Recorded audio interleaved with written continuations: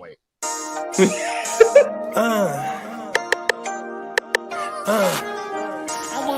Prime one, that's him. Scott, thought you thought, but I wasn't born yesterday. All I do is ball. You goofies underestimate. Heavyweight bag, step on your weight class. I done moved across states, blood I can't cap. Strap with it on my pivot, clocking digits. Rock hard and I ain't even in the kitchen. I'm on a mission to move soft, make a thing flip like a moonsault. Keep a switch for everybody through salt. Face froze, somebody check dude pulse. Is you stepping or stepped on? Wake the game up, make them regret I was slept on. Bogey's world, welcome to a new dawn. Till I move up, I can never move on. Big bread got me bougie past the great poop on. I'm getting over while you busy fighting over croutons. Yeah, bogeyism, a true boat, gon' get it. All this water got me tripping. Hella fish scale, but I ain't fishing. See, I move with precision. When it comes to living, I'm the definition. If I stand for one thing, it's on business. Bogeyism, it just hit different. Yeah, it just hit different. You find my story is all non-fiction. I put my fan before me and I gotta mention. I keep an air fan, tone mob, a henchman. For you squares, option for opposition. And you ops, I get popped trying to stop my ascension. Talking generational, you got my attention. Underworld motivational, you feel the sensation. Try and see how I look, get booked, I'll take it. I was just a crook, all it took was some patience. Now my phone out the hook, I got hella deals waiting. You ain't really made it unless you got somebody hating. Bogey's world, welcome to a new dawn. Till I move up, I can never move on. Big bread got me bougie past the gray poop on. Getting over while you busy fighting over croutons. Yeah, bogeyism, a true boat, brother, gon' get it.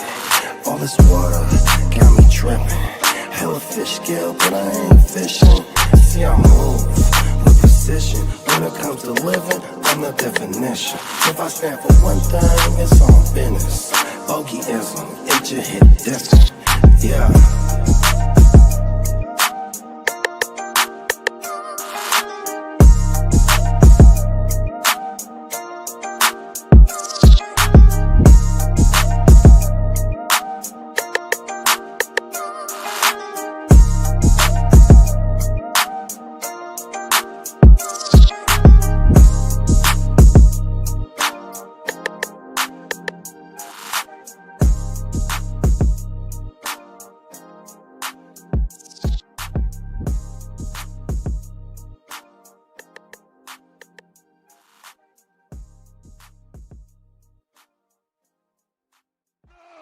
I said, oh, you right.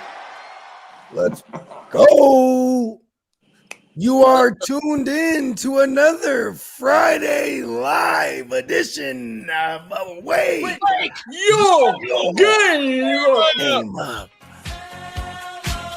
Hey, it's Friday. You know what you tuned into and you know what you got yourself into. You are live with the Playmakers on the GWN, simulcasting to the Heart to Start and the Neon Peacock and the world of Lee into the entire streets. let's go, baby. Yeah, man, how y'all doing, fellas? And everything good, big bro. Top of the morning to everybody that's tuned in. Top of the morning to the panel, man. Happy Friday to everybody that's in this community, man. 100%, man. What's going on? Not much, no more. Slow motion in the big ocean. Yes, sir. 100%. Yeah, hold on, man. Right when I start the show, one of the kids is asking for something. Hold on, I'll be right back. No breakfast beers for me this morning, Rod, and ran through them bitches, so I'm on coffee this morning, man. But happy Friday. I wish I could have started my day off with a beer with my guys. I might go walk down to the store during the show. Yep. I had to re-up. I had to go out and get myself some.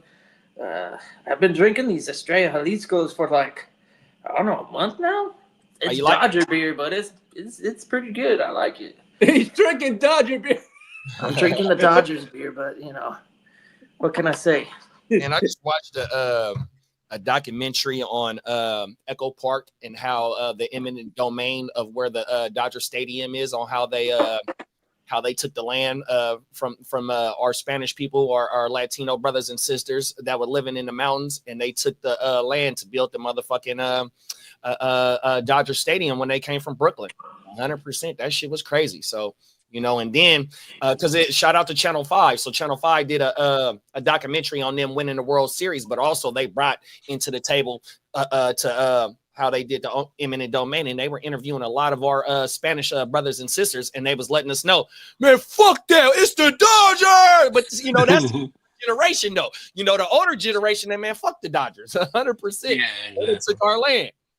At least back then, the land wasn't like super developed. So right. I think some of the plan was to create other neighborhoods that they could, move to. That whole area. If they were living in Chavez Ravine, it wasn't. It's where the stadium is. It's in a ravine area, so when it rains, all the mountain water goes in that area. It goes through it like a fucking river. So they had to build like channels and stuff to collect the water and let it flow through. But when it gets super bad, that whole fucking parking lot gets flooded, and none of that was like all that buildup in that community. Like I'm imagining the whole place being flooded anytime it rained really, really hard. So even though it was their community, they had a place to move to, I'm sure, and it was probably built up a little bit better than Chavez Ravine. And then, when you get forced out, they give you some money for it, especially when the original owners of the Dodgers was the same owners that was messing with the Padres not long ago as the Seidler. So the Seidler family, back when the Dodgers moved from Brooklyn to Los Angeles, they were probably one of the wealthiest outside of whoever's owning the Yankees and the Red Sox at that time. The Seidler family, they were probably Steinbrenner family, yeah.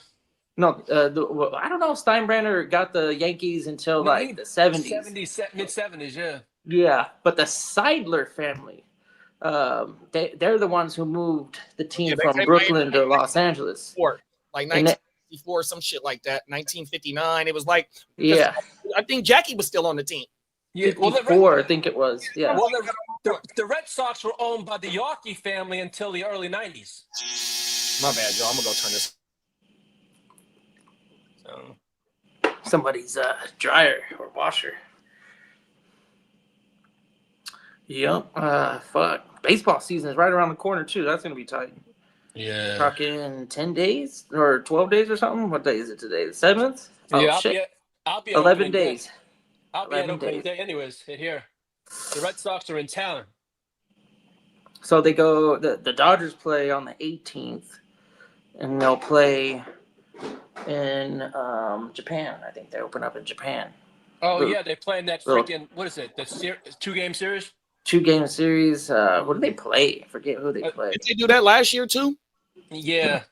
I think they're playing in Japan. Yeah, I think so. The team that they're playing, though. Oh. I can find out right here. Yeah, because matter of fact, one of my coworkers is a diehard. The Cubs. Yeah, they're playing the Cubs. The Japan Cubs or No, they're playing the Chicago Cubs. Chicago Cubs. Yeah, playing against the Japan team. It's March 18th and the 19th, and then they'll come back and play on the 27th. That's like traditional opening day is like the end of March. But they're doing a quick 2-game series between the Cubs and the Dodgers in Japan. That's an easier flight for us than the people in Chicago.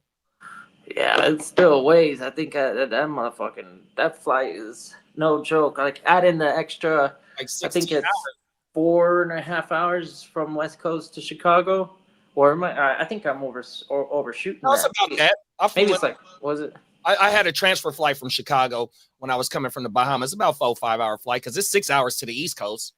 Yeah, I think it is like 4.5. And it's on the DN said how y'all baseball draft go. We didn't do it yet. We pushed it. We pushed it closer to the opening day because some people were bringing it up. It's like, hey, if they get hurt in spring training, that's gonna suck. So it's like, okay, well, that's fair enough. Big Bro said 3 hours and 22 minutes from Minnesota to Vegas. Damn, that's an easy flight. Oh my mama, I like to hear that. Yeah. Mm-hmm. Oh, Last year I got to Vegas in 38 minutes. I was like, whoa. right. Right when you got all the way up, it was time to go down. Pause. Yeah. Exactly. You're basically just flying over San Bernardino from right where I'm at. And are you going to take the bullet train when they finish it? From where is it at? Is it in San Bernardino or is it in Riverside? it's in San Bernardino, yeah. Or just like, I guess the Rancho? I don't. Yeah, Cucamonga. Yeah, so it'd be like a few miles east of there. So that'd be like rolling into the San Bernardino area. Mm-hmm. But yeah, you're right. I think it is San Bernardino when they're gonna start that line.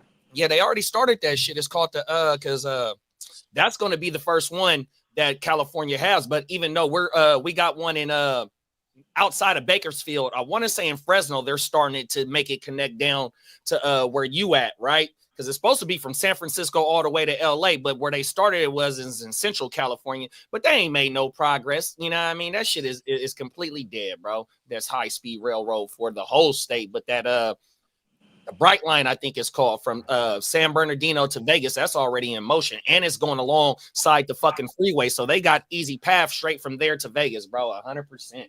I'm not afraid of flying. I think the train is great for somebody that might not like hopping on an airplane, for the fear of flying, but John Madden.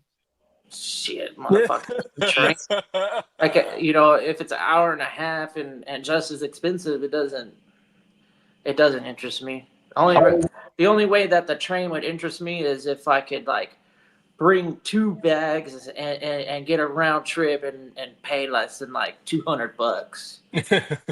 So Bake said, no, bro, I'm from those little towns outside of Bakersfield, and high-speed railway is getting built quicker every day. But see, that's because they pushed it. They've been building that shit for like the last 10 years, bro, on everything. You could probably give me a little bit more insight on it, but it's been a long time because I've been pushing up and down the I-5 and 99 for my daughter's whole college career, and that's been 4 years, you know what I mean, and shit. And even before that, it was they have been in progress on everything.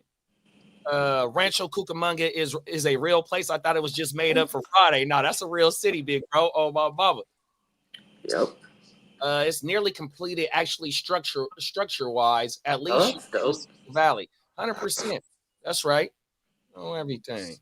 Yeah, it's been like 10 years. They were really slow in the beginning, but the last few years it's been getting built faster. And from 10 years ago, the projected price was only a couple of billion. Now that shit is shot over to like 10, 12 billion on everything because it's been taking so long. But countries like Japan, China, man, they got the bullet trains that do 180, 200 miles per hour. Yeah, for sure. Y'all want to wait till Bogey come back to start the news, or you want to start the news? Whatever. I'm fine with it. My mama. Let's see. We all caught up in the chat. Okay, let's get to the news. Shit.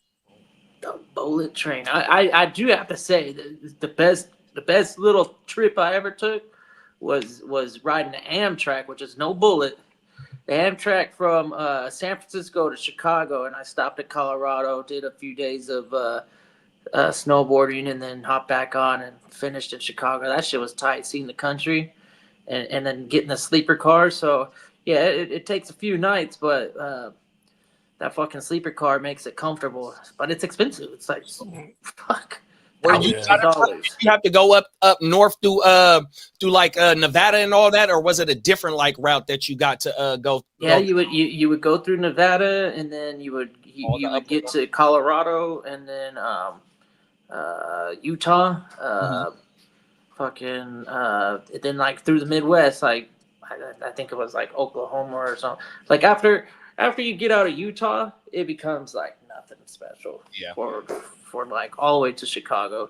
Every once in a while you see rivers or something, but I just watched a couple they documented their trip on the sleeper train. 100%, bro. And also seen the food is pretty good. Is that right? Yeah, they feed you really good. It comes with your trip too, so like they'll feed you 3 times, and then yeah, it's just comfortable, kick back, fucking. You go to like the they call it the viewing car, and they got these like it's not quite like a big. You might as well call it like a big ass sunroof. If like a train had a sunroof, like the whole thing is glass, so you could get a nice view of like when you get into Colorado. Colorado's fucking awesome.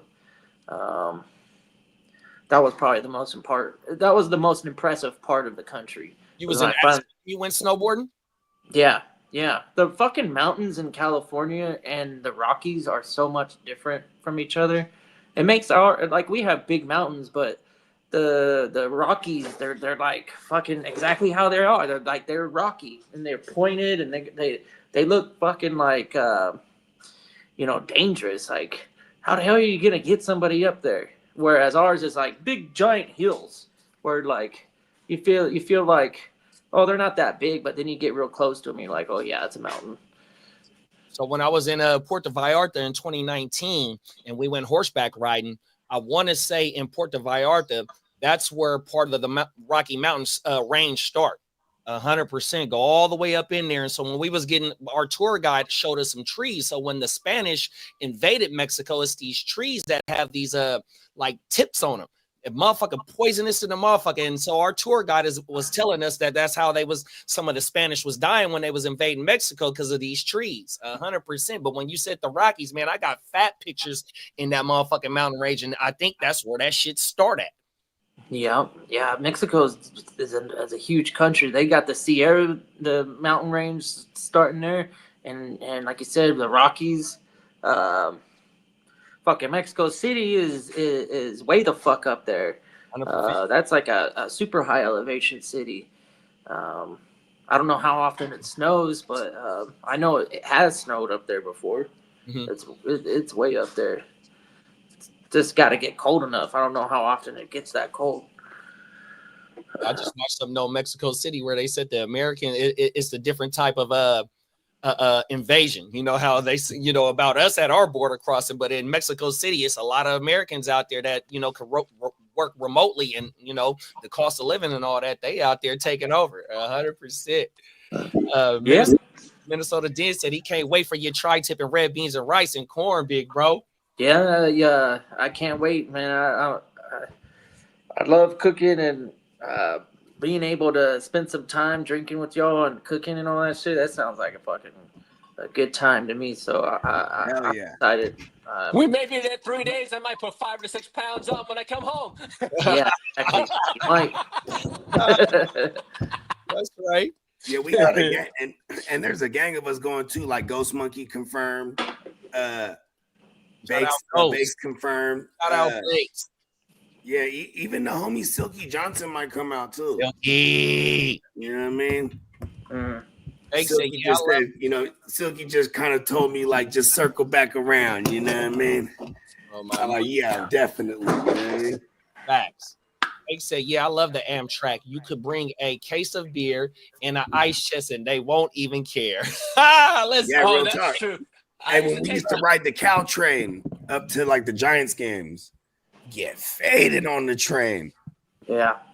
My last Raider game, me, Cuzzo Els, little Smoothie, and Cuzzo Kev, we had to fit the yak in the car, got on the BART and fucking like wherever the first BART station is coming out of Sac. Fremont. We parked. Yeah. Oh no, actually it goes all the way to like Oakland and everything. Pittsburgh. Yeah, we were on the 80, so it's like somewhere probably like Concord or Pittsburgh, right? Nah, not on that side. We was on the 80, so I want to say on the 80. Oh, my bad, I didn't hear you said the 80. Coming up Sac, coming for so like right outside of right after you hit the Carquinez, you can get into the start getting into the motherfucking BART stations. The big bridge going past Vallejo, the Carquinez. Oh yeah, the green one. The hills, you can get on the BART station in one of them cities. Everything. Turn.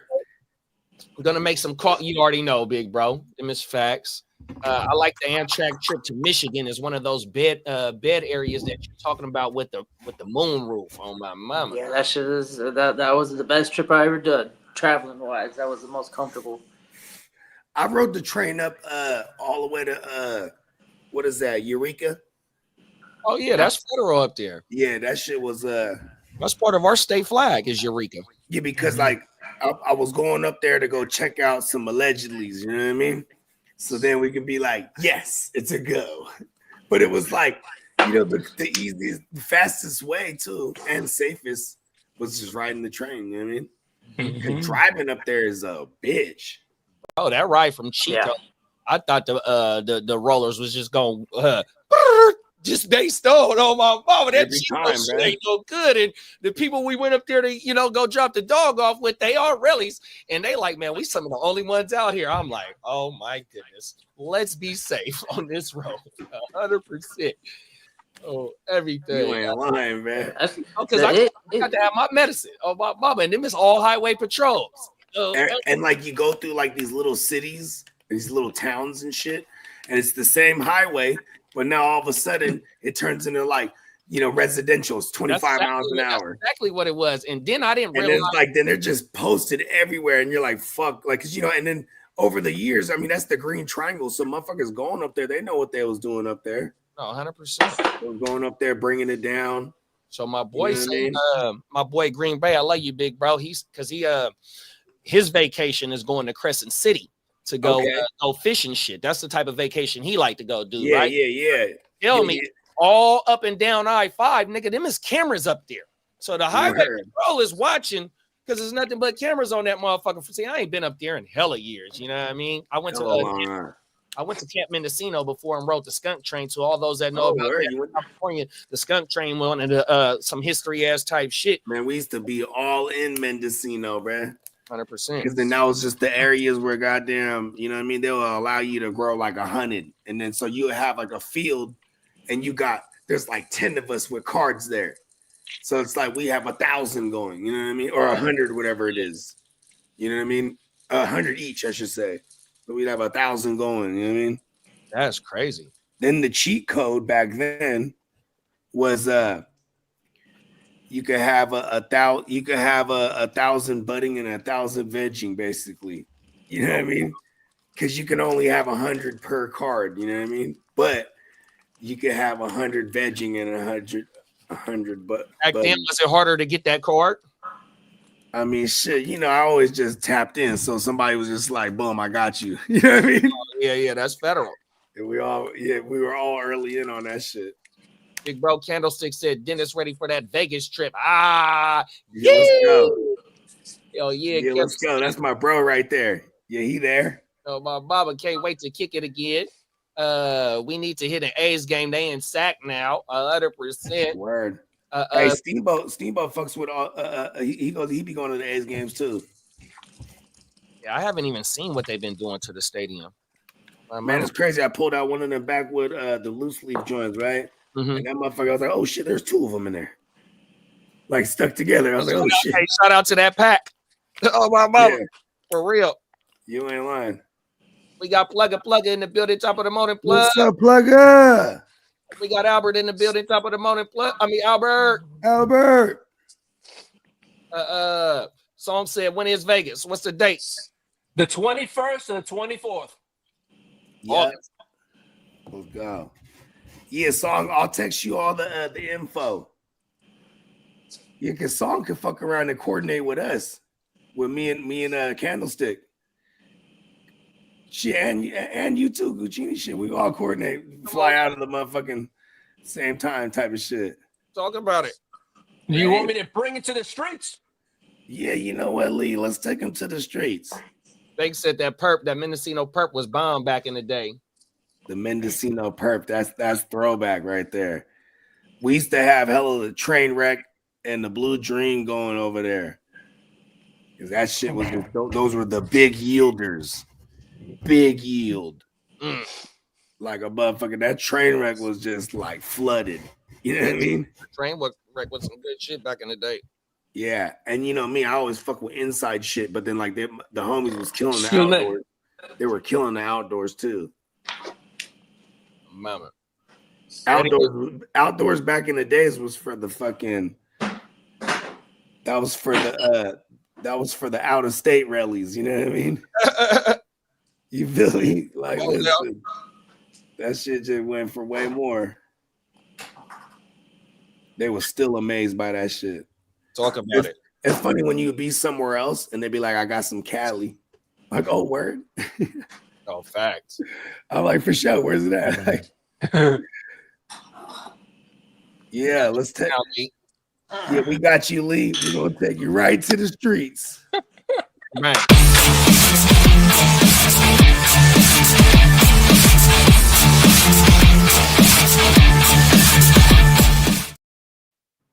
What's up? What's up? Top of the morning, big bro. What's up to the morning? Well, news coming out of Minnesota this morning is kind of interesting. The Vikings will listen to trade offers for quarterback J.J. McCarthy if Minnesota re-signs Sam Darnold.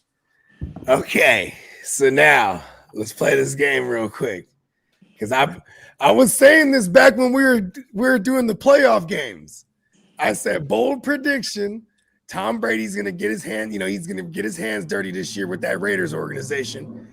They're gonna go ahead and trade for JJ McCarthy, the Michigan kid. Let's go. I was saying that shit. Bold prediction. This is gonna be something to watch, I think, during the draft. So depending on when the top two guys go, and if you ask me, JJ is probably better than both of those guys. If JJ was in this draft class, he might be. He was the best quarterback coming out. He might be the best quarterback coming out compared to what we got with to work with right now. So if somebody Minnesota grabs Gentry right there, because I think you might be able to get him for a first. Like that, if it's the Raiders, it'd be that 106. You should. If you don't, then I'm not making the trade. You have to get a first. And then but then what do you think the Vikings do? Gentry or what was his name? Ashton? Yeah. Maybe or another area of need. There's a lot of good running backs out there this class. Jumping up to get Janty over somebody else isn't really so important. I don't know. There's and Samson right now is like could be like the 10th or 11th running back drafted, and that guy's got the obvious talent to be successful in the right system. He ran like a 4.3. I think he was like either second or first in touchdowns last season in the SEC. So he's very, very capable, and he's not even considered anywhere near the best running back, but still really good value depending on the system he goes to. He could be a nice ad for your and like they say he's like a third rounder. Yeah, third round. So they probably go with pass area rush of need, wherever. Yeah. They kind of need, or they go Travis Hunter if he was there. Travis Hunter might not fall beyond the 5. By the 5, yeah, exactly. Yeah. I don't see him falling behind the 5. If he's there for the Patriots, I think the Patriots definitely take him. I think Hunter is a top 3 pick for sure. Yeah. Somebody will trade up to get him. Well, Minnesota's trying to. It's not a bad idea because in the leagues that we play, we throw him right in that defensive back slot, and all of a sudden we're getting 7 receptions, 2 touchdowns, and then 10 tackles. We're like, what the hell kind of player is this? This motherfucker is a hack. We got 20 points defense and 30 points offense. Has there ever been any IDP player like that? The most recent one is Marcus Jones, but nothing like what a homeboy can do. Yeah, what he can exactly. Yeah. Well, Minnesota. Charles Woodson was one, but we weren't playing fantasy back then. I don't think. Exactly. I know I wasn't. Not like that. I didn't have no Charles Woodson. JJ Watt. Remember he would go out and line up as a tight end sometimes. Oh yeah, I guess so. Yeah, you're right. TJ Watt was getting some touchdowns. I think he had like what Yeah. 6, 7 touchdowns. Like 6, 7. I think it was 7, 6 or 7.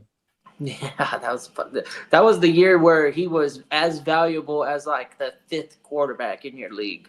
That shit was wild. That's crazy. Yeah, and that's that's the year that after that year I drafted him in the first round. You're a savage. Yeah, I was like, no, I'm getting JJ Watt right now. They're like, you going IDP? I'm like, yeah, dude. It's like motherfucking like 5th highest fantasy score with all those tackles, sacks, and touchdowns. It's just like, and positional advantage at that time for defensive linemen. There was nobody touching JJ Watt's value. So was that a lesson you learned that year? Well, I mean, if he had repeated, that season, it wouldn't have been. I guess I'm always chasing the. I'm recency bias. Sometimes I'm not thinking like. I'm with you. It's hard not to be. Is he? Is it really realistic for him to repeat a season like that? Probably not. But man, if he does, I'm gonna fucking have a huge advantage over everybody else. You might could have got him in like the 5th round. To correlate what Bogey said. Not a lot of people had that much success or had that much experience at Superflex IDP. This was long time ago. Yeah, you ain't lying. This is the JJ Watt era. That one year, I think it was 2012. So this would have been like 2013 when I drafted him in the first round after that monster 2012 season.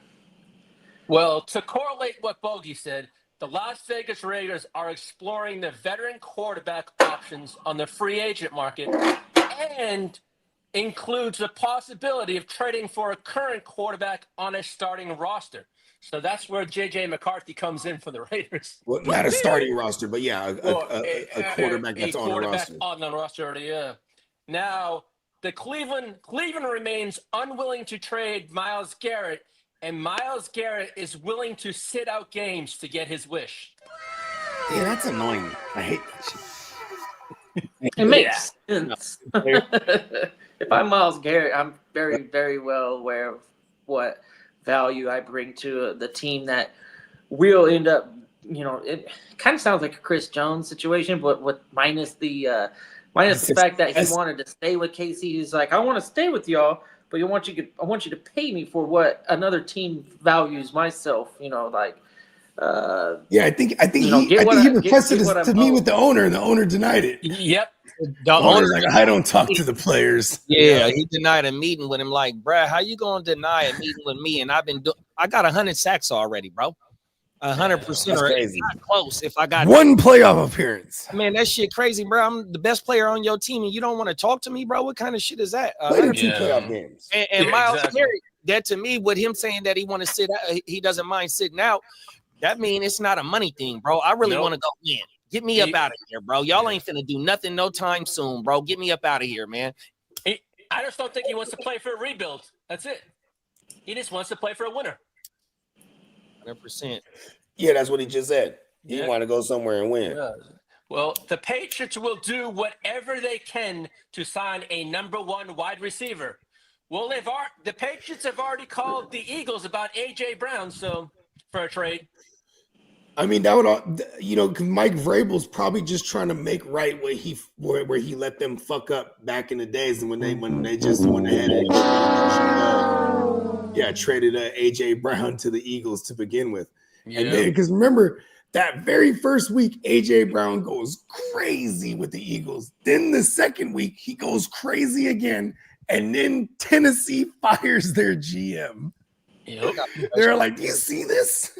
I got a question for y'all. Do you think that AJ Brown wouldn't mind that trade since he got his ring now? I don't think he has any say. No, I'm just asking. Do you think he doesn't mind going? I think he would want to defend that title with his guys because, like, him and Jalen Hurts, they're like boys for real. Like that, Jalen Hurts was a big proponent. Is that the right word? And he advocated for them to trade for AJ Brown because remember Debo was in the conversation. Even DK at the time, he said, "Nah, get me AJ Brown. That's my boy."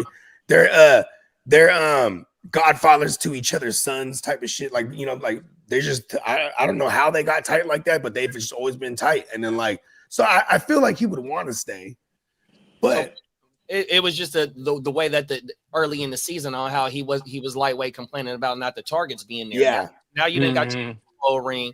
You know, I understand like how you said they boys and all that. You know what I mean? But it's time to go get my money and my targets. And you know what I mean? If I get my targets and I get the motherfucking receptions in the yard, I mean, it's still a business at the end of the day, right? that means I get more money. You know what I mean? And I just don't know if he can really fully flourish in that system that they run, especially now that you done gave Saquon all that dough 100%. We know I do like the idea. Okay, imagine this: you get AJ Brown with a concentrated target market share, right? And then now I don't care what kind of age he is, right? Because that people are like kind of scared of in Dynasty a little bit because he's aging, and his style of play. But I'm like, yo, he's AJ Brown. But you get him over there with Josh McDaniels. And we saw when Josh McDaniels had a true number one with Devontae Adams, they're going to call a play, pepper this motherfucker. You know what I mean? Yeah, that's my thing because I think going into this season right here, the Eagles game plan and all that, even though they just lost Kellen Moore, I think it's still going to be a little bit more the same of what it was last year. You know, it's only going to be 20 to 25 pass attempts coming from Jalen Hurts, and it's going to be 25 to 30 touches for Saquon. They want to get some ROI on that investment they just made. $100%. $20 million a year. Right. I might just be thinking a little too far ahead or just on some weirdo shit. But, you know what I mean? If I'm AJ Brown, I just got my bow 100%. Let me go be the man somewhere. Well, the Patriots and the Chiefs are preparing to make a run at Ravens left tackle Ronnie Stanley. Who's this? Who in the Chiefs? The Patriots and the Chiefs. Oh, okay. Yeah, it makes sense for the Patriots. The Chiefs need a left tackle badly. Yeah, and so do the Patriots. Yeah. They've been needing one. They've been needing that. They've been needing the O-line up for a long time.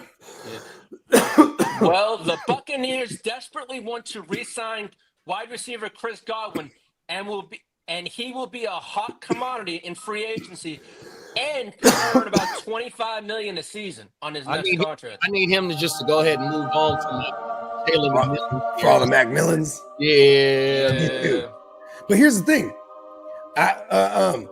Macmillan too. He could play out wide, so it's like, even if they bring back Godwin, when Mike Evans has that once a year hamstring where he's gone for like 4 weeks.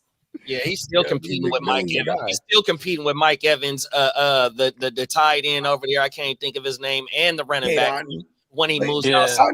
I can make a case that Auden only really came on early in the year because everybody was dead for real. Yeah. Even McMillan was hurt early, so it was like Godwin's done. Mike Evans goes, it's hurt, and then it was all Auden for a second there. You know what I mean? Then Evans comes back, and then it was all Evans and McMillan. Yeah. But Auden showed you that he can do the do though, 100%. You know what I mean? Oh, yeah. 100%. Well, the Seahawks made a deadline as for the NFL draft to trade DK Metcalf. They're seeking a first and a third round pick, and then DK wants $30 million a season. So they're going to keep DK then? Yeah. I think they're going to pretty much.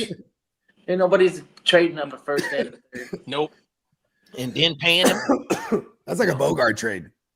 Listen, I'm going to need a 1 and a 3 for DK. But I'm really saying, like, you just got to kind of just you shape it a certain way, and then you got to just kind of meet in the middle somewhere. Now, the Rams are expected to release Cooper Kupp. Bong. Oh. That's cool if he gets options, though, Because right? they were not able to find a trade partner for him, so they're going to. You should just fuck around and come to the Niners, baby. Fuck it. The Bengals are seeking a late second round pick or an early third round pick for Trey Hendrickson. Wow. That's not bad. 17 and a half sacks the last 2 years. And the Bengals have gotten multiple calls from teams about T. Higgins, and the answer was he's not available. Like, to play? No, to trade. I know. I'm just saying. That's interesting, though. They trying to keep breath. Yeah. Now, the Raiders came out this morning, are coming out and saying they are going to be a team to watch for Najee Harris. I like it because then they could actually go receiver like say they go McMillan or something, and then they they got whatever QB they're rocking with. And the Steelers and Justin Fields have mutual interest in getting a contract done before free agency. I didn't realize he was kind of balling there for fantasy. When you look at some of them games, like he had a game, he had like 300 yards, fucking passing with like fucking 80 on the ground, and a couple, or like he had like 50 on the ground with 2 rushing touchdowns. I was like, okay, I was like, he was back. Then when Russ was healthy, they just yanked him. The other thing, though, with the Justin Fields is, what was it, 2 years ago? That motherfucker was almost a league winner until he got hurt at the end of the season. And then they pulled him. That motherfucker was going crazy. He was 60 yards away from resetting the rushing mark, the rushing record for a QB. Fuck, bro. And they pulled him because he had a shoulder. But see, because back then they were already like, okay, we've shown them enough. Because they were still trying to move him. You know what I mean? Everything. It started early. But yeah, that was a back-to-back wow years on the ground. That's kind of crazy when you think about it. And then he had the DJ Moore year when you actually got him a real receiver. Even like without DJ Moore, he had Darnell Mooney had a wow one of them years. Facts. Now, the 49ers free agent Hufanga is not expected to return to San Francisco. Trey Greenlaw will test free agency, and several teams have called the 49ers about Jordan Mason. That's good. We need some draft capital for Jordan Mason. I thought it was going to be. Come get him, Dolphins. I thought it was going to be Eli Mitchell. That was the one that we trade instead of Mason. I mean, Eli Mitchell, you know what? Last year he would have been cut, but he got hurt and he went on the IR, right? So, but we kept him so he can get his little treatment and all that shit. I read that somewhere. So we just did the kid a solid. You know what I mean? And the 49ers do not have any concerns about Christian McCaffrey's health. Nor do I. I'm so mad he went in the 5th round right before me, man.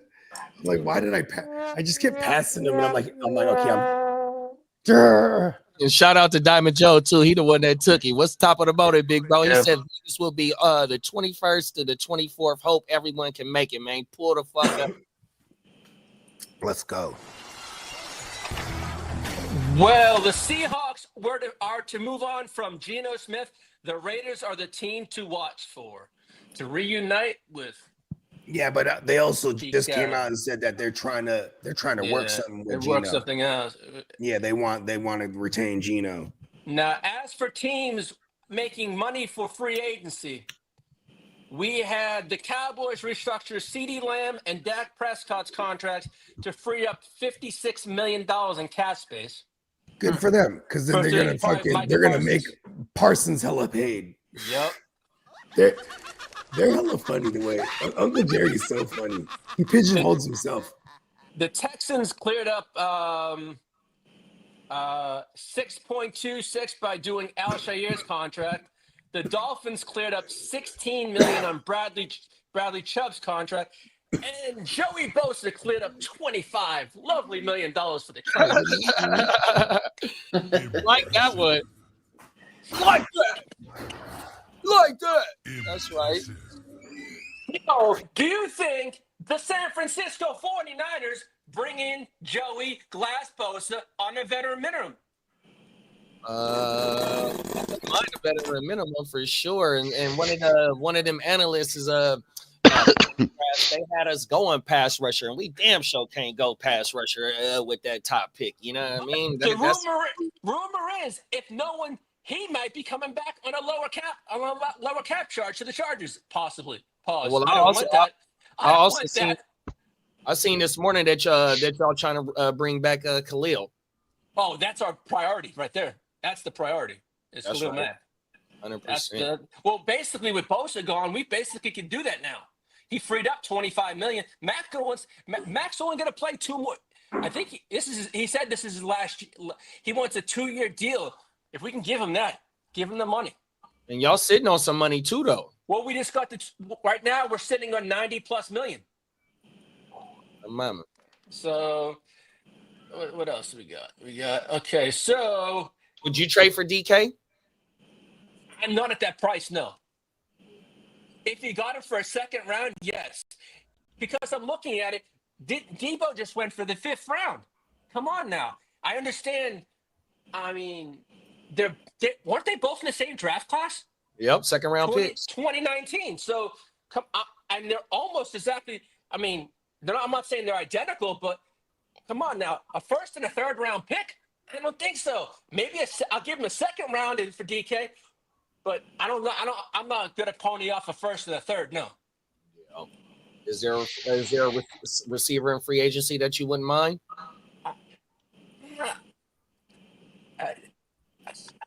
I would like DK was on my list, but also I'd like Amari Cooper if possible. Yeah. But I have a funny feeling he could end up coming back to Dallas, or I heard that. But I'd like Devontae Adams. He's not going to cost any picks. He's only going to cost money. I like Devontae in Houston. I heard Devontae for the Cowboys. But that was something they was floating this morning. Devontae said, "Here we go. The landing spot for teams. Hear that? The landing spots for Devontae Adams are the 49ers, the Rams, Chargers, and the Saints." Now, for DK Metcalf, it's going to be the Bills, the Chargers, Patriots, Raiders, and Packers. Packers, yeah. Now, the Raiders could be a landing spot for the released Seahawks Tyler Lockett. Did we lose? Exactly. Now, the Texans just picked up Christian Kirk yesterday for a 7th round pick. Yeah, Bake said the Raiders might sign Tyler Lockett on everything, reuniting with what's brother name? Curl. Everybody on Devontae. The teams that are high on Trey Hendrickson are the Commanders, Falcons, Lions, Colts, and Jets. And he has to be traded for, or he gets to sign. It's basically a trade because they want picks in return. So they want a pick in return.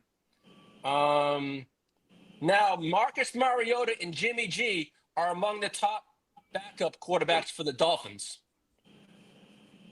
Now the landing spots for Joey Bosa are the 49ers, Rams, Bengals, Lions, and maybe coming back to the Chargers, possibly.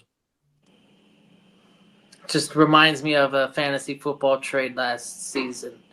Skylar Thompson straight up for Josh Jacobs. Yeah. Now there was some big extensions given out. Pause. Max Crosby got a 3-year, $106 million extension. Damn.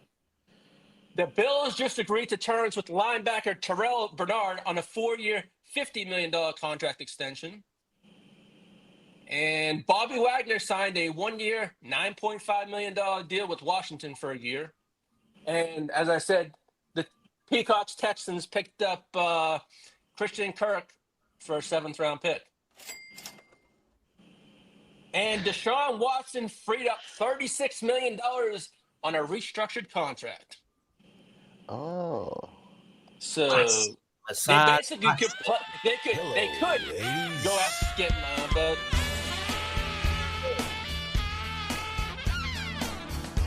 now the rumor is the 49ers offered Brock Purdy $45 million, but I also saw conflicting reports saying the 49ers have gotten to talks, but not with numbers yet. Because I think Brock's going to look in the 50 range for his representation, or the NFLPA. You know what I'm trying to say?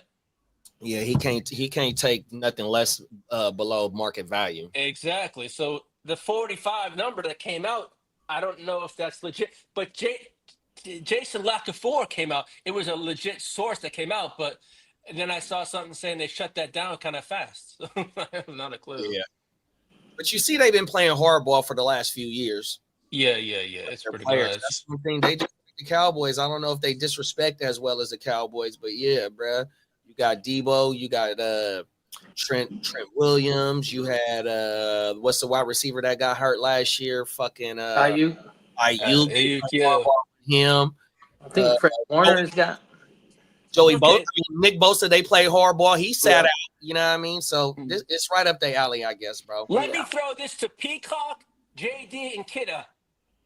Who would now with Seattle missing Tyler Lockett and possibly Metcalf?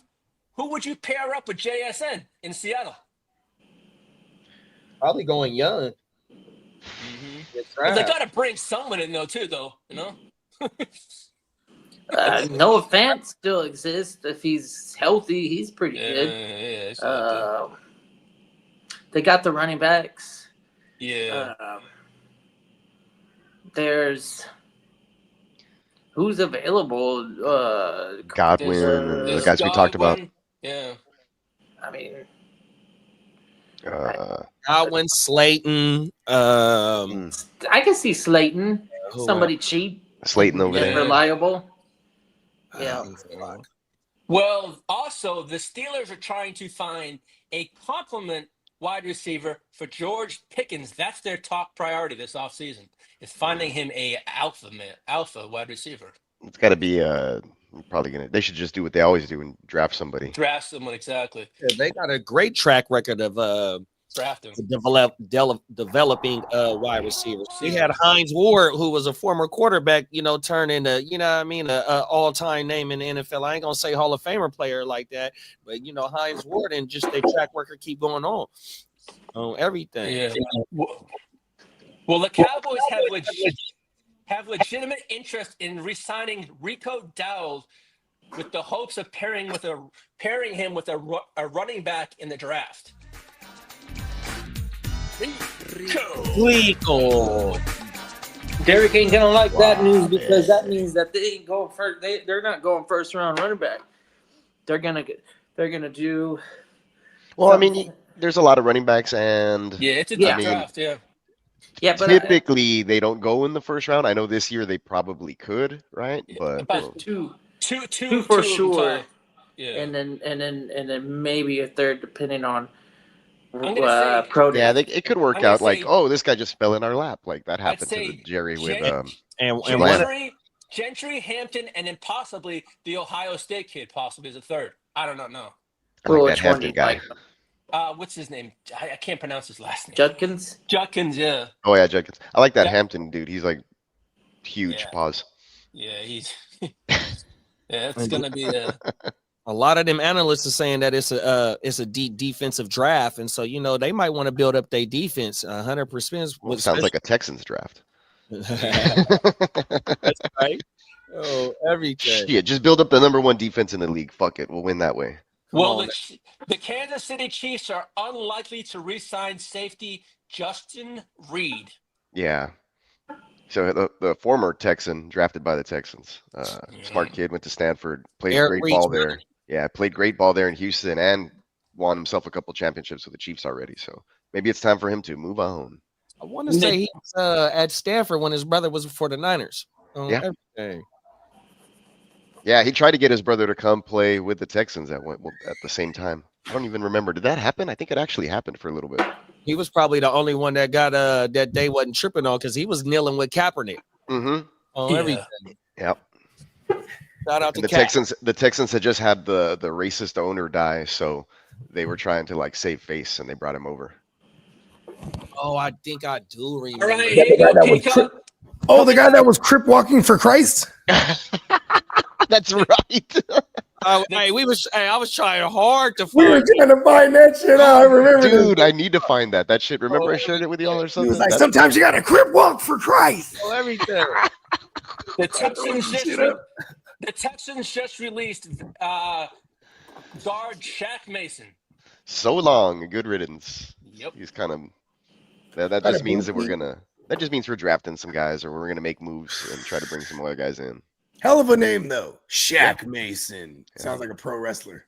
And the Giants, former Patriot. And the Giants are expected to move on from first-round tackle Evan Neal. Oh, he didn't pan out for him. No. Yep. Didn't. Well, I mean, he's out there. I might as well just bring him over to Houston. Yeah, I was gonna say, just bring him over to Houston, try him out. You play guard as well? You swing tackle? Well, the Dolphins just cleared up $30.4 million in cap space by restructuring Bradley Chubb's contract and Terrard Armstead's contracts. So, left tackle that's never available. Exactly. For real.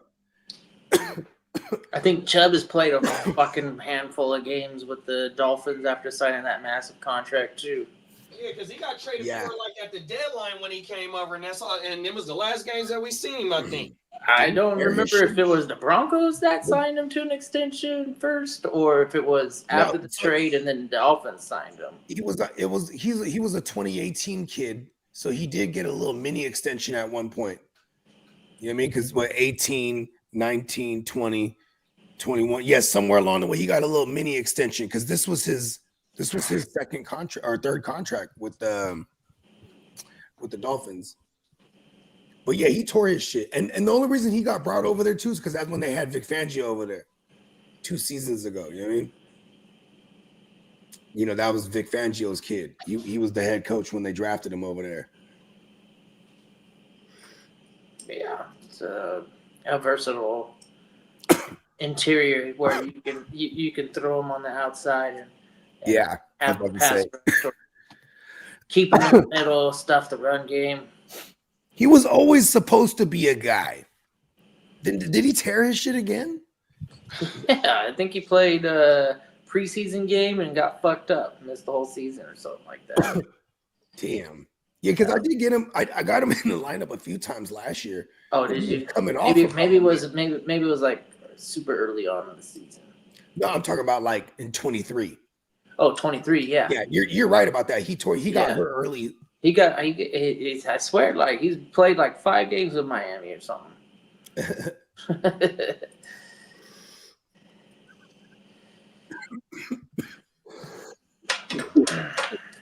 Almost getting my husband. That's a huge bitch. That's a huge bitch. Yeah. So the that's Texans all the saved. news I got. I was going to say the Texans saved $2 million on the salary cap by releasing Shaq Mason. Yeah. And they also just restructured the contract of Al Shair, and they freed up about $6 million too. Yeah, That's and on cool. top of the Nico restructuring, so they're making space to still bring in some more stuff. And I like that about Nico. Like they already got him on a they extended him before everybody else. They extended him early. I think they only paid him like $80 million for multiple years. I forgot how many years the deal was for. And then so they extended him, they got out in front of that, and then they restructured it so he's making less, or they're paying him less or whatever. So that's crazy. They paid him like a number one, or just like on the cusp of number one before he like broke out and was like a number one. You know what I mean? Wow. So he earned it, and then they restructured. It's crazy. But you know what? Maybe the restructure is probably based on injury incentive or something, because he gets injured every fucking year. Now that I look at his going back to when he came in the one year he stayed healthy was with Tennessee. His little cup of tea that he had with Tennessee. Who? No, we're talking about Nico Collins. Yeah, we're talking about Nico. We're talking about Aziz. My bad. No, we were talking about Nico. Oh, they restructured him already? Yeah, they restructured Nico. He's still gonna get his bread, but yeah, good for him. That's what you're supposed to do. You're a big dog. Set an example. Yeah, that's what I'm saying. Like they extended him early, paid him early, so they didn't have to compete with these other wide receivers making heavy bag. They paid him a lot less, and then he's still restructured on top of that, which is crazy. So it's like, let Nick cook. They just have a good relationship with the players too.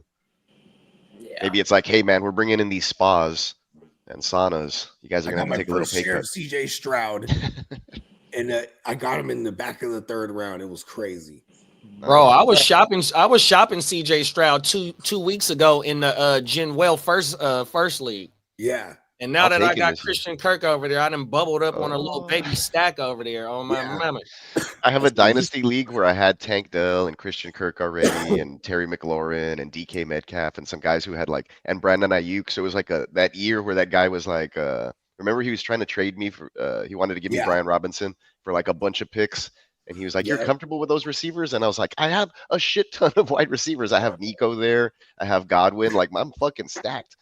And they were just all hurt or injured at weird times or whatever. But then they came around. Terry came back with a crazy year last year. I didn't make the championship game, but I was very, very close. It was a good season. Hell yeah. See, and now I'm pumped because I have Kirk over there too. And he was out a lot of last year and kind of inconsistent. So now I can still pair him. I have the accidental CJ Stroud, Christian Kirk stack in that league. Me too, big bro. That's how I bubble on everything. I was shopping him. It might be destiny. I replaced Tank with Kirk. Me and Kidda got a trade did in that league, and I bubbled up on a pick. You know what I mean? I've been trying to get some picks in this rookie draft 100%. But I ain't shipping him now. And I had Stafford on the block since Stafford's staying, and hopefully Cup stay, bro. I got Stafford and Cup over there in that same fucking league. There you go. Oh, everything with like 5 picks in the first 3 rounds. Oh, Bubba.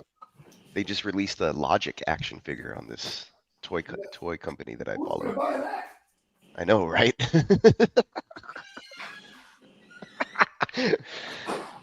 Logic has some good songs. Is he the one that's from Seattle? He's the white looking dude, but I didn't even realize that he's half black with glasses. He's What's the one of that his song's name? he has that phone number one, the suicide number, the I don't want to be alive or whatever the hell. Oh, no. And I don't know, he has a bunch of other songs. He's done stuff with like Wu-Tang and shit. His last album. Oh, get the fuck out of here. Yeah, his last album had a lot of Wu-Tang in it. That's the only one I was really fucking with. Oh, well, shout out to Logic, big bro. Oh, my Baba, he fucking with the clan. Yeah, he has a song called Wu-Tang Forever. It's pretty dope.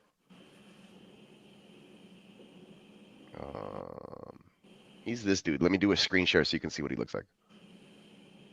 He's a white looking dude. I thought he was white for the longest time.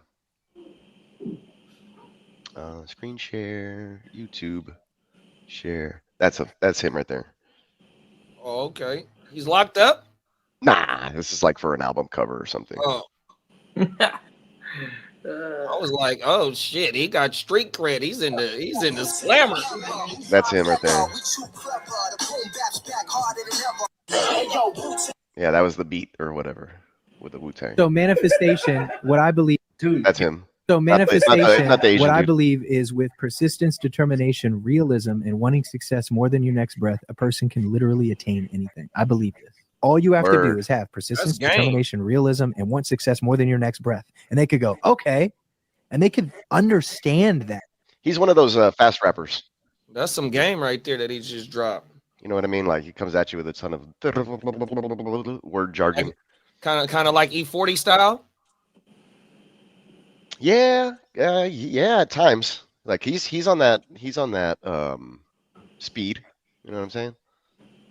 Not like a Tech 9, like whatever, but you know, like an Eminem. They said maybe. Tech 9 was at the Super Bowl, big bro. Oh, for real? I think I heard that. Oh, everything. I forgot he was from Kansas City. I love Tech 9. Oh, everything. I got familiar with him through Yuck Mouth. The early days of Yuck Mouth's solo career. That's how I got familiar with Tech 9. What's it? $6 million lovely dollars. Well, coming out of Vegas is a DK Metcalf Pete Carroll reunion is now becoming a real possibility in the next coming days. The Raiders are so dumb, they would do the first and the third to get DK. You're like, wow, just look at him. You can't give up that number 6. Pete Carroll's like, yeah, you give up that first. I don't think that it's going to be a first. I think it's going to be something different. That'd be crazy if they give up that number 6 pick. It's going to be like 2/3 and a 4th. It's going to be a next year's pick. I don't think. Oh yeah, you could do that too. I guess there's like there's less than a handful of receivers that I'd give a top 6 pick for right now. Exactly. And he ain't one of them. And the receivers that you'll get at top 6 for, their teams ain't giving them up. They ain't giving them up. Exactly. for less than 2 first. Even T. Higgins is like, he can't escape. Right, facts. You can't get a long-term deal. That's fucked up. And I don't consider him like the top, whatever we were talking about right now. Whatever the number was. Tier? I don't put him up there for sure. The reason why I wouldn't put him up there is because of his injury history. Bake says, "Fuck no, we're getting Lockett or Godwin." Oh, Godwin would be nice over there. They need to go trade for Tyreek. If Tyreek on the market, you can probably get Tyreek cheaper than DK. 100%. I would love to see Tyreek over there in Vegas with a rookie quarterback, either Cam or Shador. That's what they need to get. Sound effect. Oh my mama. Bags. Top of the morning, Ron. What up, bro? For the Ignorant Thinkers podcast, man. I mean, this is the Daniel Jones. On a Since they're 70-yard willing run. to get rid of JJ, that must mean they're all in with Daniel Jones, right? Come on now. They're like, this is our guy for the future. Let's get a first and they got to get at least a first for JJ. Otherwise, I'm just willing to stick with him and see what he's got. Not sign Darnold to an extension, and you could sign him to a cheap extension maybe and just have him there for a little. I don't know. They don't want both of those guys there. It's weird. Hey, KOC, like, look, man, I could do what I did with Darnold with Daniel Jones, man. I can bring him back to life, man, on a super low deal, man. I know everything. That'd be crazy. It should be either JJ or fucking Sam, and they should let Sam walk. 100%. JJ's ready to go this year. You should play JJ, bro. I think he might have to. How was his injury? How bad was he? Like fully recovered? Expected to be fully recovered? At that time, I heard it was very likely that he wasn't going to be ready for the start. Oh shit! Yeah, see, here it is there. And the Seahawks just said they haven't ruled out a potential return with wide receiver Tyler Lockett. Yeah, if he's just still floating willing around, to be like, I'm comfortable here. It's at the end of my career. I don't want to, pack up and move his family type of situation, and that makes sense. Yeah. So, he's been there for what? At least 5 years. Yes, I think he's been on that team his whole career. His whole career, yeah. He's been there for a while. Yeah. So he might have been a part of Super Bowl team? The Super Bowl.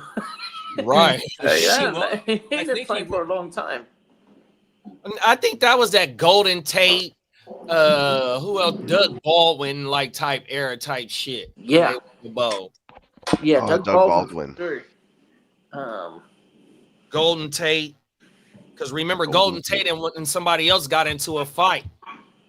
Bake says that McCarthy should be ready for training camp. He just had swelling in his knee. Who's that? Bake said, he said that about JJ.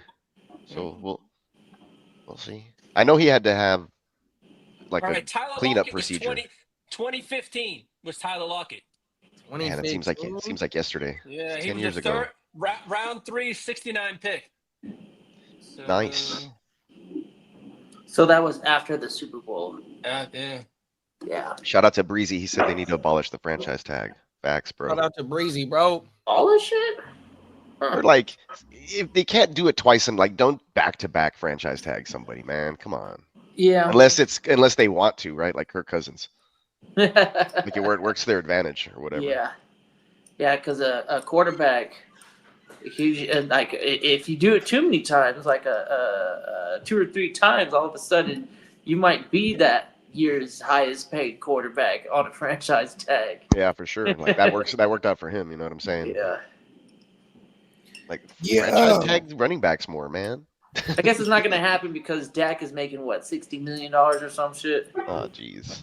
I have no idea what Jerry pigeonholed himself into. Yeah, that was a weird fucking deal. Well, he restructured it, right? Is it still that much? Yeah, you're right. We just talked about it earlier that they restructured Dak and CD. Mm-hmm. Yeah. I don't know what the numbers are. I gotta go. Let's go to that. What's that website? Spot Track. Spot Track NFL. There you go. Let's see what this breaks down to if we can while we're here. Dallas Cowboys. Let's see. Dak Prescott cap hit 52 mil. Cash total 47. Let's see. There's a note. Yeah, Chase Daniels is one of the ones on TV keeps saying that once they pay Micah, they're going to be the first team in history to have 3 players making over $40 million on the team, or 50, some shit like. No, it ain't, because CD ain't making 50. I forgot what he said, but he's they gonna be one of the first, bro. Here's Dak, fucking Yellowstone cowboy hat ads. Dak 32. There's the cap hit. I can't access this note because I'm not a paying customer or whatever the fuck. But there's his cash total for, I guess by season, right? So in 2025, he has a base salary of $2 million because they have the restructure bonus of 45 and then 45 million, almost 46 million, and okay, and then that he had the $80 million signing bonus on his 240 for 4. So his annual average is 60. But the way that they gave him 80 million, they gave him the 80 million. So last year I think his cap hit was like around 25, and then this year it was going to bump up to almost 50, or actually I think just over 50. But they guaranteed the 45 3/4 mil. So it could be $2 million for the cap on the base. All that money and he can't save that hairline. Man, Osa Odigizua is making 22 mil a year. And they just signed him. Yeah, that's like the mid-range, huh? Because then the highest at the position, what do they get paid? 25? No clue on that. 30? Who else has a big number? He's a DT or he's an edge? DT. Oh, okay, yeah. So what, the highest gets like 23, something like that. So he might be actually one of the highest. Yeah, paid now. Like they said he took a bargain. Yeah, okay. That would make sense. Because the boy from the Eagles probably gonna get more than him. The D tackle Milton. Oh yeah, the boy Milton. Oh, Milton. Oh, I was thinking Carter. Yeah, nah. Milton is on the. He's the number 1 free agent on the market right now. Oh, okay. Oh, word. Ooh. Yeah, they're not tripping too. They can move on from him. The Eagles ain't tripping like that. Damn. Their defense is stacked. Dak's made like $250 million. Remember Dak's first contract? It was like 50 million a year or whatever, right? But it was like, so they franchise tagged him first, then he breaks his shit. Remember that? Then so the next year they're like, okay, now give him the money. Then part of his signing bonuses, they gave him the second franchise on top of it. So that year he made like 70 that first year. Peacock's ads are a bunch of cowboy hats. He's shopping. He's been looking. He's like, how many gallons can I get up in there? I've been checking them out. Like I've narrowed it down to 2 different styles. So I'm gonna this weekend, either today or tomorrow, I'm going to the boot jack right a couple of blocks down from my house, and I'm gonna pull the trigger on. He's about to debut. He's stepping out for show in that rodeo. He's like, I got me some dress rancher jeans, and I got myself my Ariat boots. I ordered a belt and a buckle last night. It's coming in with my initial on it with some fucking turquoise on that bitch. Let's go. Ready to rock, man. I got me like a set of 5 bolo ties. I think I'm gonna wear the one with the scorpion fossil on it. Fuck yeah. I'm from Texas, bro. You wouldn't play. Like that when I was going full Phillip Rivers with the bolo. Let's go. My parents used to dress me all Western when I was a kid. It's like I threw all those pictures away. I made sure they didn't survive. I hated country for most of my life, but my wife is real into it. She always dresses Western stuff, so I had to step up my wardrobe for the years. Hey, a cowgirl needs a cowboy. Occasionally, like we used to go to like country western bars and drink and shit like once a 6 months or something like that. So like, all right, that's the only time I ever wore boots and the hat.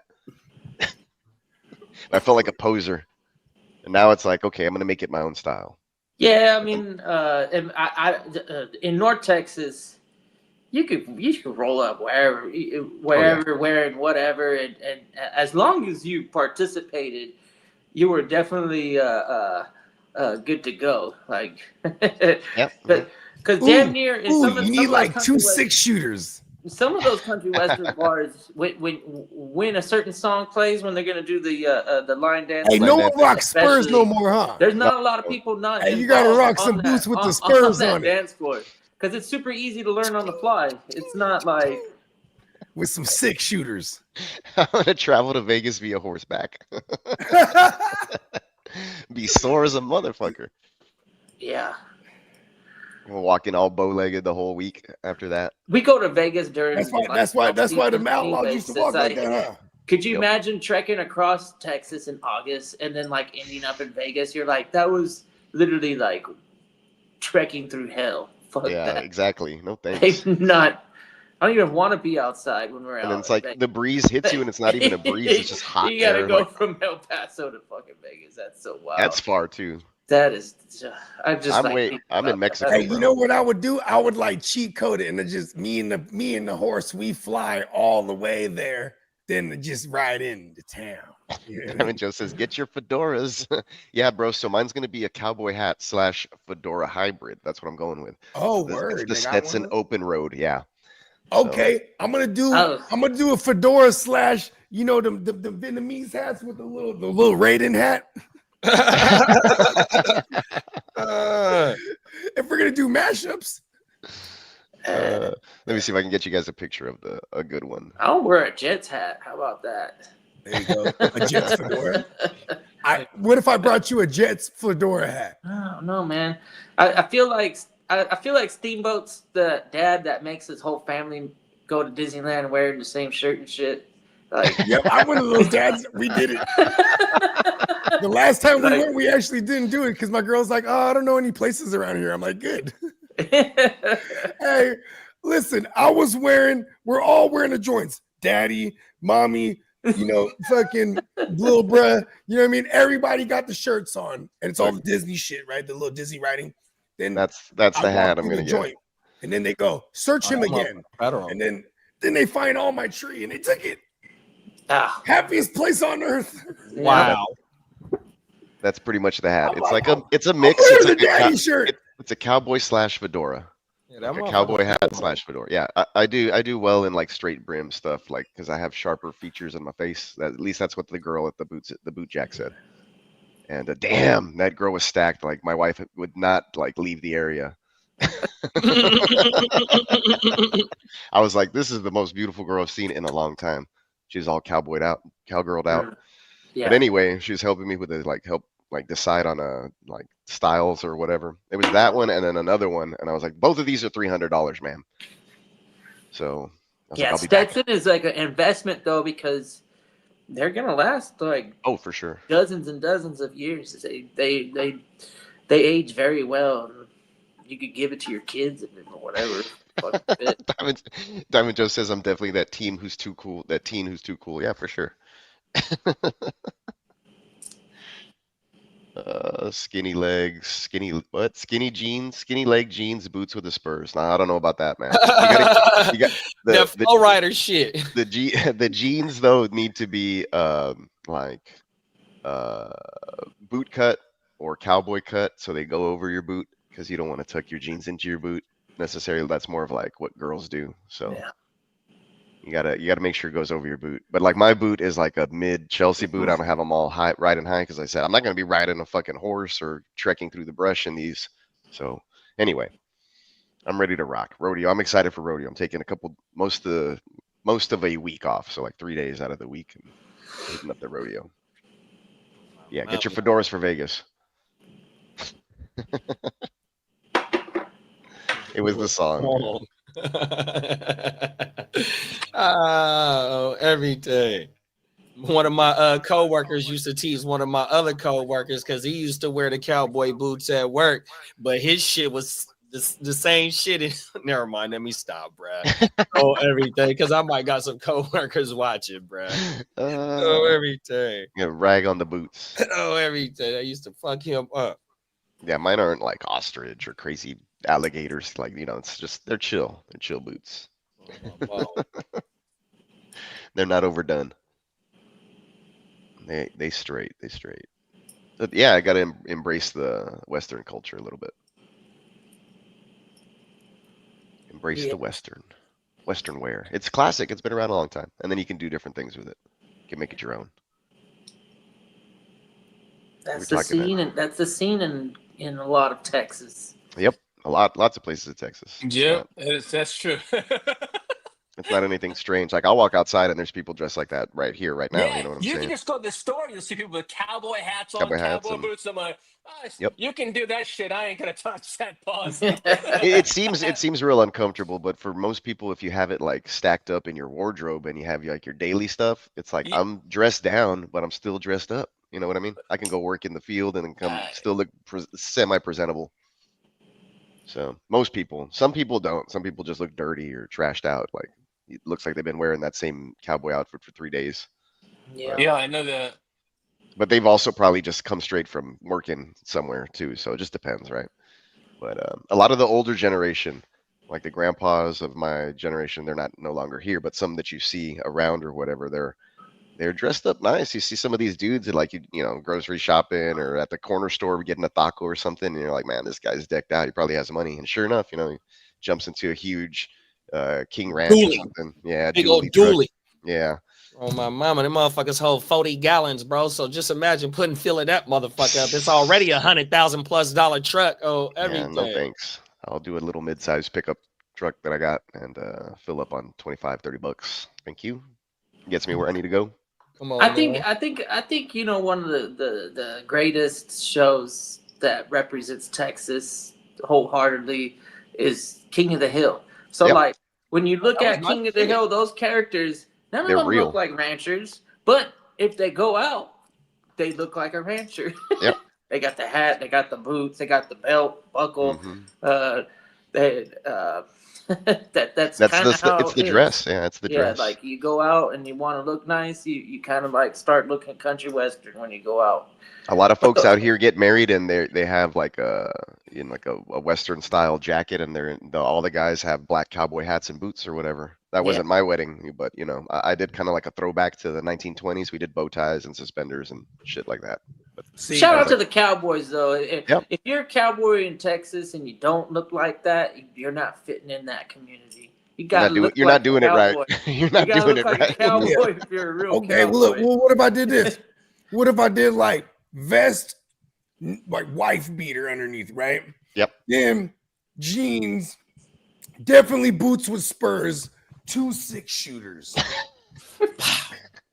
And like the biggest, whatever, like what do they make them? What's the biggest gallons they make? Like 10-gallon hat? Give me you could do a Gus fit. It's where it's kind of tall in the back and then it slopes down. It's like it's a Gus hat. Yeah, I know what you're talking about. I got a bunch of white tees that are like that. Y'all know what Chingo Bling is? Yeah, I know Chingo Bling. Chingo Bling used to have Nike things on his boots. Yep. The swoosh on my mama. Oh, he'd wear denim, long denim shorts with cowboy boots all the time. Do they at least do spurs just so it just clinks around when you walk? I've never seen people with actual spurs unless they're in like some sort of reenactment or performance. Okay, I need those. Or riding an actual horse and they're using spurs, but even then, not most people don't. You know. And if you wear them spurs, to Vegas and you walking on the strip, you gonna start a fucking fire. Oh, everything. Like here's like that Gus hat that I was talking about. We're breaking out into the electric line, just right in the middle of traffic. Bogart, you get yourself one of those, one of these hats with like a high back crown, looks all stupid and shit. Yeah, okay, shoot me the link. Shoot me the link. Shoot me that. Now, link. like some people may look good in this, but I feel like it makes you look like a dork. But that's just me. You know what? I bet y'all can pull it off. That's like a new some people can though. Like I'm telling you, you go to one of those places that does hats, they know what they're talking about. They'll give you the right hat shape for you, and they'll shape it, and they'll give you like a lifetime cleaning and reshaping guarantee. And I want a hat that's made out of actual mushrooms. Ooh, natural look. The color would be dope on that, I'm sure. It's like they actually got wood. that. There's like a type of mushroom that they make like thread out of and shit. I'm sure they do. Yeah, but it's like highly flammable too. So maybe not safe. Yeah, I don't think I should be rocking with that shit.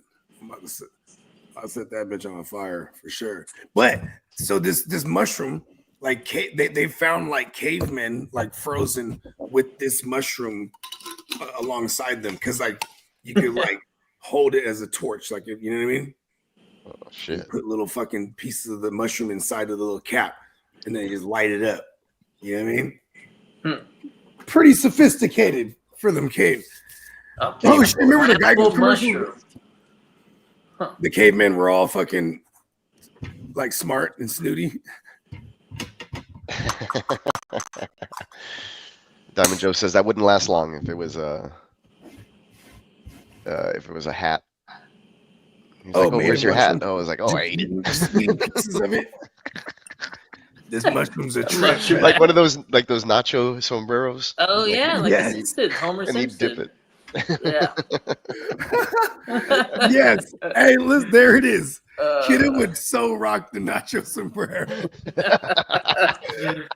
Well, that's what I told Steamboat when he was going, hey, let's rock the fedoras. That's like, well, it's it. Let's just go all out and rock the fucking sombrero, you know? Oh, yeah. Like, so I had a sombrero somewhere. Throw a poncho on? It's ridiculous. And you got peacock, he's a cowboy. We got all kind of Mexican cowboys. It's a big Chato hat. It's big. Like, I don't know where it's at. It's huge. I think it's in my attic. Like, I have trouble walking through a door. Hey, you remember when Floyd Mayweather came out with the 10-gallon sombrero when he fought what's my boy name? Fuck, I can't think of his name. The OG, when he fought the OG dude. De La Hoya? De La Hoya on my mama. His sombrero was hella big when he came out. And he had the colors of the flag on too, bro. Oh, everything. Floyd was clowning that night. He was beating up all the Mexicans on. And then it was then Pacquiao, he was the Executioner for a little while there. They took a long time for that fight. They took too long for that fight. Yeah, it was a little past what was Brad Marquez? Is that was his name? Juan Marquez. Yeah, because he fought him 4 times, and like I feel like Juan probably beat him 3 out of those 4 times. Legit, you know what I mean? Yeah. He beat the fuck out of him that last one. He was like knocked out before he hit the ground, type of shit, or before he hit the mat. I was like, oh no, they killed Pacquiao. We had one for a minute there. That shit was the shit. You know what I mean? Throwing fat parties. Man, we watching Pacquiao, bro. Wasn't he like president or some shit? I think so. So like, I don't know if y'all are familiar with like Filipino accents, right? But like, so like, he had this glove when he finally beat Marquez. Remember the first time he fought Marquez, it was a draw. When he was complaining about the gloves. So then like the next time they get the right gloves, and it was like Cleo Reyes or something. It's like the name of the designer of the gloves. So he gets on there. He's like, I just want to thank Clitoris. Clitoris, make the best glove. I just want to thank Clitoris. Oh, shit. I was like, Clitoris? No, he's saying Cleo Reyes. Like, Cleo Reyes. I was like, what's he trying to say? Damn. That's a huge misunderstanding there, bro. Yeah, but he went out there. Do you remember when I forget what UFC fighter, he was like, everybody, he was like from Ukraine, he's like, there's a war. He's like, Jesus is gay. Everybody, come on. Jesus is, but he was saying Jesus is great. But like, it just didn't come out because you had like this crazy Eastern European accent. Jesus is gay. Come on, everybody. Come on, we all love each other. Jesus is gay. It's like, and then he's like, no, I said Jesus is great. Like in the text word. But, That's hilarious, dude. Yeah, it was pretty bad. I don't remember that one, but I gotta find the clip. Yeah, find that shit. You know what I'm talking about? It's bruh from like, he's from Ukraine where like, I remember there were, there's a clip of him where there's these kids, like he was at like some orphanage, like, you know what I mean? Cause he's a UFC fighter doing like some charity shit. And then one of the little girls came up and was like, she was like, they killed my parents. Like she like whispers it in his ear. She's like, they killed my parents. You know what I mean? Like just talking about, because shit was going down in Ukraine. And then like that's like his motivation. You know what I mean? When he fights and shit. I was like, okay, I fuck with Brad. You know what I mean? Was he Iranian? Is it Iranian? I don't know. I don't want to find the wrong one. There's so a whole bunch of these. Or what's the one from Dagestan? He might be Dagestan, not fucking maybe not Ukrainian. It's one of them. I'm just grouping them all up at this point. Was it the Iranian guy? But he says, yes, Jesus is gay. I was like, that is hilarious, bro. I'm like, fuck. He was clearly saying Jesus is great because the whole thing that made sense to the speech. The thick ass accent. Yeah, there's two. It's kind of broad. I don't know if I'll be able to find it. Yeah, that draft, we moving kind of fast this morning. Oh yeah, who's it on right now? I'm in my queue. Let me see. It's on you, Joe. It's Diamond time. Diamond time. Wonder what old Diamond Joe's gonna do here. There's UFC tomorrow. I'm setting my shit up. He was trying to have a Rocky moment. Remember when Rocky was in Russia? If I could and you could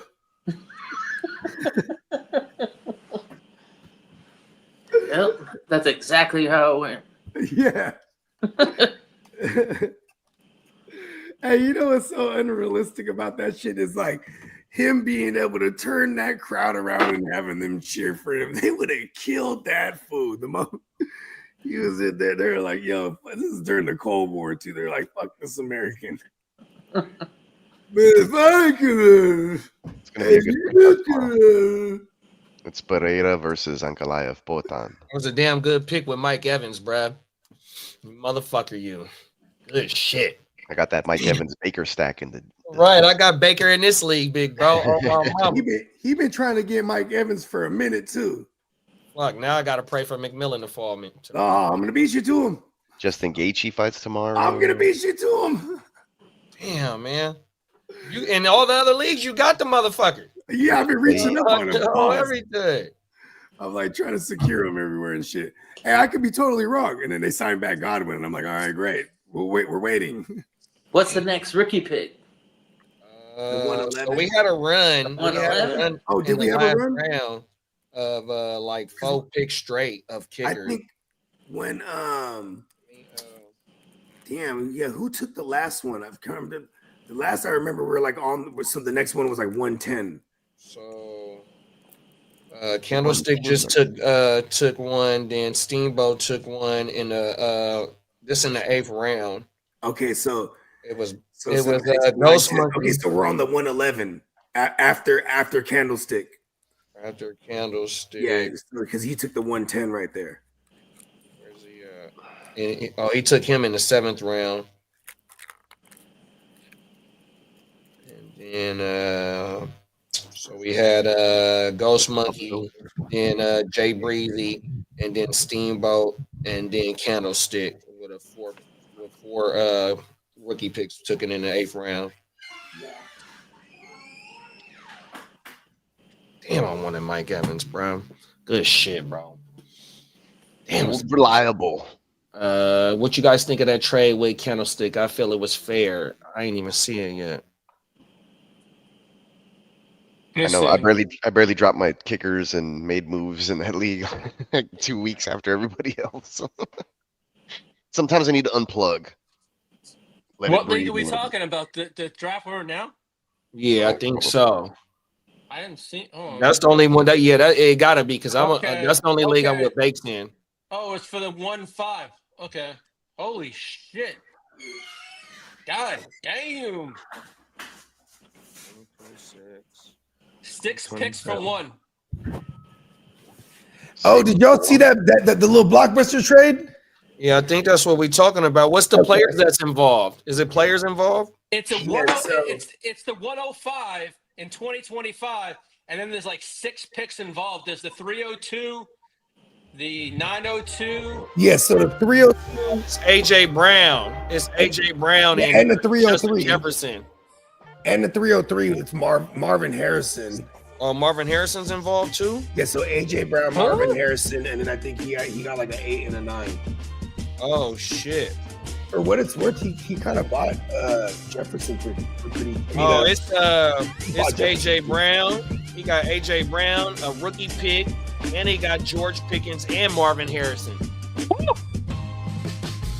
Oh word. And George Pickens? Yep, he just drafted George Pickens with one of them picks. Okay, nice. And a rookie pick. And there goes Jalen McMillan. Who took him? Good shit. Who took him? You're gonna force your hand into Kate Otten later. Good shit. KG, that's why you. That was Breezy. Shout out to Breezy. Yeah, he's watching. That's why Gotta you never be, say bruh. anything. He is watching. He posted Never earlier. say Ah! Never say Good it pick. on live stream. God, I can never get my hands on both McMillan and Godwin to just lock it down. And Hey, just it's in all case right. Godwin goes I elsewhere too. got a couple players at the top right now that's gonna fall to me. It ain't my pack. I would have loved to have my pack, my double up, but it's all right, man. I got a couple You on a players that I'm mission seeing right right now. here. Candlestick said, shouldn't have said nothing. Shouldn't have said nothing. Neil, I kind of like my wide receiver core: Lad McConkey, Terry McLaurin, and Deebo Samuel. Let's go. It's cool. I'm cool with I it. got what do I got in here? I got Nico, London, Odunze, J-Mo, Godwin. Let's go. We're not done. We're taking it to the skies. I was like, or is that a smoke screen, man? We're taking it to the skies. Don't even worry about it, big bro. On my mama. Hey, I'd be doing it. I'm using the show as a smoke players screen. right there. On my mama. It said Death it could have been a Star. smoke. It's all good. Death Star or Critical Sensei Star. Two different kinds of stars. And they're neither I'll of go them with are Death like the Star. astronomical. Death I'll Star go is. Death Star because I'm a Star Wars nerd. There it is. This other one's like a throwing star. Critical Sensei Star. Ooh, that's kind of dope. My first crew was called the Dojo. Yeah. The Throwing Star. All right, this one smells intense. I'm gonna have to go do it in another office. Oh no! Was that Shinobi you could throw ninja stars on? Yep. Yeah. You do a my flip. mama, that shit hit. You do a flip, and then you can even throw like 4 or 5 of them, like a spray. That shit was crazy. Hey, Ninja you know Gator. what's crazy about that game? It was very difficult. They're remaking that bitch. Like Is I that could right? not beat that game Yep. as a Yeah, kid. Shinobi was the shit. I don't think I beat that shit. That shit was hella difficult, but it was hard as fuck though. Like it was like, this game. hard. Shinobi versus Ninja Dragon. What was the other game? where Ninja Gaiden. Who? Ninja Gaiden. Ninja Gaiden through that was like a That was when on you hit- Sega. when no Nintendo. No, Nintendo. That one There you you go. fucking hella throw stars because the Wii Yeah. remade it, and you're it's like first person shooter, and you That was have that was your special. You Yeah. pick up the special weapon. Your B button would be able to throw this ninja stars or some fireballs. There was a Hey, couple Ninja Gaiden was other that shit. maybe, but the ninja stars. That's why I'm gonna go do it in somebody that's else's the office. That's the first special weapon that you got, and then the fireballs were all in that first stage. Yeah, so I have that on the Wii, and it's like first person shooter, and ninjas pop up on screen, and there's like clay pots you can break and stuff like that for hearts. 'Cause they'll throw shit back at you, and you have the Wii pad like down or whatever. It's the one that had the Wii U. It's the one that had it's like a giant Game Gear fucking thing, right? But anyways, you Okay. lay it down with a sensor, and you flick the screen, and you throw the fucking ninja stars that way. So you like aim, and you're fucking doing this shit. It's dope. I still got the Wii right here, bro. My Yeah, daughter's yeah. Wii on my mountain. I got the Wii U. That one's dope because like they don't make those no more. It's like super. I had a limited there. I had a neighbor that had throwing stars. That shit was actually really, really fun, Is but very right? dangerous. And Yes. then we were like a Clear 10 the to path. 12-year-old Throw it at kids the play fence. with some fucking throwing stars. Hey, we used to go to the flea market, get throwing stars, blow the little blow dart guns and shit. Get the fuck out of here. Yeah, hell yeah, just throw a fucking dart. That shit go like Yeah, what was that on Ace Ventura where he got hit with the blow dart? He goes These ones there. was legit. They had the little pins. So the darts were like pins, bruh. I remember I got the fat homie in the neck, but you know what I mean? He Oh was fat, so he was good. no. He was Oh. dummy far though. I didn't think it was like, yo. Well, you know, this is when you're Fuck. kids. You know what I mean? We have real nunchucks. The nunchucks went crazy, bruh. Yeah, my dad knows how to Deal use with the those pretty nunchucks. good. Everybody wanted to be Nunchucks. Michelangelo. 100%. Michelangelo was the weed head out of them all. Out of them all, boy. Yeah, bro. Okay, damn. There goes my McMillan aspirations. Durr. Good shit. Durr. We're not done yet. We're taking it We to the got King. skies. Shakir just went off the board. Durr. We got a nice wide receiver run. It was Pickens, Evans, McMillan, Shakir, and then we got King D. Shout out to King D. He on the clock. And then I think it's you next. Yeah. You next, then Candlestick, then Ear to the Streets, and I'm coming up. So yeah. Yeah, we moving and grooving today. Somebody got back to back. Oh, you got 2 picks in this round. Yep. You got a Titans pick. Yeah, you know what was fucked up too? Is like when someone trades in and I go, oh, he's probably gonna get Xavier Worthy here because I was gonna take either Worthy or Jacobs. Then he takes Jacobs, and I'm like, and then Worthy goes right after, and I'm like, you know what I mean? But I guess all in all, that pick's gonna turn into Tracy and something else, which is like good for me because I can't pull the trigger on running backs over these receivers all the time. I'm just like, I'm just like, you know what I mean? The shelf. I was gonna say, it's hard with running backs because you're like, these guys could just fall off at any moment, you know. That's what especially, I'm saying. And then the age, it's weird because some of them aren't prone to the whole, like, once they're 28 they're done. Like some of these guys can be used for a couple more years, but then they just fall off as well. So it's scary. But in Dynasty, sometimes you just gotta take it for what it is and see, hey, if this guy plays this season, he's gonna give me some fucking fantasy points. So pull the trigger. But I know what you're talking about. Receivers are more valuable, and you can plug them into flex. But I feel like those guys are easier to find in season. Yeah, and and I would say running backs are easier to trade for. Like for example, if you have a Jamar Chase, when we did just see Jefferson get traded, but like you know, 9 times out of 10, no one's trading those guys. You know what I mean? So it's like, you know what I mean. But running backs, on the other hand, people, you know, like okay, for example, Derrick Henry. For the past 5 years, maybe 4 years, every year there's a manager who in Dynasty that has him and goes, I think he's done now, and they move him, and then that person gets him, and he's happy as fuck because he has Derrick Henry. Then he might go over 2 years later and be like, I think he's done, and he moves him, and then then this person has him with the Ravens now. You know what I mean? It's like it just be like that. Yeah, it's wild. I mean, but then there's other cases of like Raheem Mostert. You know what I'm saying? He's like, oh, he's valuable, and then he's injured, and then he's like, he's valuable, and then like, okay, he's injured, and then like, all right, he's gonna be valuable. Oh, he has a great season, and then you move on him, and then he's like, oh, he just fucking dead now. Yeah, or you're the guy that trades for him, right? You know, you get caught with the bag or whatever it is, or whatever the saying goes. Get caught holding the bag. Like when Joe Mixon went, I was like, I was hurt. I was like, I think it's get caught holding. You don't want to get caught holding the bag. There it is. I don't know why, for some reason, my mind was going to potato, but then I was like, oh no, that's hot potato. That's something about a sack. Clearly different. Like, don't get caught with the potato. Like, oh, that's caught with a potato sack. We got another pick off the board, another rookie pick off the board. King D, it's on you, Bo. Okay. I don't know what I'm gonna do here. Sniper, no sniping. That McMillan makes me want to go slick Rick here. I think I'm gonna have to do it. There's a place next to my house. It's like 2 streets over, and it's called Kickin' Axes, and they do all that shit there. And you can it's BYOB, and yeah, it's dope. I had my birthday there a couple years ago. We got real drunk and we threw axes. It was dope. And one of my friends was just like, he's coordinated, he does jujitsu and shit, but he could not get his axe to fucking stick on the target, man. And like, it took him half the night, like maybe like 35 plus throws. It was fucking hilarious because all the girls were doing it really easy. Like everybody, like nobody had problems. But mad as fuck up. Nobody was. It's the best, man. One of the best birthdays ever, just watching him fail over and over again.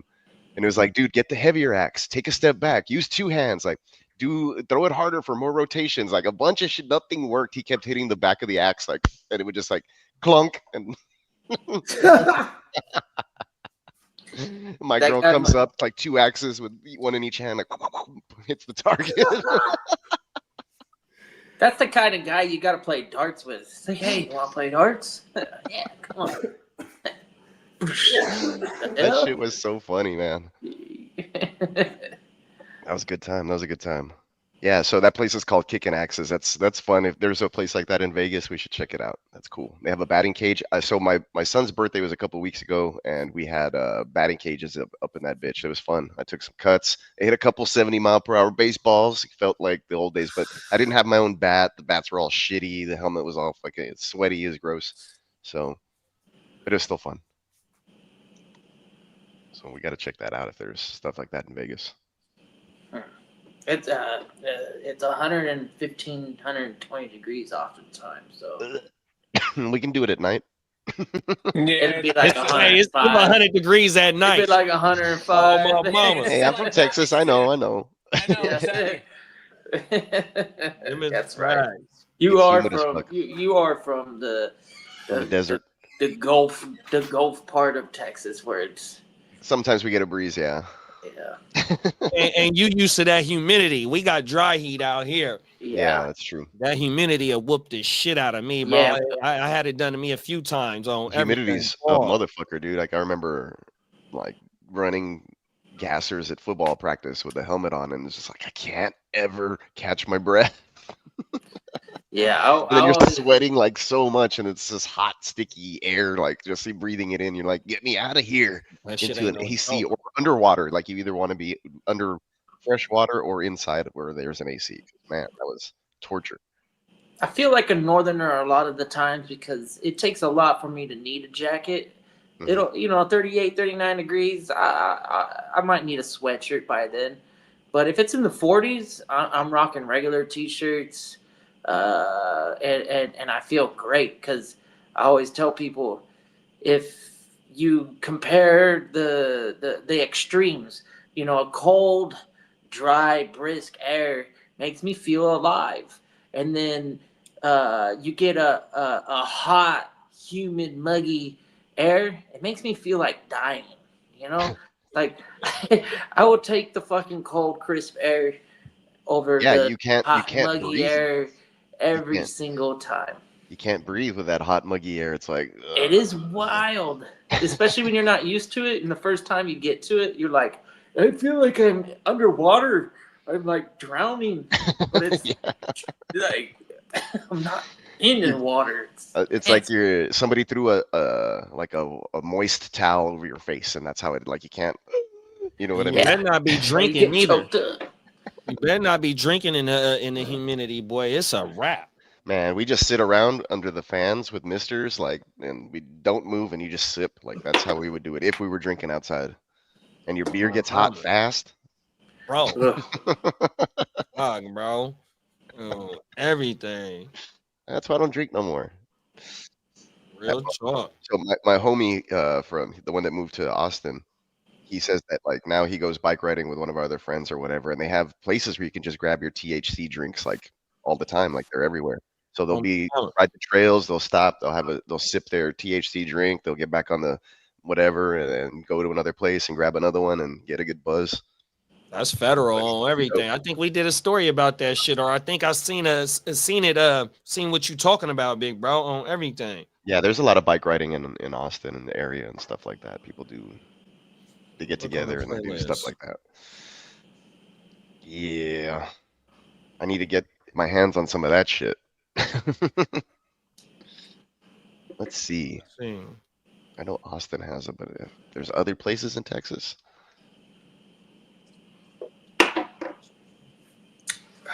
Austin, Plano, San Antonio. That's about it.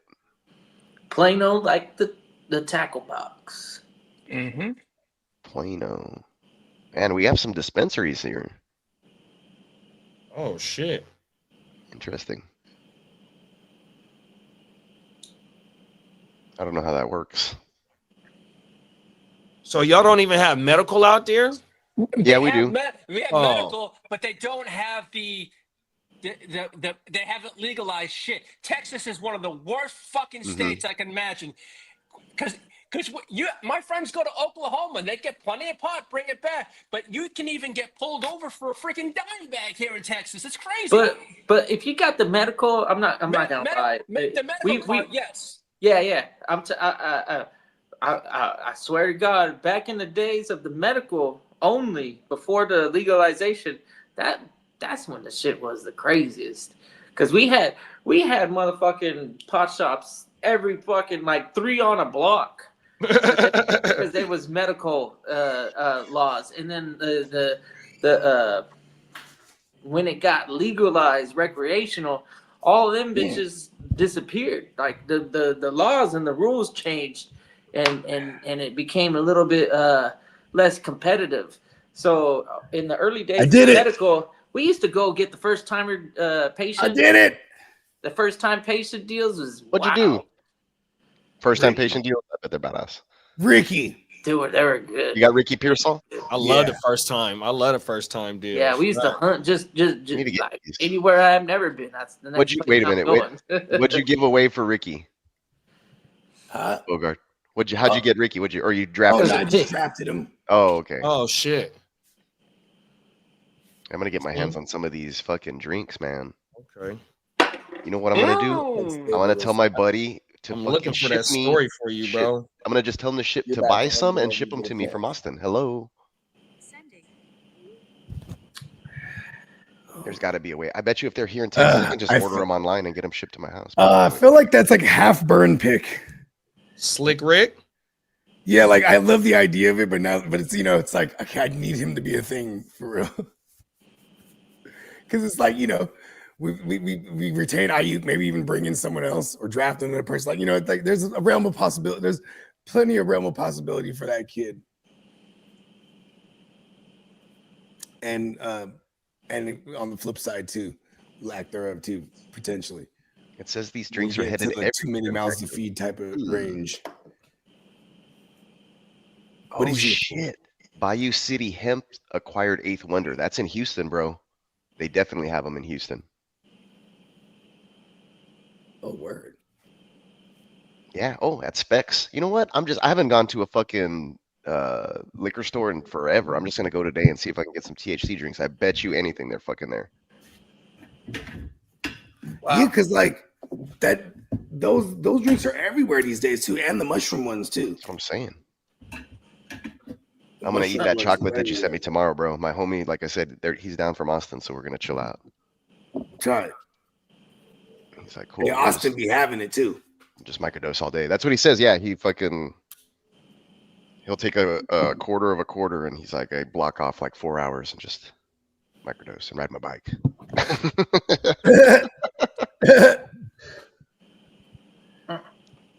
Yeah, my man's he got into the sim something, the racing game. The Sims racing? Is that what it's called? Or I don't know I thought that's what I was just repeating what you said. Yeah, I'm trying to remember what the name of the game. It's on Xbox and like PS5 and shit like that. But anyways, my 6-year-old asked me for an Xbox yesterday with the steering wheel and the fucking and the screen that curves. Homie McNeese. Does he have this the screen that curves? What's that? That's it's a screen that it curves it's like a little immersive or whatever. My homie has that with a fucking exactly the same dude I'm talking about from Austin has that shit. And like he's like I just eat shrooms, bro, and I just be racing, bro. I'm like, word. Honestly, I've eaten, a long time ago, but we would do minimum eighths, we would do eighths and quarters. So that's how we tripped. Yeah. And then driving around town, like it was nuts because it's like kind of like everything turns into a painting, but you're still aware. But it like the world turns in 2D. It's wild. Like if you were playing fucking. I ain't gonna lie. When I'm shrooming outside, when I'm tripping balls, feels like the sky is like a ceiling. You know what I mean? Hey, what do you fellas think of this? Vegas now has the Jaguars as the betting favorite to land Cooper Kupp. I mean, you got Liam Coleman there. He was the receivers coach for the Rams when he was the Triple Crown winner. Yeah, it makes sense to me. They just got rid of Kirk. They freed up about $40 million yesterday, the Jaguars itself. Yeah. I mean, Kupp ain't gonna be nothing but like some 15 to 20 million for the 1 year or whatever. You know what I mean? Exactly. Not even 20. He's gonna be like 17 or something like that. Are there any playoff contenders that need a veteran wide receiver?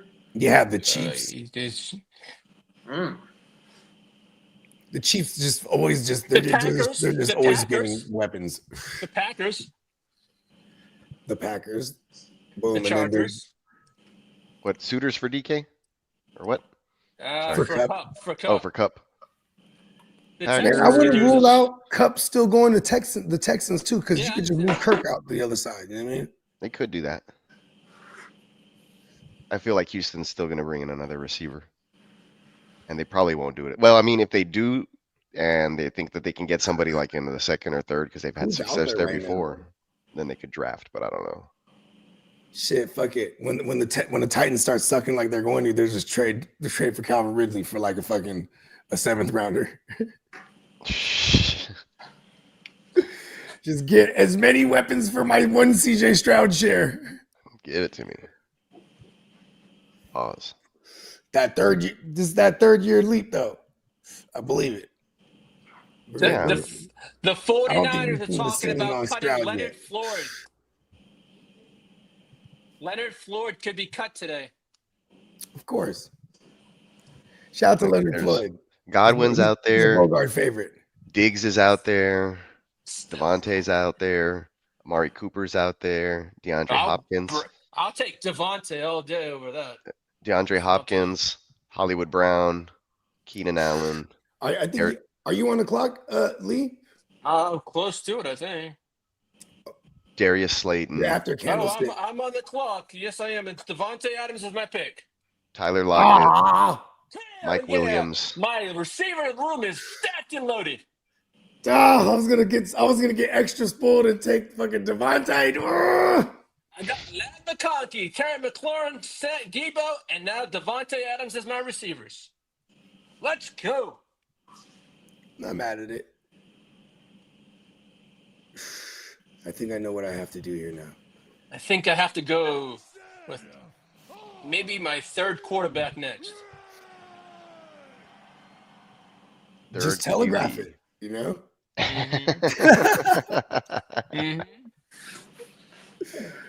Hey, Peacock, I sent you that article that I was talking about. Everything. Cool. Yes, sir. Yeah, one of the players that I wanted fell to me too, bro. I love that shit. Oh, you want on? Yeah, I just took Swift.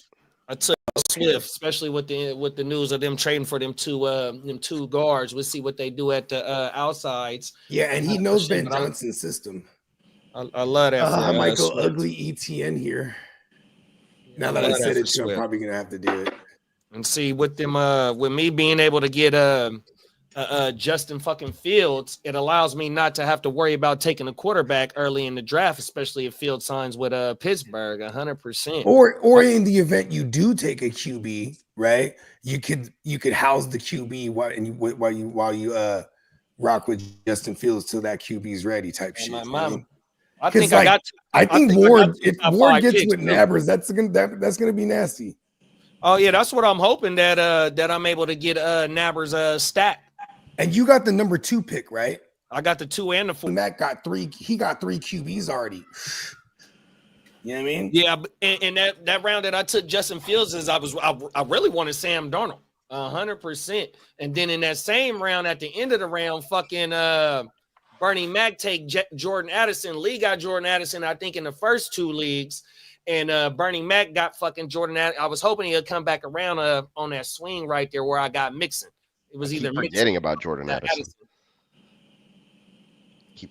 I keep forgetting about Jordan Addison. Man, that's one of my guys, bro.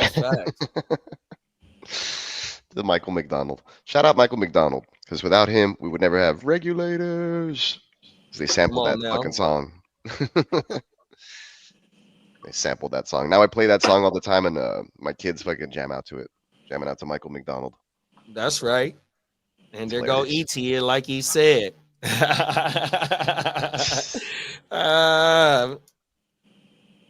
Let's go.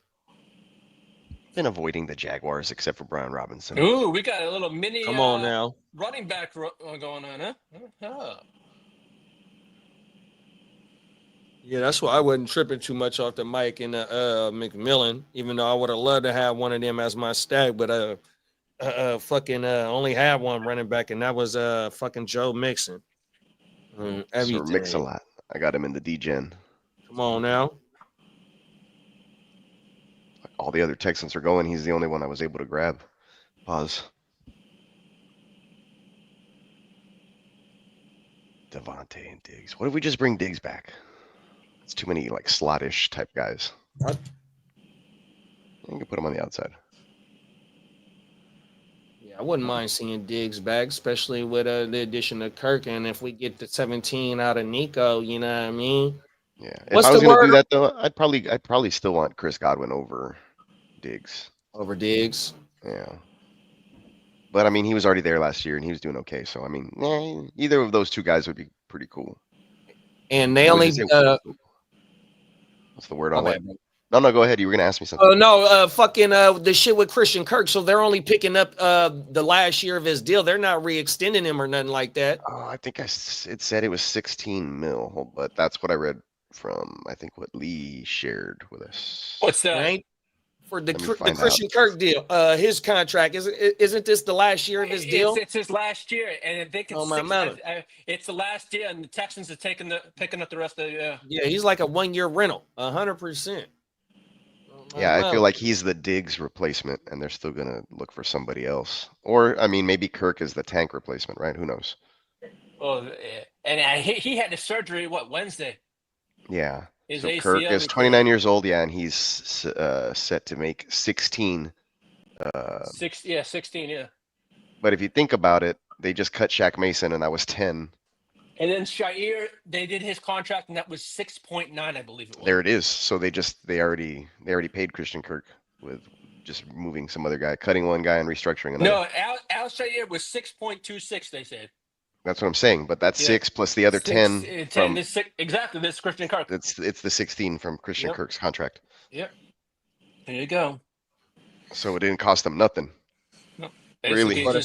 But a 7th rounder. Well, the 7th rounder was, if you think about it, Cam Akers. Right? It was a free. They were just like, oh, Cam Akers is free out here in free agency last year, so they scooped him up, and he was conditional, and then they traded him away for a 7th, and then they ended up trading. Yeah, and then they ended up trading the Rams 7th for Kirk. Caserio playing chess, not checkers. Yeah, that's good GMing right there, man. Gotta let him cook.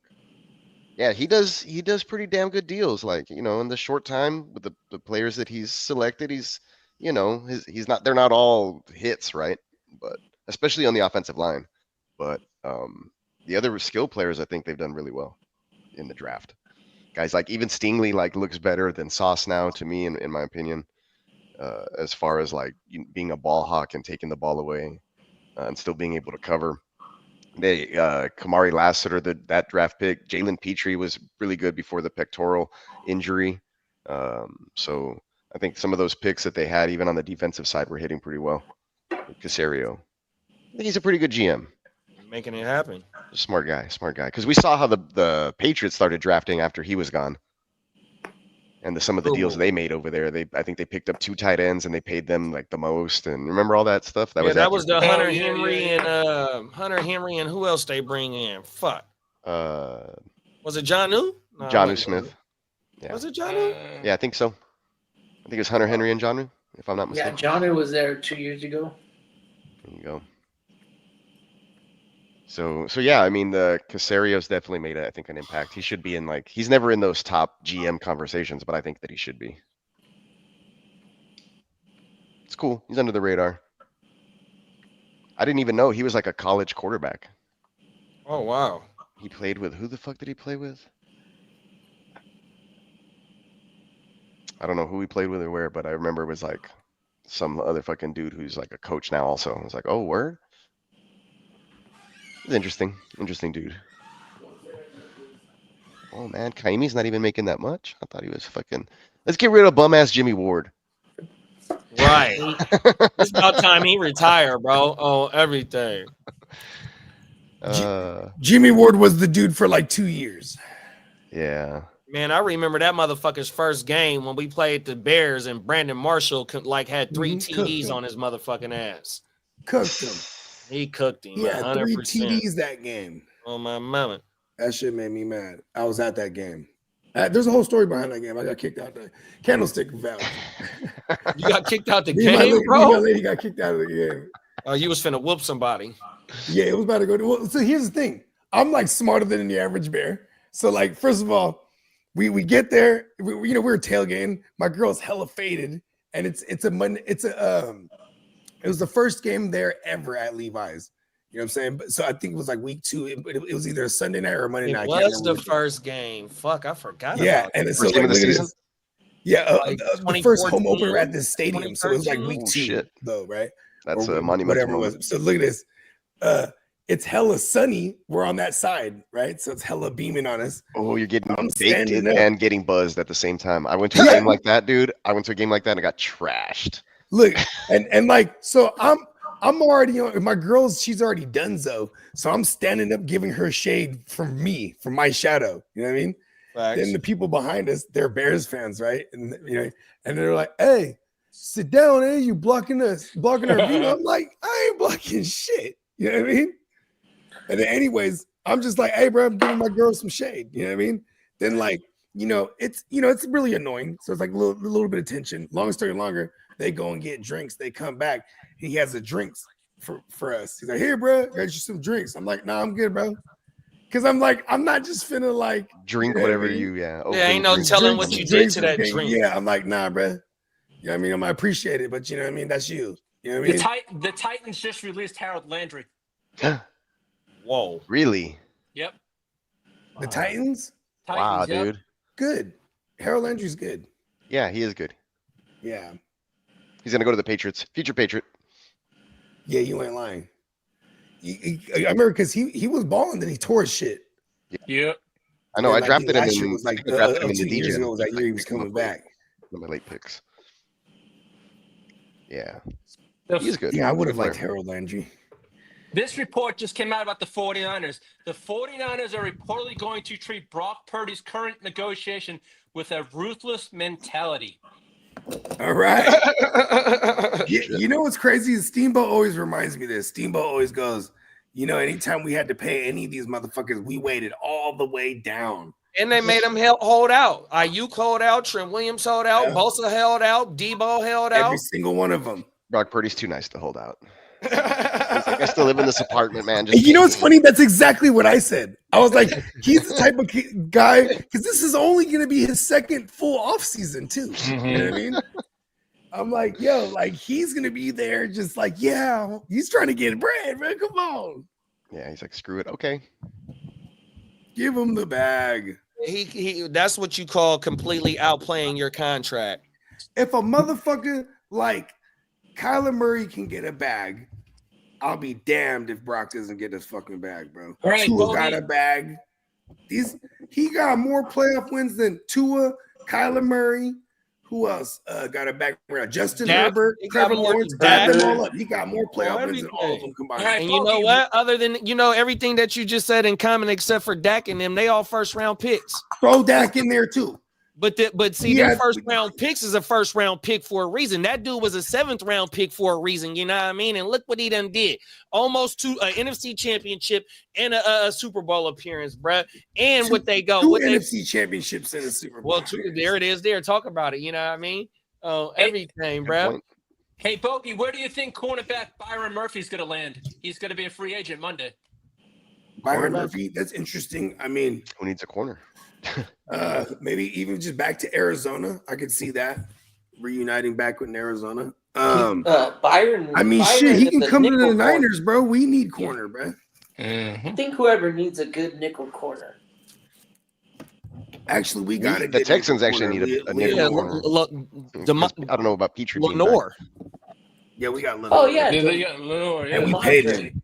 Diamador. Yeah. The Yamador. Yeah, he's a good nickel corner. Yeah, I mean, he's a pretty good player too.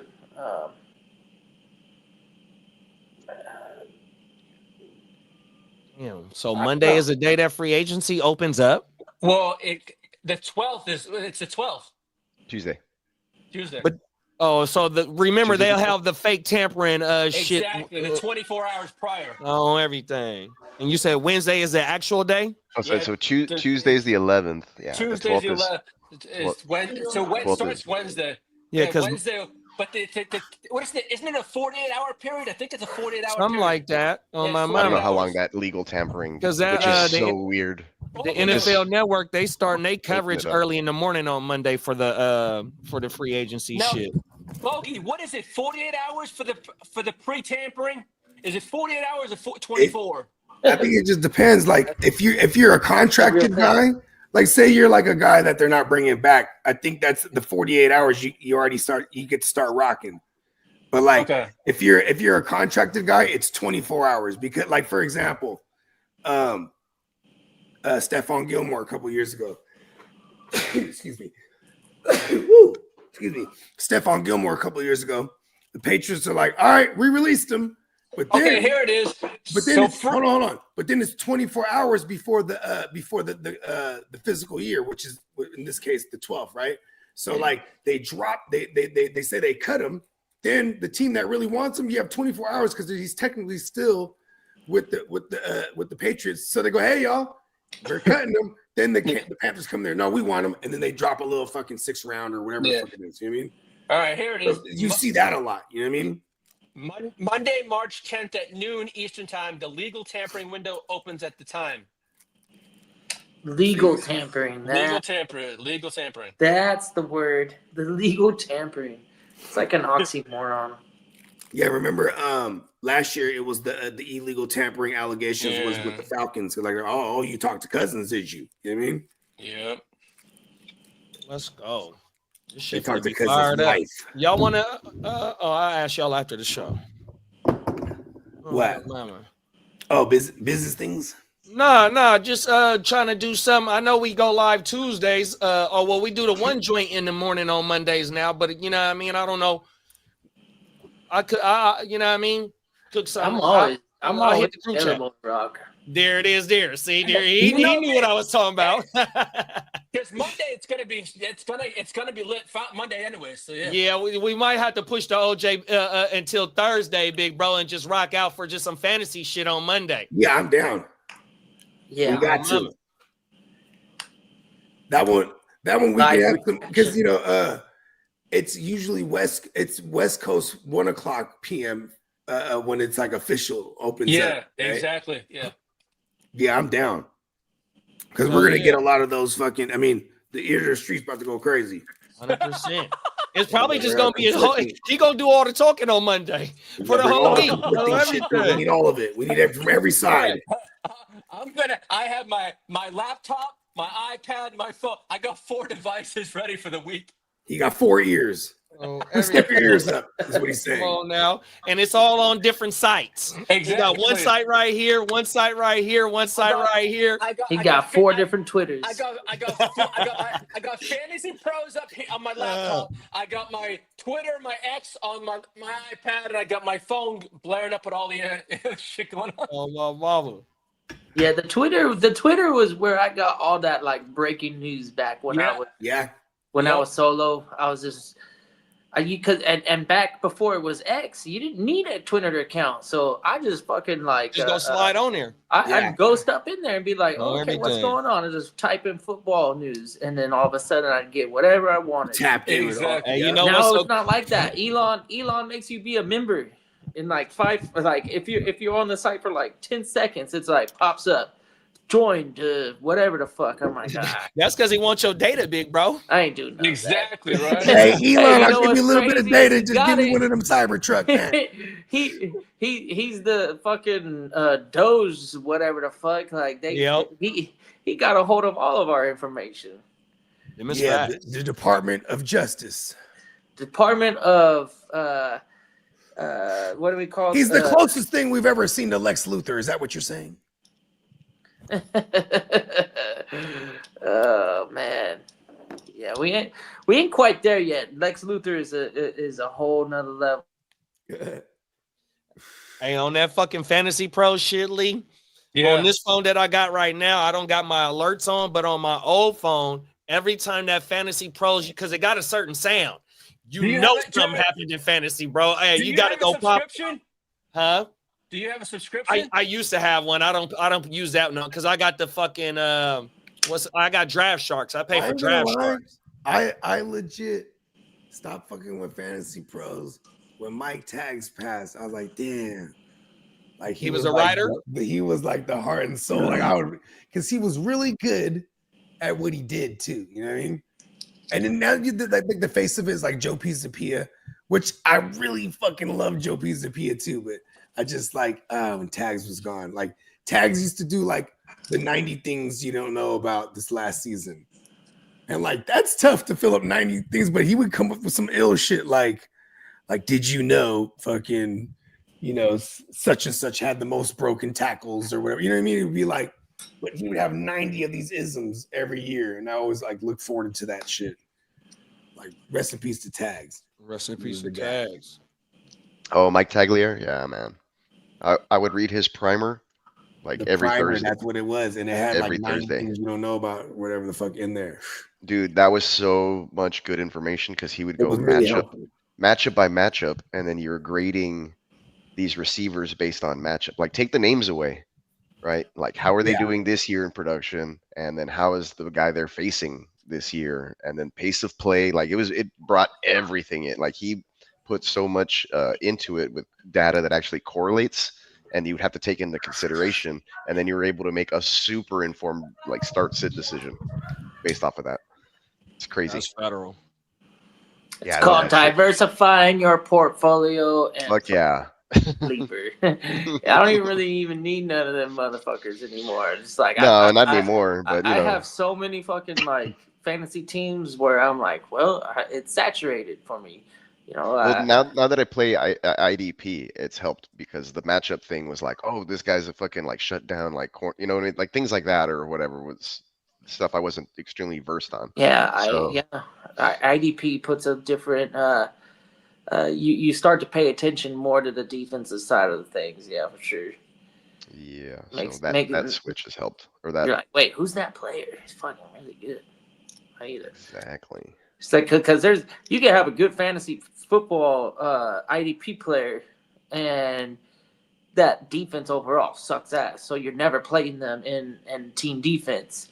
But that individual himself in an IDP league is worth a shit ton of points. So you're prioritizing him, and oh shit! I left my coffee in the fucking back. I was gonna take a drink. I'm madder than a motherfucker. All my coffee gone, dog. I still had some. I made a pot this morning for 6 cups, right? And I'll usually drink so that's like 3 regular cups for me because they're little 6 ounces or whatever. So it's like a 12 ounce. So it's 3 12 ounces basically. So the third one's there, but my wife made me a cup of coffee in a thermos on the way over here. So technically it's my 4th. Yeah, my pot is just a little 5-pot coffee, a little 5-cup pot, but I drink when it's cold. 100%, I can run through that shit on my mama. Yeah, that's true. You just like a nice warm drink when it's chilly outside. I get that shit from my grandma. Yeah, I'll sit and like have extra cups when I'm like, oh, I'm gonna push my lunch back or whatever. Facts. Yeah, like today I'm picking up my kid from school later in a few more hours, so I'll just take my lunch during that time. It's like 1 more cup of coffee will hold me off. So nothing's going on right now. I'm just chilling. I'm gonna drink a pot at work, but I equal those ounces at home with some Estrella Jalisco. So like I'm almost ready for bed right now. Like little nightcap. Even though I drink a pot of coffee at work, I've been off since 7:10. So like I stopped drinking coffee probably 4.5 hours ago, we'll say. And then I've been drinking for the last 3 hours. So, just matching the coffee with the booze. Yeah. No liquor today. I haven't touched my Patron. I thought about it, but I'm on a different schedule. So now I literally work Monday through Friday. I have one more night. I go into work tonight, 11 o'clock. but I have Saturday night, Sunday night off, as opposed to Thursday night, Friday night off. A little bit late. I could have had a great season with y'all rocking on Sundays, man. But next season, I'm gonna You're be still around enough. yeah. I'll get off of work and rock the first game or most of the first games. But right, the next season, I plan on sticking around for most of the day. Getting them schedules in.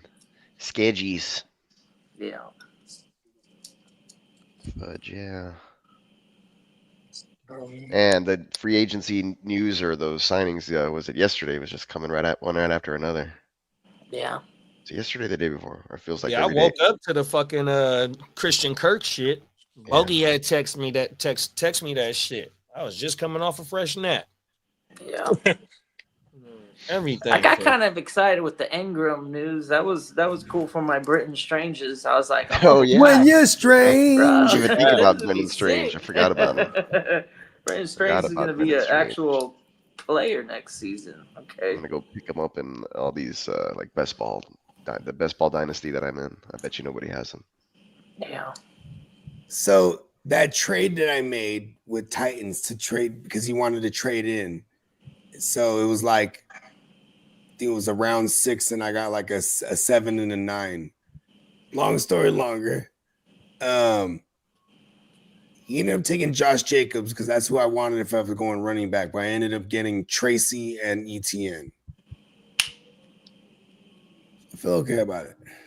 Yeah, you got ETN in the fucking almost in the 10th round. That's crazy. I know, and he sucks. I hate him.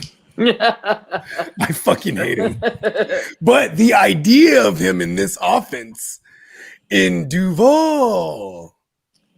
Yeah. Didn't we see the other dude come alive a little bit though? What's his name? Oh, the tank. Tank. The tank. Yeah, everybody stay away from him. The hammer. I almost called him the hammer, but yeah, the tank. Facts.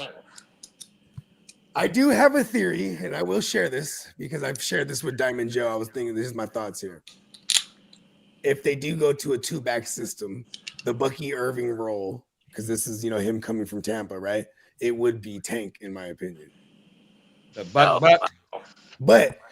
when you couple that system with Baker Mayfield, who has a career 25% target market share to the running back position, right? So he's not just throwing on third downs at the running back. So they were both him and Rachaad White were both able to get targets there. So Trevor Lawrence hasn't been like this check down type of guy to a running back, at least in his career so far. I don't know if it's the systems he's been in, but like it's always been like geared towards like the check downs, like the tight end or the slot receiver. Going back to college too, he always favored that slot. Pause. You know who favored the slot for sure was our man Watson. Hit the drop. Hold on, I got you. Yeah. They're looking like one of the if not the favorite to be the worst team in the NFL. The Jaguars, And this is why I love Brian Thomas so much, because historically, and we can go back 11 years now, go back to 2014, we have had fantasy garbage time gold out of the Jags. This just always happened, from Allen Robinson and Allen Hearns to freaking those are the Bortles days. The Bortles. Ninja Allen Bortles. Hearns went to the U. Ninja Bro, Bortles. like it was just, they always had this garbage time fucking, I mean, last year, all year with BTJ, and even just Trevor Lawrence's whole career so far has been garbage time. Hey, I'm looking at Tank that went down Bigsby's numbers, and Tank Bigsby had a nice season last year with the minimum limited work that he had. He was like Damian Pierce. He did miss a lot of time. He had like 4 80-yard touchdowns or some shit. Bro, he had eight two. breakaway runs with a 4.2 yard true yards per carry. Everybody stay away from him. 50 evaded tackles, and he was top 6. Dibs on Biggs. Oh my mama, man, this motherfucker Dibs has on Bigsby. 766 rushing yards on 168 carries, bro, and which was 28th in the league. Yeah, that motherfucker wasn't playing last year, bro. 7.7 yards per reception. Yeah, that motherfucker wasn't playing. Shout out to Tanks Bigsby, bro. He had a hell of a season. Yeah, I saw him side by side. No one with should Etienne. want him in this draft. Hey, Song, I heard about that coffee, and see, I only got one kidney. I heard that shit is good for your kidneys, bro. I've been seeing that shit pop up on my YouTube feed. Like that rice coffee. Yep, on my mouth. Yeah. My girl drinks this mushroom coffee that has all these benefits and shit. My girl made me one. Did you coffee. like it? And I was like, yeah, it was good. And then she was like, it's a mushroom coffee. I was like, oh, word? Didn't even realize. Yeah, it's all the rage right now, Peacock. Yeah, I guess so. Yeah, I gotta get some of that shit, bro. Yeah, my girl ordered like a gang of it, and like I'm like, oh, word. That's what's like, up. Let me see what it's talking about. And you know what it did? Made me take a dump like all other coffees. That's why I'm not really a coffee guy. I ain't gonna lie. Like I already went twice today, man. I'm good. Helping clean The late yourself dinner. out. does it.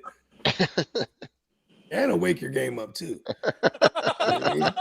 You know what I mean? No pun intended. Oh, we're going full pun intended. Coffee does it to me because I don't drink coffee like that. So like I remember Vietnamese coffee, but that's like you're getting on one for real. You're just like, whoa. Yeah, when I was in Miami, I was mad I didn't melt.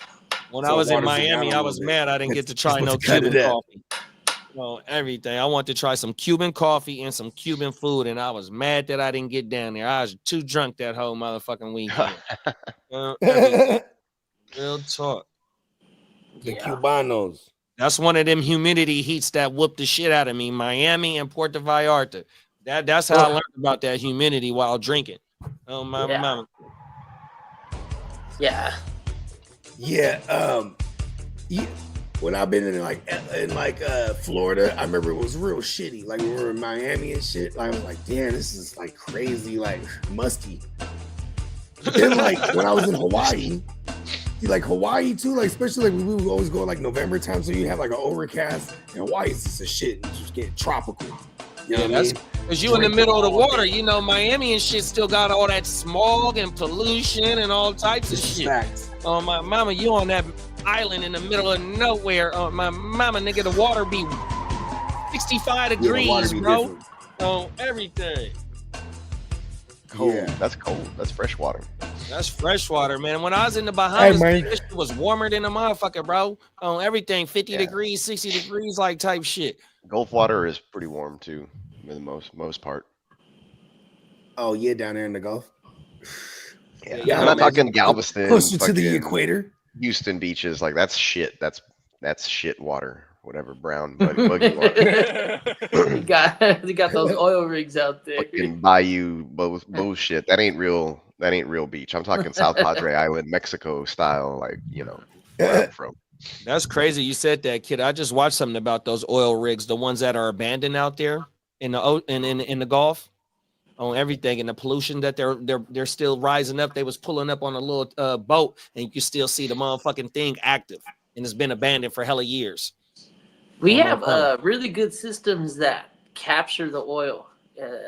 We can clean an oil spill really, really fast now. We've got we've got enough practice, and we got the technology to clean up an oil spill. You got to get out there with the paper towel, right? But not no regular paper towel. That 4-ply.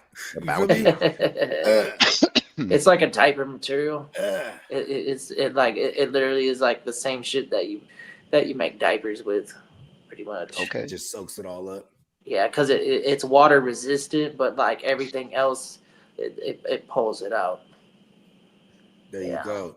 Like if you try to use this material on a water spill, you just move the water around, and then you pull the fucking thing up, and it would be damp, but it wouldn't be like a cotton towel. Yeah, the water would be running off of it. Yeah, this shit's not soaking up water. It's got to be like an oil or something. And how amazing is it when you find out that it's made from recycled diapers from like babies and old people. Honestly, Like don't. they're just saving the That's- environment in many ways. I don't know if you can recycle a shitty diaper Yeah, I or know. anything like that, but that'd be fun. Trust me, I know those That go would in be the garbage. tight. Been changing diapers for several You years. I get a have 4 doo-doo kids. diaper, man. You're every 5 taking years, it I'll to the have to diaper recycle duty. center. I got my diaper genie full of fucking shit. You take your diaper genie to the recycle center. Fuck, bro. Yeah, here you go. Here's $10. You're like, four. Yeah, I remember tying those things off, like whoosh, making a knot, boom, and then like boom, and then tossing them in the dumpster. Whoa. Yeah. Yeah, That shit's babies, they're little, but sometimes what comes out of them, you're like, Bro, they'd be all what? up on their back. I remember Yeah, changing my yeah. daughter's A drawers. blowout. Those are called explosions. Throw this shit up your back. We call those explosions. Oh my mama. You're like, I ain't buying those cheap brand diapers no more. I'm Never. getting I'm strictly Huggies and Pampers. Huggies and Pampers was what Yeah. straight up. Yeah. I remember that first box of Loves that you get. You're like, oh, cool, man. This is like $10 cheaper. You're like, Yeah, man, no. never Yeah, again. so I ain't right buying up out of these. it. There's a anymore. reason. There's a Like, reason. these Like when I ones. do Amazon shopping, it's like that also. I'm like, it's like, oh, there's this exact same product, but it's like $10 cheaper. And then like I scroll down, it's like frequently returned, and then the reviews are all shit. I'm like, oh, okay. Let's just pay the extra $10. There's certain things you gotta pay up for. It saves you hassle and time and money in the long run. I was about to go on a shopping spree on that Kanye site because there was a point like a couple weeks ago or like a month ago where he had everything up for like $20. Just wait. There's going to be a spring break sale coming on neonpeacockmerch.com pretty soon. Yeah. You know what I got? I got the bug for Street Fighter 6. I was like, I'm gonna go get that. And then I turned it on and I'm like, oh, damn, I should have fucking bought it in October or November or whatever it was. Because it's back up to the normal price. And that game's been out since like 2023. Damn. And it's still the same price? It's still $60 and it's the download only. But they had that special where it was 50% off. I was like, yeah, you got to take advantage of those. That's how Grand Theft Auto is, big bro. That motherfucker been out for like 10 years and it's still the same fucking price. Yeah, we're still waiting for GTA 6. Right. They say it's supposed to be this year. Fuck yeah, sure. Yeah, right. Right. They're over here. Like, I think they're really gonna do it this time though. Yeah, that's what they say. I mean, Strauss Skelznick, he's the CEO of Take-Two Interactive, and he was just on they did an interview with him. I saw that. He was on something talking about it's coming for real. Oh my mama, he said it's coming this year. They gotta get the hose right. Come on now. Come on now. Facts. Hey, I can't wait for this shit, bro. Oh, everything. What? Hey, where's this one gonna be set in? In Miami. Okay, it's going. It's back to Vice City. Oh man, that was the best one. You come on now. Facts. So fun. That one was nostalgic. That's the one that set it off for me. that's the shit. Yeah, that's the one where you can start like. I remember the first flying GTA. around. I was on it because the homies had it, but then I remember I had Vice City. Yeah, nah. So GTA 3, that was my shit because early PlayStation days, and then even the top down one, the first Grand Theft Auto, because it was a double disc you could play in London. I had it on the Dreamcast. On everything. That was that that one, shit. that one was pretty all right. Yeah, that was cool. That's old school. Because it was GTA 3 though. That's the first modern. You ever played Grand Theft on like what was it? Was it not? What the fuck was it? It was like the handheld. Yes, it was like a handheld. The PSP. Yeah, there we go on the my PSP. mama. So look, I got one of the games that's on the my aerial phone. version of it, and then like you go into the thing, and then the text box comes up, and it's like telling you what they're saying and shit. Yeah, I got one of the Vice City games on my phone. What is it called? Yeah, it's more RPG. I have that shit on the emulator. I was playing it like a couple months ago. I was like, oh shit, throwback. Damn it. Yeah, but I got one of them Grand Theft Autos on my phone, and then with the phones, you can buy you a controller that hooks up to your phone, and it just and it like mounts on top. On everything. That shit federal, bro. I've seen those. I don't game like I should. Yeah, I don't either. I know me neither. So the other day, for me too, all day. My son was like, "Let's play" or whatever, and I was like, "All right, but we're gonna play what I want to play." I was like, "Go put in Mario Kart 8, right? On the fucking That's Switch. right. You got to resort to the racing games. You're like, all right, you want to play a video game? Let's play the racing. Fucking whooped his ass, and he's like, all right, whatever. He's like, let's play something else. And I was like, all right, put in. Nah. I was like, put in Super Smash Bros. And I fucking whooped his ass with everybody. He's all like, Dad, why don't you put on Call of Duty? You're like, nah. Nope. Yeah, Nope. exactly. No. Those I need to be practicing like every fucking day, right? He's like, let's play Fortnite. I was like, no. That's why. That's what he wanted to play. And I was like, I'm not here to fucking play Fortnite right now. I'm not in my. I remember get the buttons after a minute, and I'm like, damn it, I fucking didn't shield up or throw a grenade when I should have been shooting. Like shit like that. Always, that's life or death. You know what I mean? Yeah, bro. There was this game Quick thinking. back in the days on the PS2. Was that the Mortal Kombat? It was like Deception or whatever. It was like the second one after that they reinvented it, right? So I was on this game, but they had a mini game in there. It was like columns. You know, I'm talking about where the colors drop, and then you can build big blocks, and then there's something you can shatter them, right? Oh, like and my girl was so like, I cannot beat her in that game. And that shit used to make me hot, bro. Because like even early back on, like when we were dumbass young, when I first started seeing her, I had a 64 and I had Tony Hawk. She's like, I'll beat you in Tony Hawk. I'm like, no, you won't. And she racking up whoop me points. in Tony Hawk, bro. And I was so hot. Grinding, getting all the letters that spell out skate. Bro, like she knew the whole fucking, where you go all the way around the fucking thing. The secret, fucking, break the glass and go into the secret rooms and shit. Yeah. I was like, yo, fuck that shit. I was playing that on the arcade, like with joysticks. It was tripped out. Oh, word. Yeah, because I have it on the emulator, so I hooked it up to the arcade and I was playing it that way. I was like, this is cool because you just have to go around with the joystick and then hit the jump button, really. So I was like, this is fun. Yeah, I gotta hook it back up in the garage. No joke. That's when it was dope. That's when it was the best. It felt super nostalgic. Right? And you're playing on the fucking... I need a Super Nintendo, bro. Bad, bro. I want that motherfucking GoldenEye, bro. The 64? The 64. Yeah, the 64. Excuse me, the 64. Yeah. Right. I remember my mom, she was working for Silicon Graphics, bro, and they were using their processor or chips or something, bro. So like a year in advance, they had them just set up. They had like stations at their campuses. And then so like kids would just play, bro. But it was all the Mario. It was the Mario World game first. You know what I mean? But like that shit was a trip. Like, oh shit, Mario World was the shit. What was that movie? The Wiz. Is that what it's called? The Wiz or Wiz Kid or the Wiz? First Mario. Yeah, where the I think the kid's like autistic or some shit. He was just called Super Mario 64. No, there's a movie though. I'm saying with the kid. It's like the first Mario World. Or the first Mario game or whatever, and they're playing like a competition. Is Ben Savage in that shit? What the fuck is that movie? Yeah, I know what you're talking about. This was the game made by Nintendo. It was like a glorified like Nintendo commercial, basically. Yeah, basically. Yeah, they had I think he was in that shit. The Wizard. I don't know. I'm hella random now. What's that movie? The Wizard from 1989. The monsters, they live under the bed. Oh, that's with Howie Mandel. But that's also Fred and Ben Savage. What's the name of that fucking movie? Where he's like a blue fucking is this the one you're talking about? Is that where he has the glove too? Yes, it's The Wizard from 1989. I found it here. There it is, The Wizard. That's right. He has the fucking the Nintendo what is it? Oh, the Power Glove. The Power Glove. Check it out. Yeah, you got the trailer right here. The Power Glove. That's right. Yeah, I forgot him. Was he already doing Wonder Years too, huh? Hell yeah, he was doing Wonder Years as a youngin. He was a fucking star already. Dude was a baller.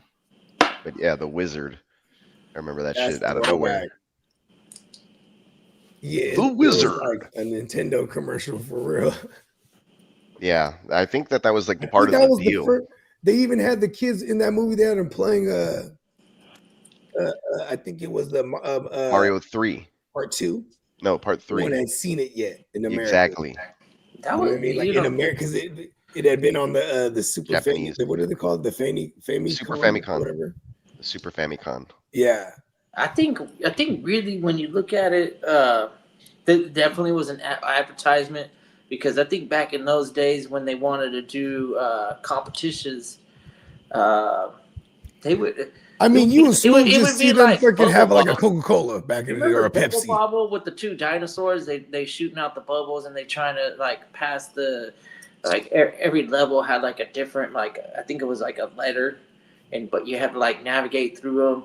You could jump in your bubble, but anyways, it was a 2-player game, and the goal was to like beat the guy that you're playing with. Like I don't know. What game was this one? It's called Bubble Bobble.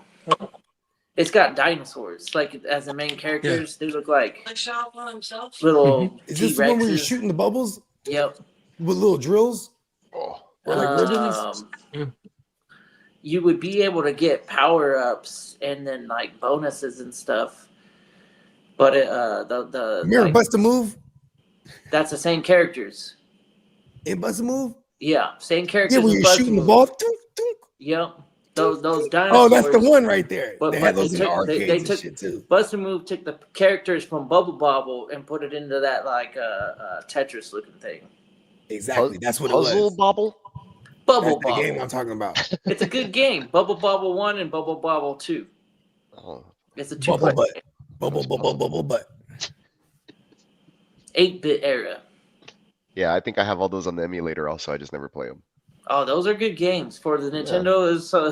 Those are classics. Those are good ones. Yeah, they Remember are. the Like Neo if you're just Geo gonna kill some machine? time, you know what I mean? I had a Neo Geo, and I didn't have a Neo Geo. I had a TurboGrafx 16. Oh, yep. Yeah. I got all I think those. I think they fucked with all the Neo Geo games though. Well, I my got the mom, it was on a, like, SNK, computer all the real- disc. Famicom. The games real was like shit. a little computer, like not the floppy disk, but them other looking like type disc. That's what Yep. the TurboGrafx games was. That's what they Yeah, look they were like. discs. The little card looking things. But see, I sacrificed the 16, and I should have got the motherfucking Sega Genesis, everything, because that TurboGrafx 16 was whack on everything. Now that I think Sega about it. Master System. Yeah, the Sega, The Sega Genesis was came out in what, was it? 89? Sega CD, Sega Master System, Sega And 32X. Genesis, then the 32X, right? Yeah. I had Then, all of them. then they came out with the Saturn. Yeah, I think I Then had they the came out with the TurboGrafx. Saturn. I And think the I had Saturn the had it for like 2 years, and they're like, all right, Saturn was Dreamcast. actually When I was pretty dope. younger, I was Yeah, Nintendo. Then I went that was the first Saturn, iteration. Dreamcast. Virtua Fighter. I Yeah, never had a Virtua Fighter. Dreamcast, bro. I'll pay some money for the Dreamcast, and I'll I pay want a some Dreamcast money. right now. Oh, Like, yeah, Dreamcast all is games mad. on like NFL 2K was dope on Yeah, that shit. they say that's the best game ever, bro. For Fuck yeah. football, Fuck yeah. 100%. I could create my own team and players. I put my whole fucking junior high football team up in that bitch. We were all in there. Oh, Bro, Yeah. they said that shit moved like the 2K hoop on everything. Yeah, Muff for real. moved Like you on could move, everything. you could move and fake out the DB and then jump up and press Y and catch that shit almost every time. But if you're That playing shit against is somebody who crazy. knows what they're doing, they could go over there and fucking pick it. You know what I'm saying? So The it was user pick. So I used to call badass myself the control. king of the user pick in Madden on my mama, Yeah. because that's all I do is user on everything. Yeah, this was before Madden was doing that shit too. I Yeah, don't know. Madden Yeah, did that 2K was crazy though. 100%. I remember on the Sega Saturn, I had World Series Baseball '98, and that's the first time they had that the batter's box where you have to match where the ball is and lock it up and hit and shit. Oh, that wow. was dope. Or was it '97? It might have been World Series Baseball '97. But anyway, That's that like shit that was one man had the revolutionary. quarterback tunnel vision. Remember Yeah, exactly, the yeah, cone? yeah. I used to hate that shit. that shit Oh my sucked, mama. especially if you got a shitty quarterback. It had a Facts, this small shit was vision hella cone. little. Oh, everything. Like, because he'd Paul. move it and he'd throw the ball to the guy, and his accuracy was all fucked up because the vision cone was small. Oh my mama. Fucking Tim 100%. Tebow in that game or some shit. You're like, damn. Facts on everything. And it's one more other system I need. I need the first PlayStation because two of my favorite games of all time You can get is that. Scarface and Godfather, bro. Oh, my mama. Dude, the Godfather game is dope. I played that. Remember, I think you I played can on the come up- PS2 though. Yeah, you Was it- come yeah, up, you come up, you start at the bottom, and you work your way through Bro, the ranks. Facts. Fuck yeah. On both of them games. I would spend so much time with that and Splinter Cell. Like, I just remember Splinter Cell. I never hours. had that shit, but I know what you're talking about. That's that Hours. army game.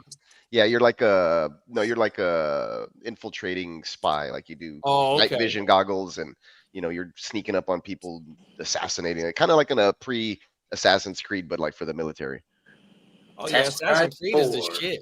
Fuck yeah, Assassin's Creed is the shit. You know what My else I son used plays to it like? to this day. Like, I used to like Prince of Persia ooh, on that's a good one. everything. Yeah. That used to be my shit. The way he used to be hopping and shit and Yeah. moving and shit. Everything. Prince of Persia was the classic. shit.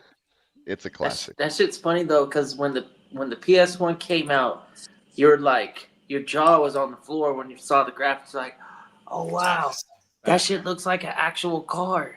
Like Yeah, I recognize that car. That's a 70 Chevelle. That's a or Cybertruck. That's a 69 fucking that's a 69 Camaro. And then it's like PS2 was like evolved a lot more than the PS1. The PS2, I loved my PS2. That was a great PS2. That's what I meant to say. PS2, bro. Yeah, was Midnight Dub Edition on PS2 too? I think it might have been. That was like one of the fattest midnight clubs ever. Oh, okay. See that the when racing? you said Midnight Dub, I was like, no, Midnight Club. Yeah, Midnight Club. Well, I think Rockstar make that game too, bro. Yeah. Yeah, graphics were already getting dope on the PS2 when you're like, oh shit. And then after that, I had a PS3, and then they fucking broke into my house and stole it, and then I got an Xbox. PS3 was too fucking big. That's where it was bulky as fuck. But I played Black Ops 2 on that shit. Zombies. Oh man, that was but the PS3 was the first one where you could do HDMI and the Blu-rays. Yep. Yeah. And you could get online was a cheap lot Blu-ray easier. alternative because the other Blu-rays just by itself was hella expensive, and the PlayStation was only like $400, $300. You could get online and play via Wi-Fi, like also. Like, that wasn't happening. My mama built-in Wi-Fi. Facts. Yeah, free online play. Yep. Yeah, man. I remember those days. I think MLB The Show, the baseball game. Yep, that was on that bitch. I had that one. Started on PS3. I had a dope ass wrestling game. Which one was it? The Superstars one or Super Slam or what the fuck? That one was fun. The finishing moves were like over the top. They made them like cartoonish or whatever. Well, I loved the SmackDown game was super dope. Yeah, SmackDown. I think that might have been PS2 SmackDown on PS2. Those are great but it evolved. Your creative character was with any of the moves that you wanted to add. That shit was like hours and hours of fun. Hours of fun. JD, you coming to Vegas? I'm gonna bring you out a Red Sox hat. I need the big B's. I'll get let's what go. color you want? White, red, or navy? Red. That SmackDown game was the shit, kiddo. You like the crimson? He want me to take this motherfucker off. It's baseball season. It's wartime for him. It is baseball season. I've been watching spring training every day. Hey, JD, what color you want? I got He's big like, I need B's. Catherine's like, I need Lee to get rid of something. He gotta get outside. You like this red hat? We got the same hat. We got the same hat size. Yeah. Are those fitted or they're not? These are all fitted hats. Oh my mama. What size your cranium?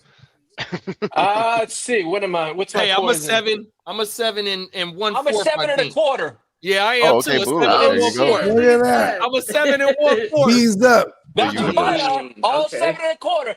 I got a smaller dome. Pause. Quite well. Oh, I can't get those. I got a fatter head than y'all. I probably have the smallest one. Pause. I know putting a 7 1/4 on. Man, I'll be rocking visors in Vegas. We need to get a giant fedora for Kidda. My head's not that big. Okay. I ain't wearing it. I'm losing my hair. I need to wear visors in Vegas. Hey, that sun gonna help it grow back. Hey, no, JD, see, I rock the visors. Fedora off. Oh my mama. Visor gonna and help it grow back. leisure suit. Hey, you got to get a fedora with a visor on it. There it is. Hey, I want you to cut the top off though, so you can Cut the top off with a fedora. your four hairs can stick out. I got too many scars up top there, man. That's why. It's a railroad track up there. Makes sense. It's all good. We all end up having those when we're old anyway. Like you get those liver spots. When I go to get my haircut, I tell my hairdresser, my gay hairdresser, I've got please long just hair, take a but I trim don't off have me. thick hair. Wish I had thicker hair. I had my hair just thinned out recently because it's too thick. I was like, get some of that. I wish I had that problem. It's lengthy, but it's not really too thick. Kid is going Fabio on us. Yeah, hell yeah. Let your hair down. You know what I mean? It's been tied up for. That's why he won't wear a 14 fedora. hours. He's like, listen, man, I'm just gonna let it all bang out. You look real gangster with a fedora on, honestly, with a ponytail hanging out back. Fabio. Fabio was the dude, back in the days. Yeah, he had that thick accent. Always too. had a bad bitch with him. Like, yeah, he came out in what was it? Dude, What was where's his my car? commercial? He had a commercial, didn't he? Yeah, the butter. I can't believe it's not butter. Oh, yeah, that's right. Oh, he was making Country crock or He something. was making bread off that butter, huh? He was like, listen, always with a bad bitch too, who was clearly trying to watch her figure, right? Even though she was eating diet country spread. like a carby something, but it was just about the butter. It was always like on a muffin or toast. On a muffin, a or blueberry muffin. Spread it. Very good. The hand Which is model very always awesome, by the way. Butter and fucking on the or the margarine, whatever is it? If it was Mexican, it'd be like, you know, a dark hand and it'd be like all rough or whatever, and they'd be like a tortilla and they'd be spreading the butter on the tortilla. Right.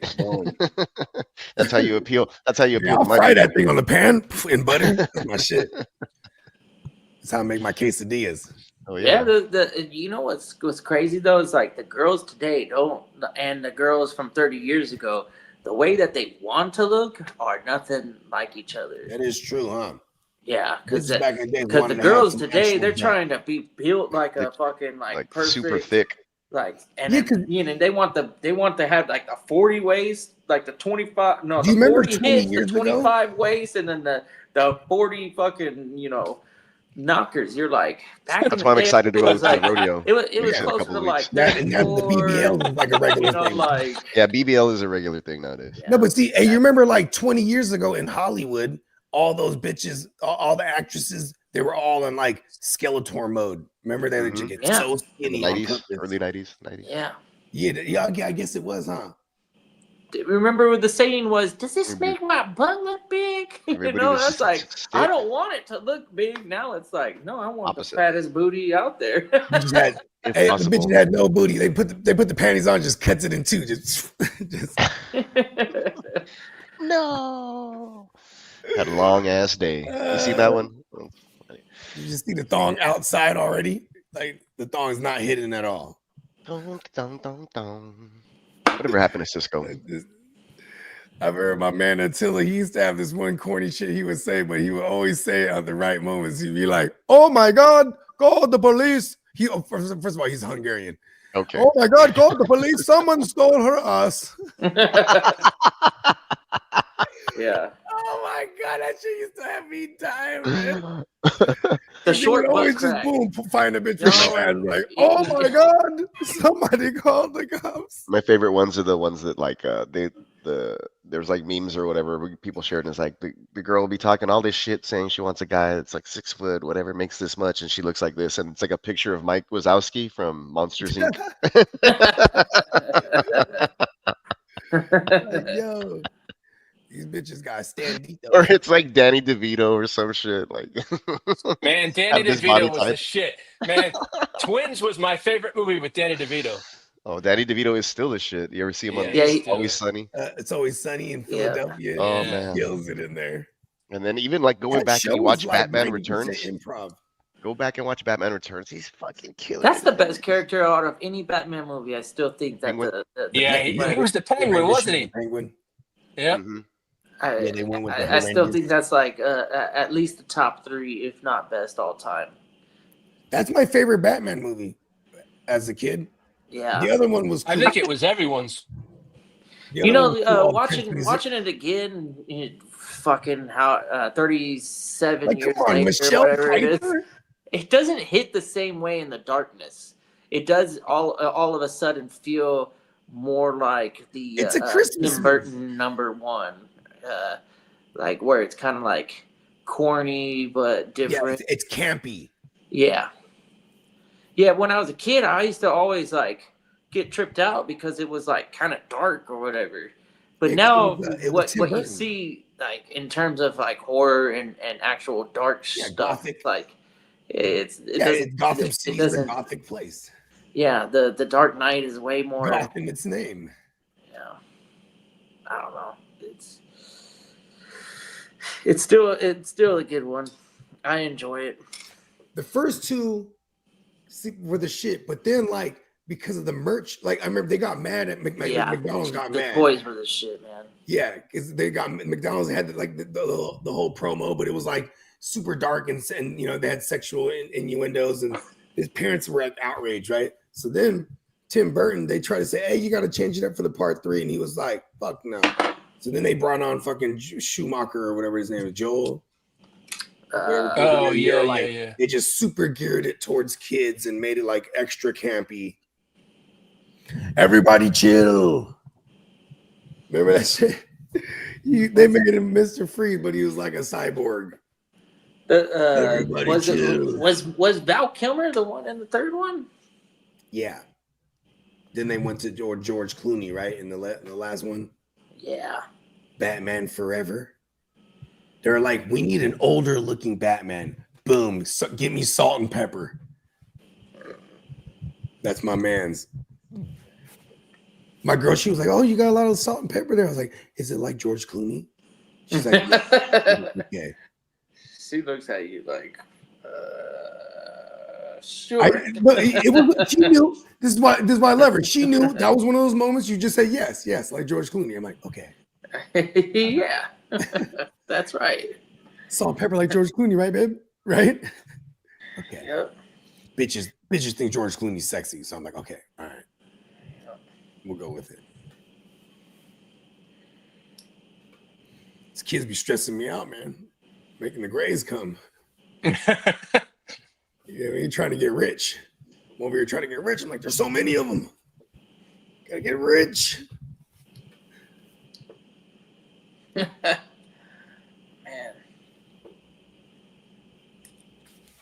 I know, like last year, one of the homies was like, he's like, hey, I'm getting into that bridge loan shit. I was like, word? You know what I mean? So he copied one, boom. It starts at 10 bands, but he's like, just drop 20. He's like, within the first year, it's gonna accumulate 10. You know what I mean? So because the bridge loan is like every 3 months, you get 12.5% back. So then it accumulates on top of that, right? On top of the existing 20. Then the next 3 months come around. Now it's that new number, 12% of that new number. Where's the risk at? There's like virtually no risk. It's a bridge loan. Like, so a lot of the bridge loans predominantly go to like construction companies, things of that nature. So it's just like his dad tried to put us, look at this. Shout out to my man Mac Nees. His pops tried to put us on this back in 2014. You know what I mean? And then my man's, he got his bread up. He's like, bro, he's like, just dropped 20 bands on it. I'm like, damn. And I didn't do it. And then he's kind of gloating, like, yeah, bro, I'm so glad I did that shit. You know what I mean? 10 bands already. I'm like, damn. And you can pull out anytime. You just can't pull out more than the original amount initially. You know what I mean? You always, so it's like, say it's like at 100 bands at one point. You can pull out 80. You got to leave the original one, or it's just completely done with. You know what I mean? But why would you do that? Over the course of like 10 years, it'll make like $1 million for real. And I'm just like, damn, I need that. That's a good little fucking 10-year little plan there. So I've been thinking about doing that a lot lately. Because that's really just like, damn, just drop 20 bands, that motherfucker accumulates. Over 10 years, $1 million, bro. It's like, wow. And it's not subject to like fluctuation, things of that nature. I was like, word. I looked into this heavy last year and then I chickened out. And then now I'm looking to it again. Hey, kid, I'm going to send you the pictures of the A's new ballpark in Vegas. Holy shit, they just released it. That's cool. It's a what is it? An enclosed dome. Oh, they're building a whole new woo. They're building a whole new. Where do they play currently? Like in LA, where is it at? I think it's Sacramento, I believe. I don't know. A's in Sacramento. Oh, you're talking about the A's. Yeah. Oh, okay. Yeah, the A's are moving. I don't know why I thought you were talking about the Dodgers for some reason. Oh no, Dodgers is staying. Hey, kid, on the inside of the stadium, on the roof of the panels, they're gonna have the scoreboard on the ceiling. So I'm gonna have to go like this and then go like that. I'll go like that. I'll put it in the thread for you. So they're trying to copy the big fucking little round thing or whatever. Yeah, I just put it in the thread. What is that thing called? The spear. The spear, yeah. Yeah. Cool. Oh no. That means that they're gonna be able to have like cool concerts there too. Probably so. Yeah, one day I'll tear the house down. Oh, y'all talking about the Sphere? The Sphere's pretty tripped out. Yeah. Oh, okay. I see what you're saying. Neat. That way they don't have to upgrade their scoreboard every fucking 10 years. For real, huh? You can Oh, just this is update pretty the graphics. You can just change the graphics. Just have a neon peacock in that motherfucker. You know what I'd love to see them do is a similar environment as what they got in the Coliseum, but you know what? Half of what the experience in the Coliseum was the fucking fans. So Yeah, exactly. those fans ain't gonna travel. You know, maybe a few times a year, but they're gonna have that band out there. Yeah, this does look like the Sphere actually. That pan out photo looks like they'll be able to close that bitch. No one can clone the Sphere. I mean, I was like, yeah, I mean, that's what you call a declarative statement. yeah. You know what I mean? Couldn't argue with it. I was like, I can't argue with this. Yeah, I'd be hella fucking up to watching a baseball game in Vegas. yeah, there's crazy. This guy that I work with at church or whatever, he's like, we went to this thing. It was like in Oklahoma or Dallas. No, it was in Dallas. I think it was the one that Lee may have mentioned before. It was like a big bar, and they have like a huge IMAX screen, and it's basically like if you're at the game, and they have the stadium seating, but you're like in a booth, and you get to order your drinks and your food, and you're all comfortable or whatever. But you're watching the event like if you're actually at the stadium, like like you have tickets at the game. Yeah. Yeah, and so it's projected on the big ass IMAX screen, and you and like maybe like 4 or 6 other booths or like that or whatever. You have parties of like 6 to 10 people at your table, and you're like, I would do that. yeah, but the fucking shit was expensive. I was like, how much Would is I it? be able to tell him, hey, put it on the Niner game now? He was like, it was like $200 a ticket or something. I was like, fuck. But you know, it's like basically like going to a game. Probably better. Everything's big in Texas. That like the A's game would be one of the more affordable things to do in Vegas. I'd imagine if you're doing baseball. Oh yeah, because of the A's, yeah. But like if you're doing baseball at one of those places, it'd probably be cheaper because baseball is like every fucking day. You know what I mean? Yeah, 81 not like not a games a football. year. Yeah, exactly. 81 home games. Yeah, because then wasn't Sacramento in line to get the A's first? Fuck, I don't know. I don't know. They're like, fuck that. A's could have gone anywhere. It was depends on who bid the most money. That's what it was. The Vegas app. I think it was the money, and then who was going to give another stadium. Yeah, I think it was so hot. They're like, God damn it, they're taking all our teams. You have too many. Because they had to pay relocation fees, and then they had to say, okay, we're going to give you another stadium. That's what it was. I think it was. The Vegas A's. I know, right? I think I wonder if they changed the name, man. That's got suck. I better not. Hey, the A's gear is hard, bro, with the elephant. The elephant, that is the pretty cool one, though. The A's is a pre-1900 team. Shit, it's old. We're talking shortly after the. I want to say it was like, what is it? The Reds are 1874, and then the A's is sometime in the 1800s. They were the Kansas City A's. Yeah, back in the day. Yep. Oh shit, that's dope. Where's that at? In Vegas? Yeah, it looks pretty dope. I'm not gonna lie. It's the Sphere, but inside is a baseball field. Yeah, I think they took over the Tropicana site. Yeah, so then they'll project that channel right there. That channel right there, I follow that. So the Sphere will project like if you can see inside, it's gonna give you the illusion that it's an open stadium, or are they gonna actually open that bitch up? How does that work? Oh, I don't know. I'd imagine that they don't. It's a sphere, like it's literally a dome. You can't open that up during baseball season. It's a wrap. Yeah, so it's probably going to project from the outside. They're going to make it look like it's an open stadium. The ball is going to fly in Vegas because it's pretty high elevation in Vegas. Yeah, there's gonna be a lot of home runs. Look at that shit. Colorado. Remember what's my? They open up that dome and get Todd Helton. Todd Helton. Yeah, Balls are gonna travel out there. It's gonna be. They always do. Dope to watch some. I'm down to watch some baseball games. But if you keep track on this, it's not fully all the way going through yet. Even though they got the land all out there and like that, it's still some shit still going up in the air about that about the construction of the stadium. And so even though it just might be coming from this end of the side, but the A's got a chance of staying here if the Kings owner gets involved, if that stadium doesn't fall all the way through. All right, the only team that's willing to give up what Seattle wants is the Patriots. Everyone feels it's DK to the Patriots in the coming days on Monday or Tuesday. But if Seattle wants a first round pick, the Patriots ain't. I don't think the New England's going to give up a 4 though. I think they'll give a future. Because they got a high pick. You can get freaking what's his name? Yeah, but your second round. So if you're the Patriot, if you're any team that's in the top 5 and you own your second round pick, it's a high second round pick, kind of like a late first. Exactly.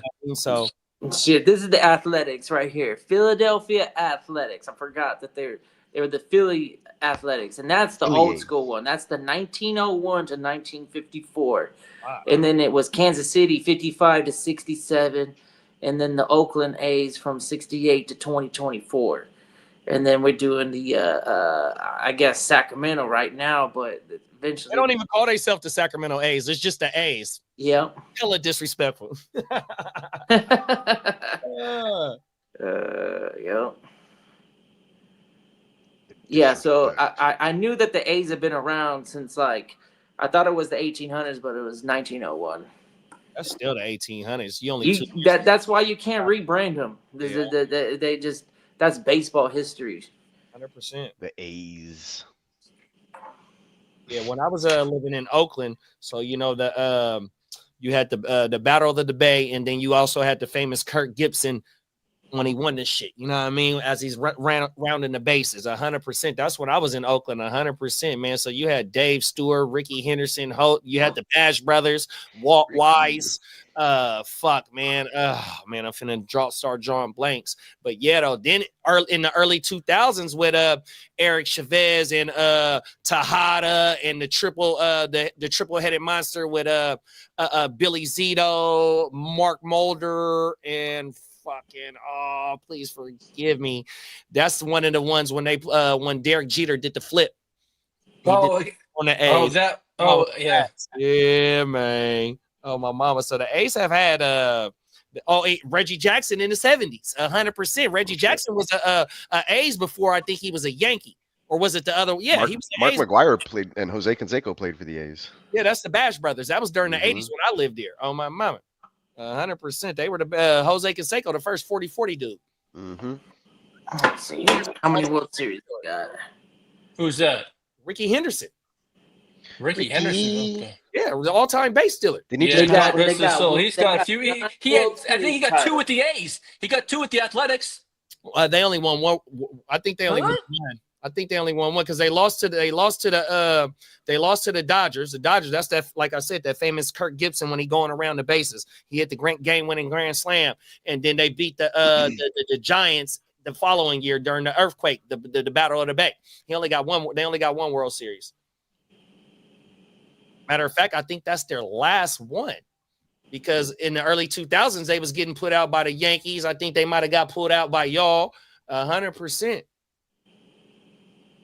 The A's have won it 9 times, but they've appeared in the 4. Let me see. Yeah, the last time they won it was, I think, in 1989. 89, yeah. They went to back-to-back. The Dodgers. Yeah, when they swept San Francisco. Oh, my mama. That was the Battle of the Bay during the earthquake. Yeah. Yeah, I was living out there during that time. Oh, my mama.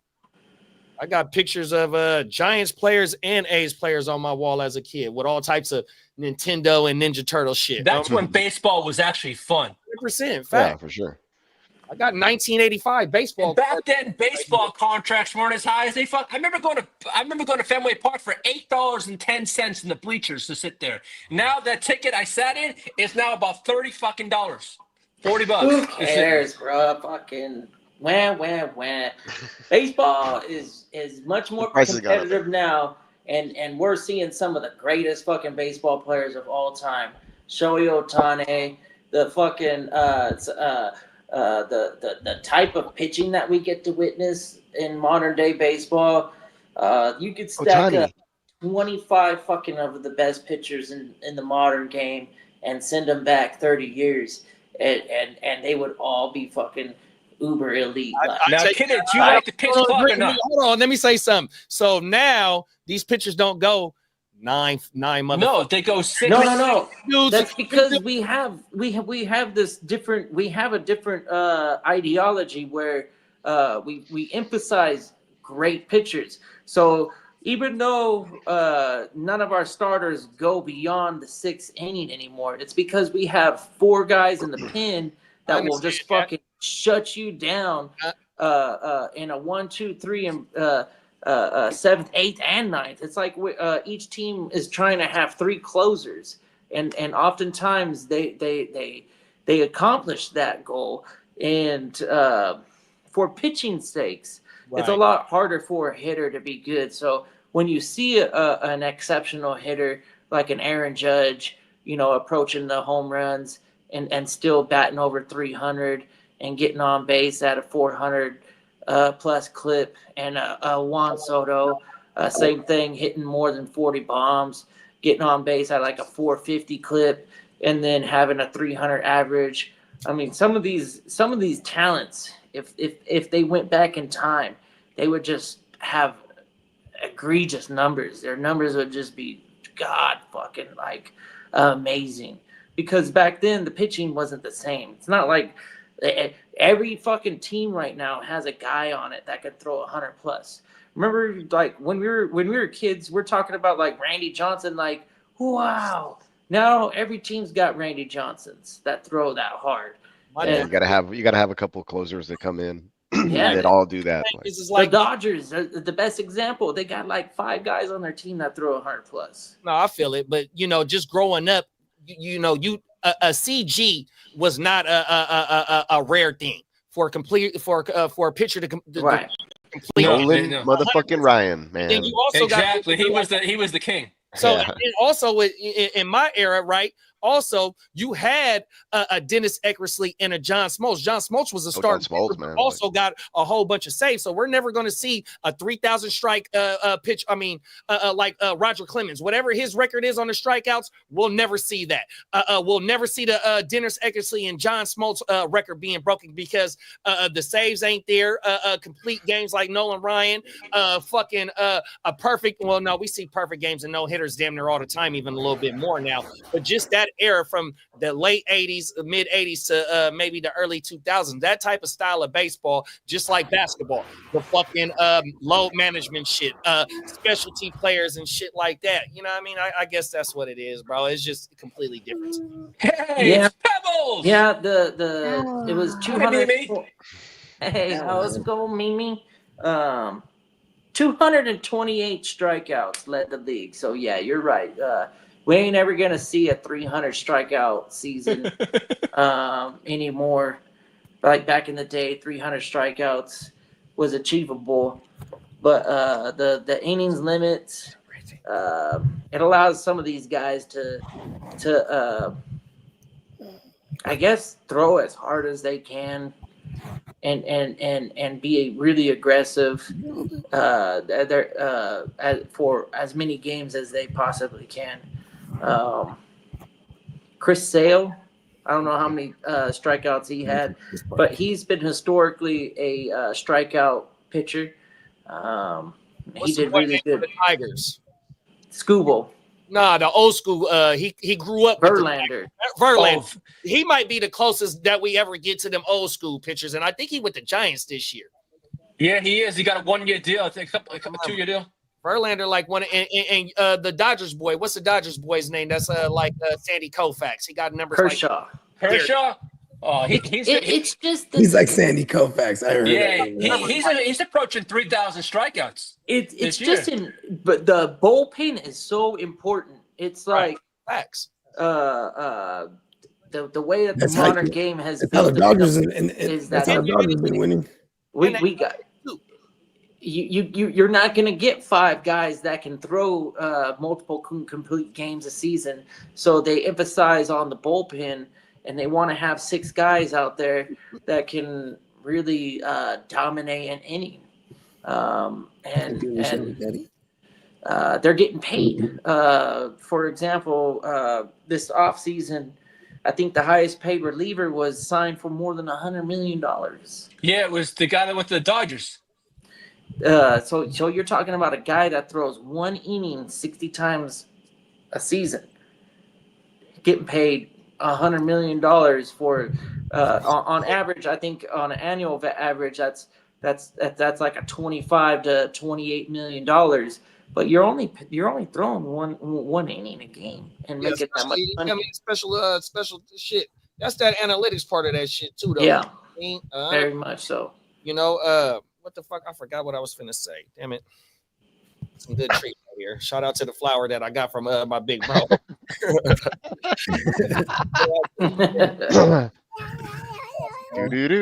I know, dude. I was at my kid's birthday. Oh, sorry. I was gonna say I was at my kid's birthday party, and I put my phone and my wallet down when I went to the batting cages, right? And some lady picks it up because apparently nobody was around, which is bullshit. But I get out of the batting cage, and I'm like looking for my stuff.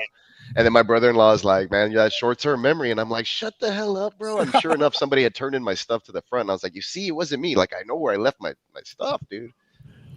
You're swearing on, "Hey, bro, it's too much weed, man." Like, no, I put it right here. I was pissed. I was like, Shout out to good Samaritans, quote unquote. Right? I was like, lady, I was in the batting cage. Like everybody else was chilling there. Like I know my sister-in-law got up and said bye later, and she took off, and I had my stuff right next to her. So nobody was on that bench anymore, and we were one cage over. But like there was nobody else out there even. And where did this lady come from and scoop up my stuff? Like when I wasn't looking, when I was in the cage. I don't know, dude. It was weird. Speaking I was looking for a while. Batting cages, Bogey, you ever been to Scandia and Fairfield? Not is that with the little bar too? Like the big old baseball field with the 2 towers? Nah, they got the go-karts there, so they known for them go-karts. Oh, okay. They got the batting cages there too. Oh my mama, we got a Scandia out here. Yeah, I fooled around a little bit in Fairfield back in the days, but yeah, okay. Yeah, there's my homie. He had the shoe palace. It's right. It's right there by the Budweiser. What you call it? The brewery. The Budweiser and the Jelly Belly. The Jelly Belly. And the Travis. I was over there at Travis Airport Base. My homegirl was she was in Sumter, but every time because when y'all fly, y'all get to fly for super cheap. So she'll fly in Travis and then just drive to Sacramento. Yeah, you can get to Hawaii for like $34. Oh my mom. Yeah.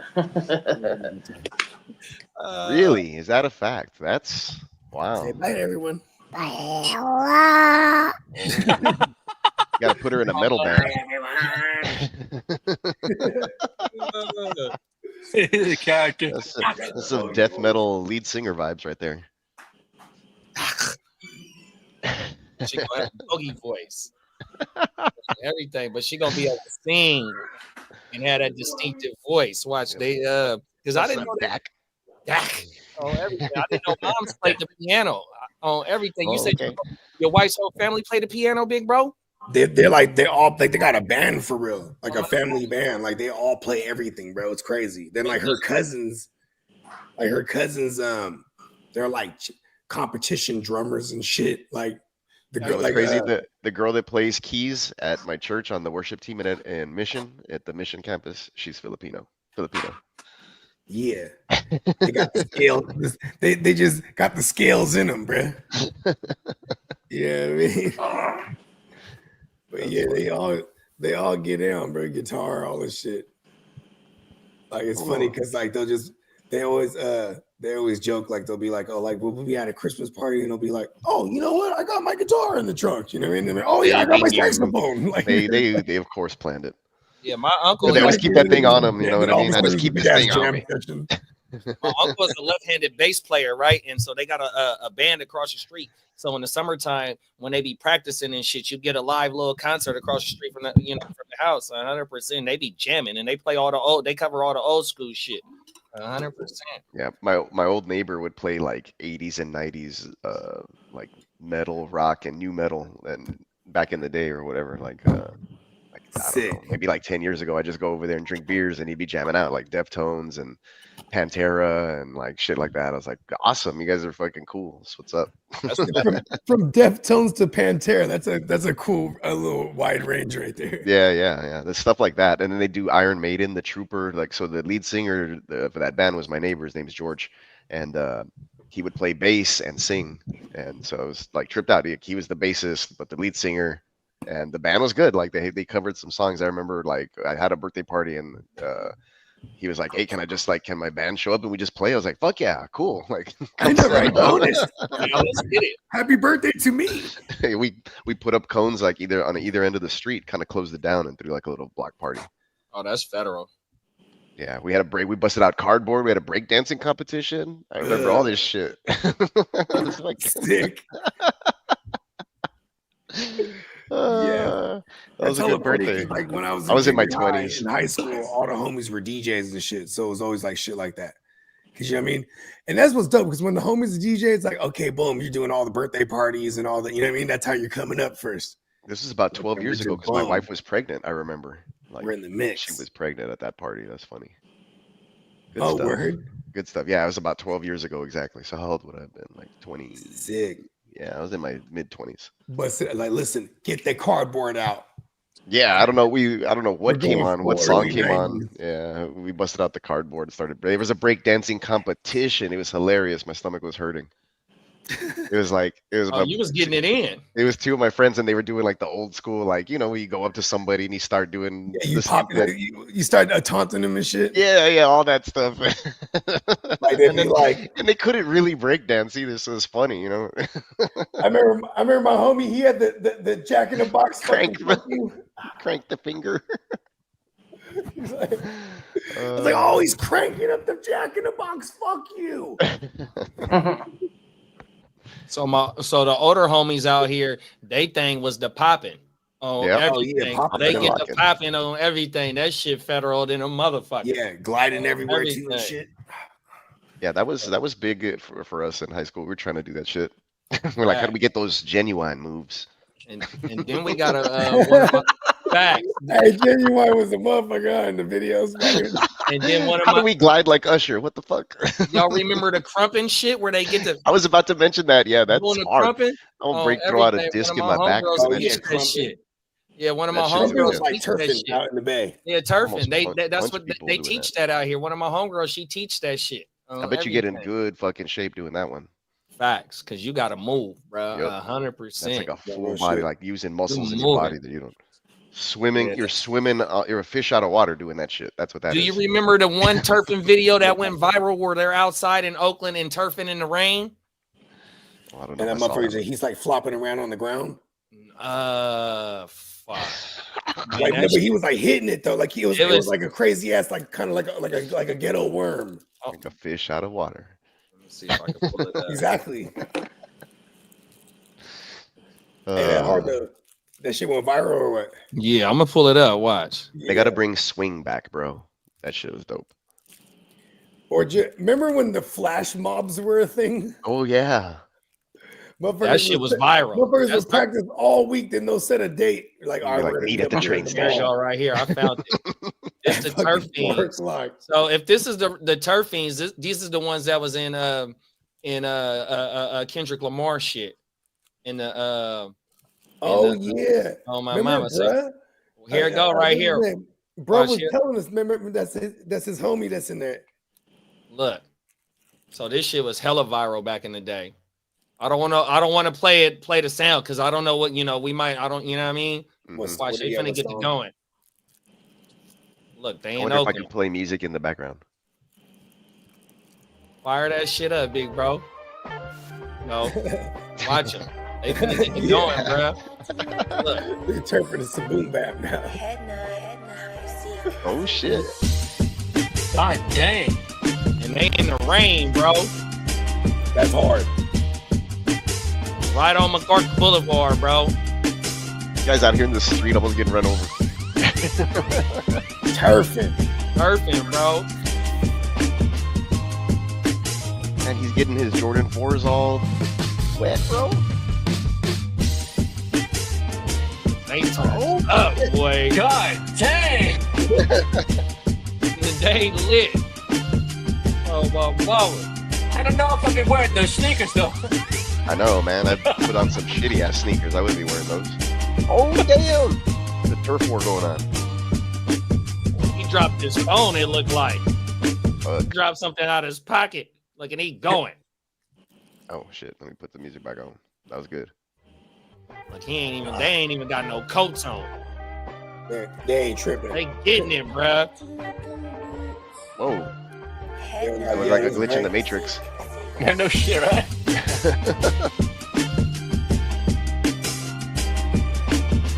Yeah, they ain't seen the Matrix moving hella long. Look, bruh came from across the street. Look at him. Look, they turned, boy. Look at that shit. That shit better on than a motherfucker. Look, I used to have those kicks, those Vision Streetwears that the they were Adidas? wearing. The stripes. The Vision Streetwears, yeah. Them hard. Yeah. Yeah, those are badass. Yeah, those are fresh. You remember when they they would ghost ride the whip, but then they would jump up on the fucking hood. Oh yeah, I'm a professional at that, big bro. Oh my mama, I'm retired, but I was a pro at that shit in my Yeah. You know what they used to do? They would like turn the idle down to like 1 mile per hour, right? Well, no, you So just they put the go out cruise there, control now on. You can really just dance. You just jump out the car, just dance, and the car's just going. Yeah, you put Go the cruise slow. control on. You put the cruise control yeah, on. yeah, set there it you go. to That's about another 5 miles cheat per code. hour on my mama, and you could just go ahead and let that bitch go. Oh, Hey, my look, mama. fools would jump out of the sunroof, sit on the sunroof, and 100%. drive with their feet, Oh my goodness. and they go dumb out the 100%. sunroof. Oh man. I did that shit in my truck on at a what was it, like one of those pep rally parades to the bonfire, and we had all the guys in the fucking back of my truck too. It was like, oh, it's stupid now thinking about it. Hey, I'm glad. Couldn't got all hurt Everybody before the hold game. on to something. Hey, so when I had my motherfucking 84 Bronco, bro, so when I was at the side show, since I was in the 84 Bronco, the way our side show is, I'm running over the mediums, I'm running over plants in the middle of the street. I'm running over. Everybody's going crazy. I'm in a 4x4. That's how I used to stunt if I wasn't in my delt. Oh my mama, I'm just running over all types of shit. I'll go in the grass where people can't go, all types of shit, bro. No lie. Yes. So everything. I used to act ignorant in the Bronco. Oh my mama. Crazy taxi. Fact. Yes. Oh, mama. Ignorant to the motherfucker, bro.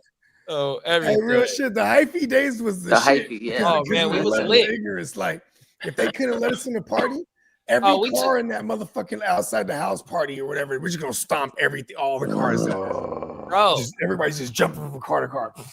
man, we was turned up. If you ain't letting us in Fucking the the party, cars we up. got the party outside. Oh my mama. Somebody's side mirror just getting a front kick. Ah. Gone. Real tight.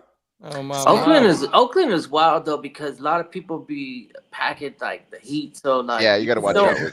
you kind of just Fucking don't with- want to like be in Yeah, the you wrong. just listen. and If there's a then all bunch of of a motherfuckers sudden, stomping cars out, you're not gonna go there. Hey man, everyone stop that right now. like, but bullets fly Wait, on the car. regular in Oakland. Like that is not uncommon. Like Hey, that's not yours. coming out the club that you kind of just already knew was gonna go down. It's like, yeah, I remember those days. We just come outside and it's like, all right, t-shirts off. These boots are on. Let's Come get on to now. it. Fists are flying, and Hey. somebody's gonna get kicked in the face. And you know what? And the My way to homie's pull drunk up- and he needs backup. Shooters.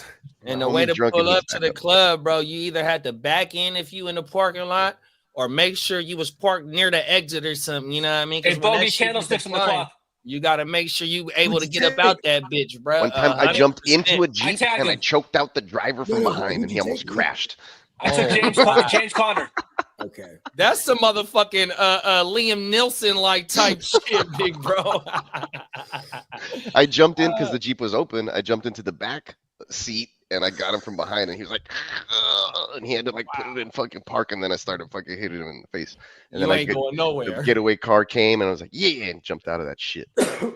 Oh my Good mama. old day. I wasn't even 21, I don't think, man. But my friends are always in the club. Fuck, and something's like, "What are you looking at?" And then boom, it was always like, "Let's take it outside." And I'm like, "Fuck, all right, here we go." That fast. Zero That's it. That's to 100. And it was never me. I was just always like, Hey, it was either me mugging each other for 3 inside- hours. They're all it was like, either "Yo, that inside or the go club- get the car and be ready. Like, Hey, look, you know what was my move in the club? It's like whatever drink I have, just what you know what I mean. While I know it's about to go down, either house the drink or chuck it, and in that glass. Yeah, that was so. Mine was the beer bottle. So mine was the beer bottle, a Heineken or a Corona or something. I always walked around with a Corona or something, bro. 100%. I know what you're talking about. I kept the Corona bottle or the Heineken bottle, just sipping that bitch slow.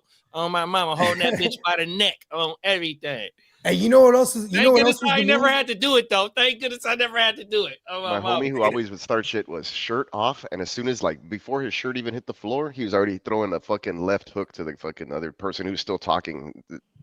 No, let's go.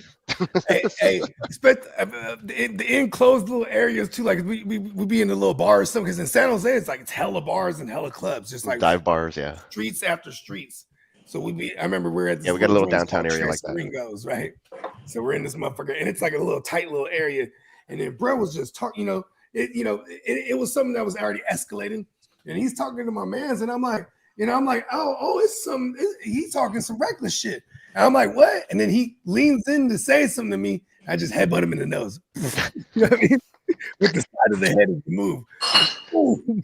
I'll see my homie do that too.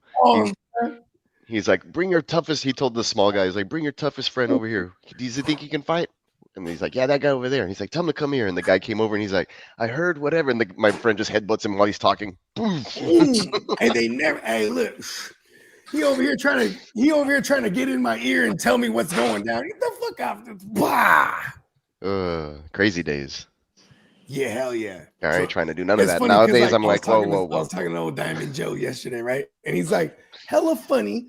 We're in the chat. Everybody's sharing their jail stories. And it's all Bogart. He's like, you ain't never been locked up. I was like, listen, I've been locked up for dumbass shit. Never did no real time. Thank God. And I told him, like, you can't be scot-free and be caught, bro. You know what I mean? It's just a lie. I've been Bogart all my life. Then I was Bogart scot-free. And here's the thing about being scot-free, too. It's also because not just getting away with, like, quote-unquote alleged things. It's about getting away from that mindset, too. Yeah. And being free of that. 100%. And getting away clean in that sense. Like, I've evolved. You know what I mean? Hey, what you always say, though? How do you know that you got luck, Bogey? Oh, because I know that luck exists because I have bad luck. There it is there. So like how you said with the scot-free shit and all that, even though it's a mindset too, though, but you could be at a work event and get mistaken for somebody while you with your work peoples and it get caught on camera and the police make you get on the ground with their guns and tasers on you, man. Fuck off. And it wasn't even they weren't accusing you no regular shit. They're like, we got the murderer. It was like, whoa. Oh my goodness. He's like, man. He's wearing all white. He's not wearing gray, motherfucker. Hey, you can't write this shit up, man. Oh my mother. He's like, these fucking cocksuckers. You ain't no good for that one. Police, though. I didn't do shit. The Cardinals just reached out to the Bengals about Trey Henderson. Who's this? The Cardinals. Oh, sorry, that would be nasty. I mean, you got Jonathan Gannon over there. His defense is nasty. Yeah, they definitely need Gannon definitely need some defensive pieces over there to help. Like, he makes do with what he had. Like he had like Derek Garnett or whatever his name was, or Barnett. Kaiser White.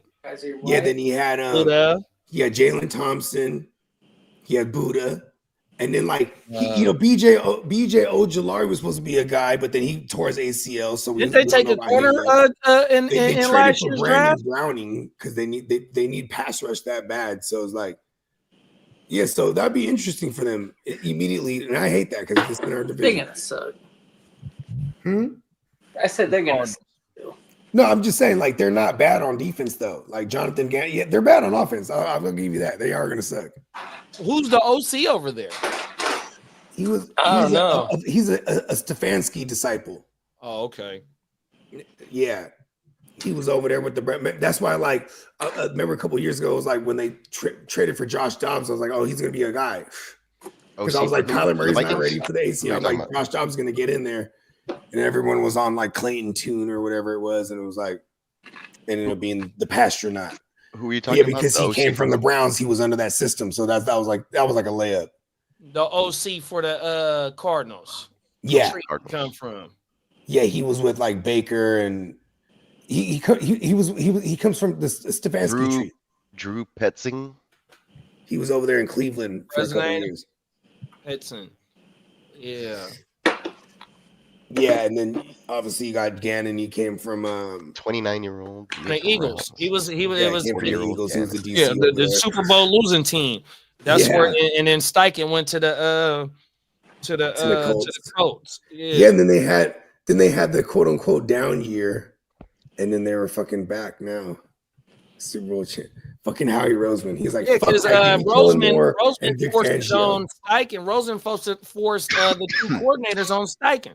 I mean, on the coach. What's his name? Yeah, and think about this too. Now Kellen Moore's gone. It's like, who's going to replace him now? Unless they're just going to go in-house again. But they haven't made Vic Fangio. Of course, Vic Fangio's coming back. He's like, fuck that. I want a Super Bowl. They haven't made that hire yet for the OC in Philly? If they did, I missed it. Yeah, I haven't looked into it yet. Let me see on these drafts.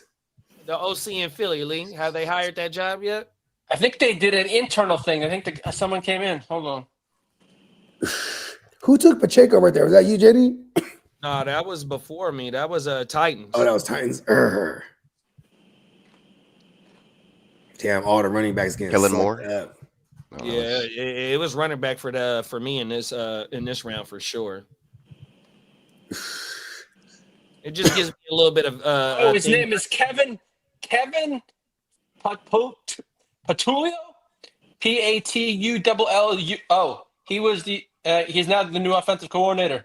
He was the Eagles pass game coordinator. Oh, he got promoted. They went within, yeah. Yeah, they went in-house. Okay. My name is Fertoli. Patullo.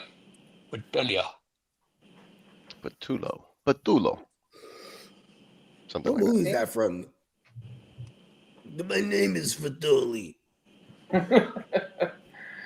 That sounds like a name, made-up name, but it works. There you go. My name is Faduli. That's not the Smoking Aces. Remember that movie? Oh yeah, Smoking Aces. That was a good one. With Alicia. Yeah, she had that big 50 cal, and they was in Lake Tahoe, or was they in Reno? Yeah, it was either in Tahoe or Reno, and she got the sniping from the cross. Tucked off in the little casino or the little. A bunch of people came out of that movie. Was Taraji in that? A bunch of folks came out of that quick. Was she the side bitch? I forgot. Damn. That movie hella but it was like there was all it is like 2008 or something. But that was that one dude. My name is Fatoli. He was like imitating a hitman or something. Did he get assassinated on the road? Oh, there's like 3 crazy dudes. Yeah, they're like skinheads kind of. Yeah. Yeah, and they just going like they got crazy tools. They got fucking blow torches and goddamn chainsaws. Like they're ready to get it in. They're like, this is a dirty job. Now we're getting paid. Remember, right out the gate, shoots that fucking one dude. He had the little valet jacket on. Boom. Then he just goes up to him. He's just dead. He's like making him smile. Yeah. He's like giving him a speech. I think Tom Hardy comes out in this fucking movie. Is he in that movie? I don't know. Let me look at the cast. 2006. It's even older than what I thought. Fratoli. Ryan Reynolds, Ray Liotta, Joseph Reskin, Alex Roscoe, Wayne Newton, Jeremy Piven, Ben Affleck. Yeah, Jeremy Piven, Ben Affleck, Peter Berger, Christopher Michael Hawley, Andy Garcia, man. Garcia in Joe a pouch, Drago. Man. Alicia Keys, Georgia Skies is her character. Yeah, Tarji's in there. There you go. Charisse Waters, Nestor Carbonell, Chris Pine. There was a hitman there. He had like a little spike thing that came out of his sleeve, like a little. Joel Edgerton, Jason Bateman. Yeah, Jason Bateman was in there. Matthew Fox, Patrick Robert I think he was the guy with the little cast. Brian. My name is Fratoli. That's like the only part I remember. That and like the 50 cal scene. That's all I remember. Tearing everything down. It's an old movie. Yeah. She was But hot, remember? I remember Taraji and Alicia though. They like because they was locked in because I think Taraji was on the headset when she was telling Alicia to shoot motherfucker. Yeah, because remember she's like, there's 2 dead motherfuckers up in this fucking elevator. I had the background from that movie, like the cards and the people or whatever. It was a screensaver on my laptop. I remember. Yeah. That's like in my 2006. Damn, 2006 is almost 20 years ago already. I was 2 years. I was still a young. Yo, what up, Johnny? I was Johnny. Wasn't even a dad yet. Me neither. That was when those were the days where it was like, hey, we're gonna go to Vegas. Like, all right, cool. Those are the days where I'd be awake for 3 days straight. Like, no, you ain't lying. And I'd be in Vegas. Well, this is just like a regular weekend. Clothes on the back, like fuck it, we're going. You know what I mean? And like back then, they were way more lenient on the diamond shit. And my parents had a diamond membership. And me and my dad got the same name, so I'll just be like, boom. Oh, nice. Tell them to book me a room. I would always have free rooms, bro. It was just like, oh, we're going to Vegas all day. Talk about it. All day. To this day. Yeah, now they're hella strict. They even have like a kind of like not a requirement, so to speak, on how much to throw back, but they want you have to gamble. Yeah, just gamble in the casino. We need a retina scan, sir. Urine sample, and you have to gamble. Hey, Cuzzo is the reason why we got the top of the Palms. Oh yeah, hell our yeah! first live Shout out draft. to Cuzzo Kev. Yeah, when I partied in Vegas with him, we was he had his own suite, so you can stay with me, bro. I'm like, cool. My mama. I stayed with him and Hess in the bungalow, just like wherever the night ended. You know? Man, we was at the top of the Palms, bro. When the Palms was juking, this was like, well, at the end of it was juking because I want to say this was like either 16 or 17, huh? Palms always be jigging. Talk about it, yeah, then. They got the day parties and the fucking and the pool parties and the you know what I mean. Oh, everything. It's like it's off in its own little fucking woo wop. You know what I mean? Yeah. It's not on the main strip. That motherfucker was juggling. When my homie got married at Caesar, we just like went through the whole pool area and they closed off the fucking back gardens or whatever. It was all dope. I felt VIP. I was like, yeah. And the whole time I was just like in swimming trunks because I was gonna get in the pool. So we just did the whole fucking wedding rehearsal, and I was in trunks with no shirt, fucking drinking a beer, and with another drink in my hand, like fucking double fisted, sipping from the cup of life. Oh, no. And my wife was pregnant too. That was also about 12 years ago. I remember it was the last time she could travel right before. Before they cut off. So it's like second trimester. Yeah, so she stayed at the room, and I was like, I'm gonna go down to the rehearsal, and I got all fucking lit. My girl used to hate it because, like, you know, we have 4 kids, so I always whenever she was pregnant, I'd be like, I'm drinking for 2. You know what I mean? Right? You get it? You're eating for 2. I'm drinking for 2. She'd be like, oh my god, here we go. Because we always, we're going to all the functions and shit. You know what I mean? Women like being seen when they're pregnant. You know what I mean? Oh my god. No, attention. It's attention. Yeah, hell yeah. Plus, you gotta start the babies off nurturing with love from within too. You gotta bake it with love. You know what I mean? Bake it. Yeah. I always made sure to be slapping some loud music too, because I'll be damned if any of my kids like, hey, turn that shit down. Right. Like, hold on, man. We slapping out. We've been slapping since you was in the belly. We're trained from a young age. They be trying to tell me that now. They're like, oh, it's too loud. Us Mexican Americans. But it's just because they can't hear their device. I'm like, oh, put some headphones on. Oh yeah, no, my daughter, she grew up on the music that I was. We slapping out. Even when she was in her mama's stomach, 100%. Because we strictly R&B. So my daughter listened to all the R&B from when she was, when she started listening to music. She still listens to that shit to this day. What's good? Hey, you know what I stumbled off into? Remember Rome? They had like one joint. Yep, I remember Rome, the R&B group. I got a topic. I got a topic that we can talk about one day. Yeah, we'll go down the R&B rabbit hole. So they just released the top 100 R&B songs of the 21st century. I seen it on Joe Budden shit. So we could talk about that shit. You know, because Slim a big music fan too. Okay, we're gonna have to go. Come Yeah, on, mama, we're we doing can this. talk about that shit one day. Remember Troop? The Troop. Get Yeah, I on there? remember Troop. Hell yeah. Guy. Club Nouveau from Sacramento. They used to be over here. Word? Oh, my mama, Club Nouveau from Sac. They used to what be was in it called? Grandma house back in the relaxed days in the you know what I mean? I mean, hey, you know what's crazy? How happy we was when we had Keisha. We're like, yeah, okay, we got one in the Bay. You know what I mean? In the new age R&B shit.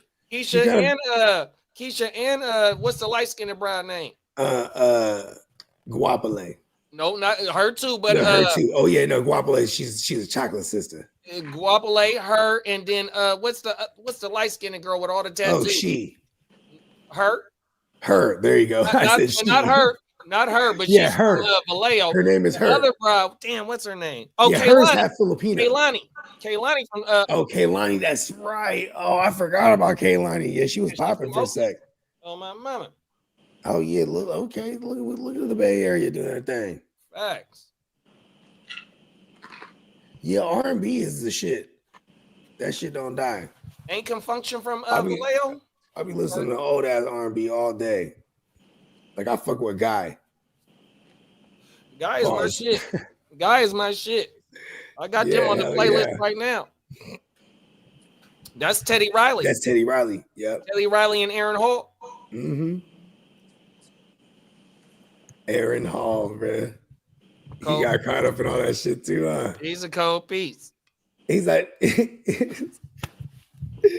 oh shit. He's like, they know how I get down. Bro, you know exactly. I know exactly what you're talking about. That clip. I know exactly. Bro. And he talking about Diddy in that clip. Diddy in that clip. He basically talking about them freak offs. 100%. That's exactly what he talking about. Them is you know what I mean? That clip did not age well. No, his sure in the hell didn't. And Vlad stayed reposting that shit too, bro. Vlad, because Vlad's a cold piece. He's not even tripping. You know what I mean? Oh my mama. Rome. I'm trying to remember that song. I was going down the rabbit hole. I was like, what's the name of that Rome song? I'm gonna pull it up on my shit right now.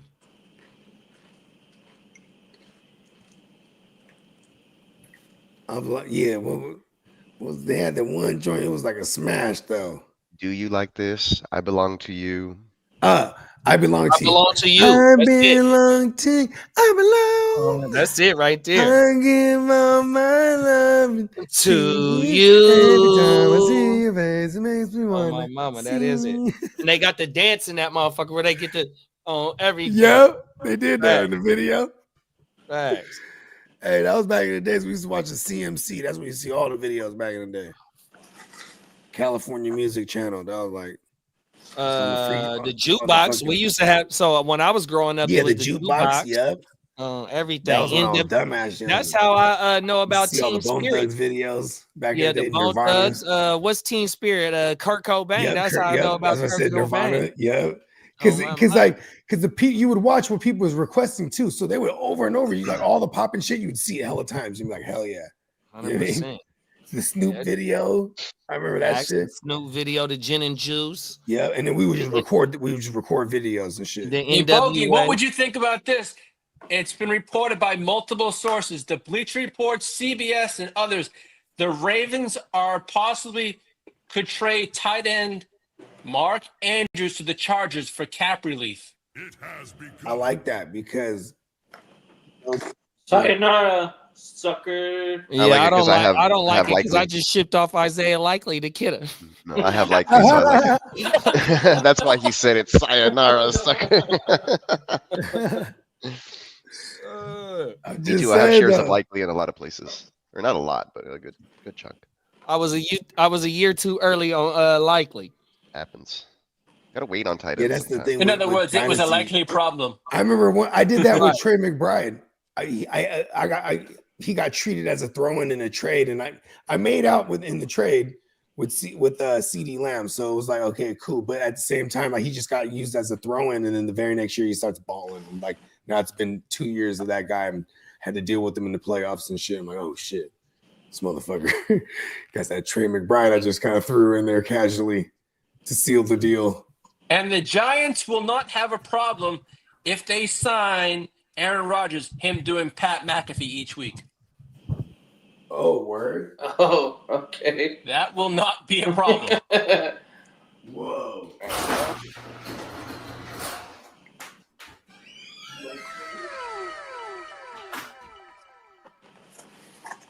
Wandale Robinson like the and echo on Malik Neighbors. The question is, does Devontae Adams go to the Giants? Nah, he shouldn't. Well, That'd be he did come out and say that his free agency is not going to be connected to Aaron Rodgers. He did say that, right. though. That's what I heard, but we'll see what happens. Yeah, Devontae Adams would go to a team like the Chiefs or something. Yeah.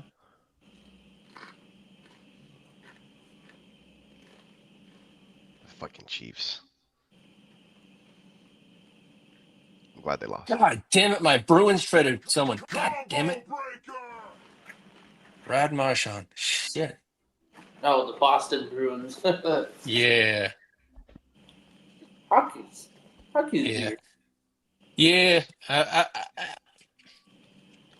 always just check up on it and see how here is and there. Let's see. Kids are out of school in about an hour. And then I'm just gonna use that excuse to take my lunch and also and leave the office early and just be like, laters. It's been slow. I haven't done shit all day. I did everything by 10 o'clock. The phones rang a couple times. That's about it.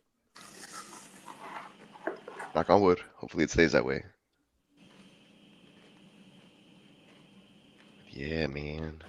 I bet you in 20 minutes, there's going to be some NFL news.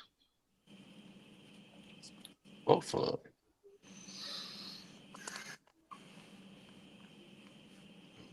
I feel it in my bones. Bones feels it in his bones. Yeah, the NFL, the biggest soap opera there is, big bro. Like you said, in 20 minutes, 30 minutes, we're going to hear something for sure. Right?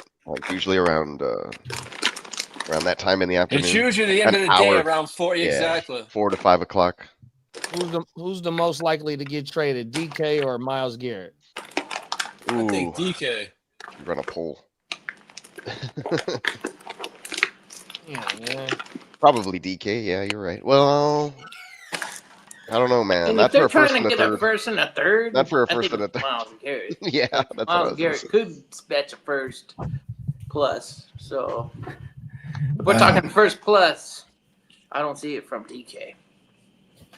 Well, if anything, I think Philadelphia is going to be involved in the Myles Garrett situation. Yeah, they're sneaky. They're very sneaky. They know That what they're means- doing. Yeah, I mean they hell can is give up. Howie They'll give up their Roseman? first. They'll give up Howie that Roseman 32. and this cap is crazy. I mean, Myles Garrett Howie's done improves is every single team. I mean, they kind of just freed up a bunch of money right now. Yeah, they let Slate and the other what's the other Bradbury go. Slay and Bradbury. Yeah, And they're then, they're letting Milton go because Milton this is his second contract. He's trying to get more paid. Landon Peterson, or whatever his name is, he retired. Oh my mama!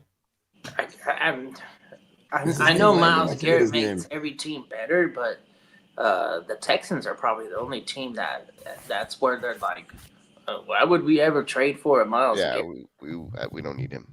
We don't. Yeah, that's like the only team that I can think of right off the top of my head. Where I mean, they got Danielle Hunter and Will Anderson. They're all right. Aren't they about to pay Hunter too? Isn't he about to see the Oh yeah, Danielle Hunter. Oh yeah, he's I probably mean, gonna. I think he already got. Let me see. Yeah, he got like a little extension, right? Yeah. Oh, okay. Yeah. He may have. Or they talked about it, and it's it's in the works right now. And I think they was the top tandem in the league in sacks, Hunter and the young bull. They both had over 10, if I'm not mistaken. Oh, I miss you, D'Amico Ryan. Danielle Hunter, 19 mil. He's a free agent in 26. So yeah, they already locked him in within a little extension. Now we got Sala. We got to bring back that magic, Sala. Bring it Tunsil's back, the one they got to Saleh. refucking structure. He's making 21 mil. wasn't that great. We got a lot of questions on defense for Salah, bro. Are we gonna bring in? Are we bringing in? Personnel is like nothing. We have nothing. And they said Hargrave. They said Hargrave is a free agent. I didn't know that. Yeah, it saves us some money too. Yeah, I'm glad. Shit, that was a big swing and a miss on that free agent. Yeah, that was a big contract you guys put up. Facts. Like I gave him like 70 mil, 60 mil. Was it 68? I think you guys gave him. We'll talk. We got to bring in Jonathan Allen, bro.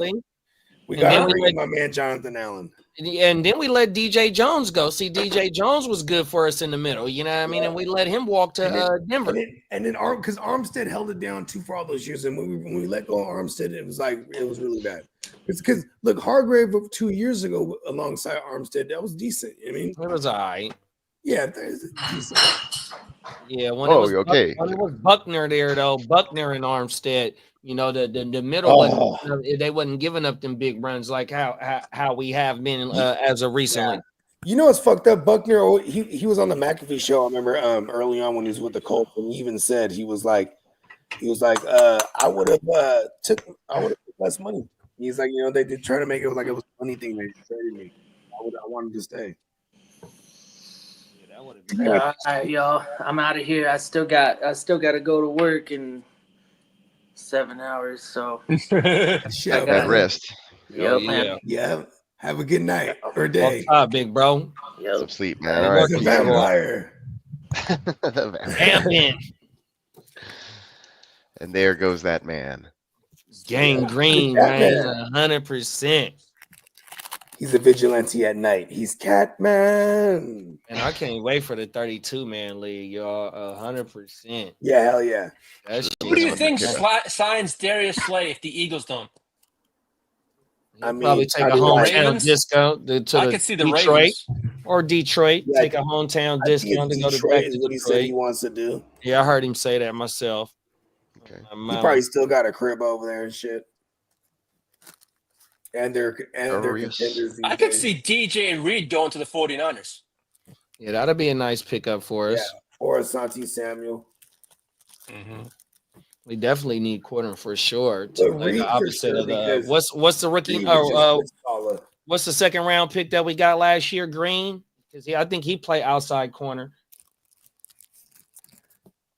So we definitely need somebody. If we bring in Reed though, that would make sense though because he was just with Salah. You know what I mean? But then you got a lot of money going because you just paid Lenore. That is true. You know, we can't have all that. Want some type of bag. You're right. Yeah, we can't have all that going to just two positions in the secondary. That's why Hufanga can't stay on the field. We can get that makes the Asante Samuel thing realistic then too because Asante Samuel ain't really been handling, but you know what he could be. You really haven't seen the field too much either. That's what I'm saying. Yeah, and he was a first round pick too. Sure was. You know what I mean? So I don't know about bringing him. It was like him and Surtain. I would rather go young with the secondary with Jair and Mustafa Green, Lenore, and then hopefully draft another corner. 100%. You know what I mean? Because we definitely need D line and O line help. You know what I mean? We do. We picked up that extra fifth, so we got to pick in every round. Now I think they got a total of 10 picks, if not 9. Mustafa. And we hit in the later rounds. That's where one place that we do hit on our draft. Yeah, I'm not on the clock, am I? Nah, I want to say it's no, I think it's is it still Candlestick? Candlestick.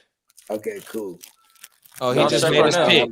He just made it's on you now. It's on you. Yeah, it's now on Bogey. Who'd he grab? Charbonnet. He took Zach Charbonnet. Oh. Why? He took the two smart ones. He got me twice with Hubbard and now Charbonnet. What's the rush? Bogey, you're probably going to go at Najee Harris. No. Hold on. Just stop saying. We're not saying any names right now. No, here's the thing. What is it called? I wouldn't have took Charbonnet right here, but I was like, I had aspirations of taking him like in a couple rounds. You know what I mean? Yeah, just like he pulled him up right there, and it's not even a bad move either. Running backs are getting scarce. Yeah, if DK is on the market, they might be running a little bit more this year. they're bringing over Clint Kubiak, right? So it's like, so this is the way I look at it. It's like, who's more Alvin Kamara like, right? It would be Charbonnet, not Ken Walker. Ken Walker's terrible in the passing game. Like, he's got some dump offs before, but yeah, he's like virtually like not usable in the passing game. Charbonnet, though, we saw it. He can carry a load too. At least he did the last little couple. He was a little last end of season darling, huh? He can take a load, huh? He can take a load. Pause.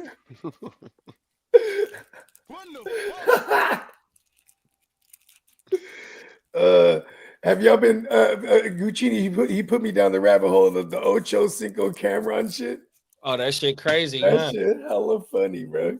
Because I don't know, it's like, is Ocho capping or what? Like, he's just like, because I'm still going back to what Cam was talking about, where he's like, listen, you're talking about your piece to another man and what you did to it. Oh, everything. Hey, yo, hey, he was over everything. Yeah. But then I don't like you. Then when Ocho responded, he said what he said, and then Cam was like, "Yeah, my homies, you know, me and my homies, we be talking a whole bunch of woo, and they was like, I apologize. Yeah, Cam, you went a little bit too hard. Pause. Yeah, but then he still he continued to lie about no peace with my piece to another man. Pause. You know what I mean? It's just like. He's like, he's like me and my boys, because I get what he's saying. They have these certain standitos. Like, listen, man. 100%. You just don't, it's not something a dude says to another dude, man. Right. And then the whole thing is you gotta remember not. Hey, and you gotta remember Dame Dash is they big homie, and Dame Dash, man, he if they pause everything, he paused everything to the fifth power. That's where I got the pause from. Oh my mama. The homies out in Harlem. That I was rocking with back in like 2010, 2011 era. Man, shout out to my man Pedro, bro. I ain't seen her talk to these motherfuckers in hell of years. Shout out pause. to Pedro. I picked up real quick. I was like, oh, it's like no homo, but not it's pause. Everything. Yeah. That's what I remember it as, no homo. That's the way to use it. No offense to anybody around here. No, you know what I mean? But see, that's why pause translated so well to the modern day era. You know what I mean? Because I've been saying pause is what, 2010, 2011, when I was rocking with them. Pause. Because like you could just be like in a whatever setting. And someone says some wild shit. Pause. Hey, yo. Now everybody knows. Because Cameron, then once they blew up, it was a wrap. You had everybody, you had other people pause this shit now, you know what I mean? And then also the no Diddy shit, where it's just like, well, like you almost had anytime you talked about it, it's like, let's pause. That's its own thing now, no Diddy. Regular motherfuckers just say no Diddy. That shit is what's so hilarious, bruh. On everything. You know, it's funny, and they chose to run down on Ray J. Huh? Remember the sons, Diddy's sons? And they was looking for Ray J, you said? No, they said, like, out of all the people saying no Diddy, you know what I mean? They ran down on Ray J. Yeah, they did. Ray J, they had Ray J shook. Yeah, he was, though. Hey, Suge Knight been on Ray J lately. You got to go to the Art of Dialogue. Suge Knight is tearing Ray J up. Pause. Is he saying he's not a real pirate? Man, he's saying all of that and the above. Okay, see, I already knew where he was going. You know who Danny Boy? You know who Danny Boy is from Death Row? Yeah. Oh no! He's in there with Danny.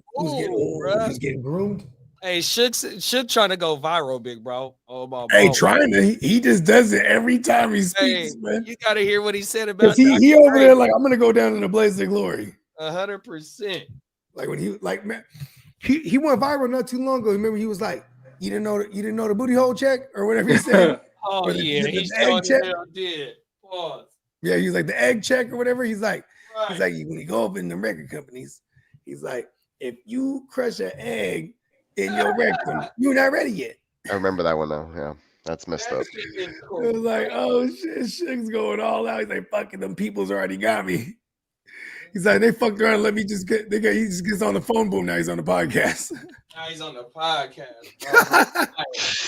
He's just talking a gang of shit from behind the walls. Hey, he says that wrong thing though. They're gonna get him off in there. It's like the easiest. He needs to be careful. He knows what he's doing though. He only talks about his own people's. Shit gonna be all right. Should they say Suge in the PC thing? That's what Whack 100 said. He and PC ain't got nothing to worry because he's a high profile inmate. They say Tory Lanez is right there with Brad. Tory Lanez is cutting albums and shit. I heard he's like cutting like rap albums for real. And they said so. I heard the albums in there. He was just recording the weekend. Drake and Tory talking about Drake in the weekend talking about that new stuff is boo boo and he can't wait to drop. He gonna flame all they shit. They were talking shit. Tory was talking shit about Drake in the weekend. Oh shit! He's going at the Toronto. Look at that. He said they new shit is foo foo. That's funny. Mama, when is this audio now? He has 10 years for real. It depends on if they gave him 85%. Is he? Nah, he's state. He's state. Okay, so he's gonna do like what? I don't know if he got to do 85% of his time or not. Okay. I don't know. Oh my mama. He been violating though because they keep taking away his recording equipment and shit. Yeah, but the Menendez brothers got the one. Was it what's the X-rated rapper name love. for Sacred? Yeah, X-rated. They the ones that got him to be able to record in the prison system. Getting drugged down. We was 4 deep, but I'm the only one now. All right. It says here the Patriots are expected to sign former Jets linebacker Jamian Sherwood to a 3-year deal. Wow. That once the tampering window opens on Monday. I like that signing. That's big. He's going to get all the work. Shout out to my man, Juwanna Man Bentley. But you know what I'm saying? He tore his ACL. So and then they got Tavai. He's a veteran. He's like 29.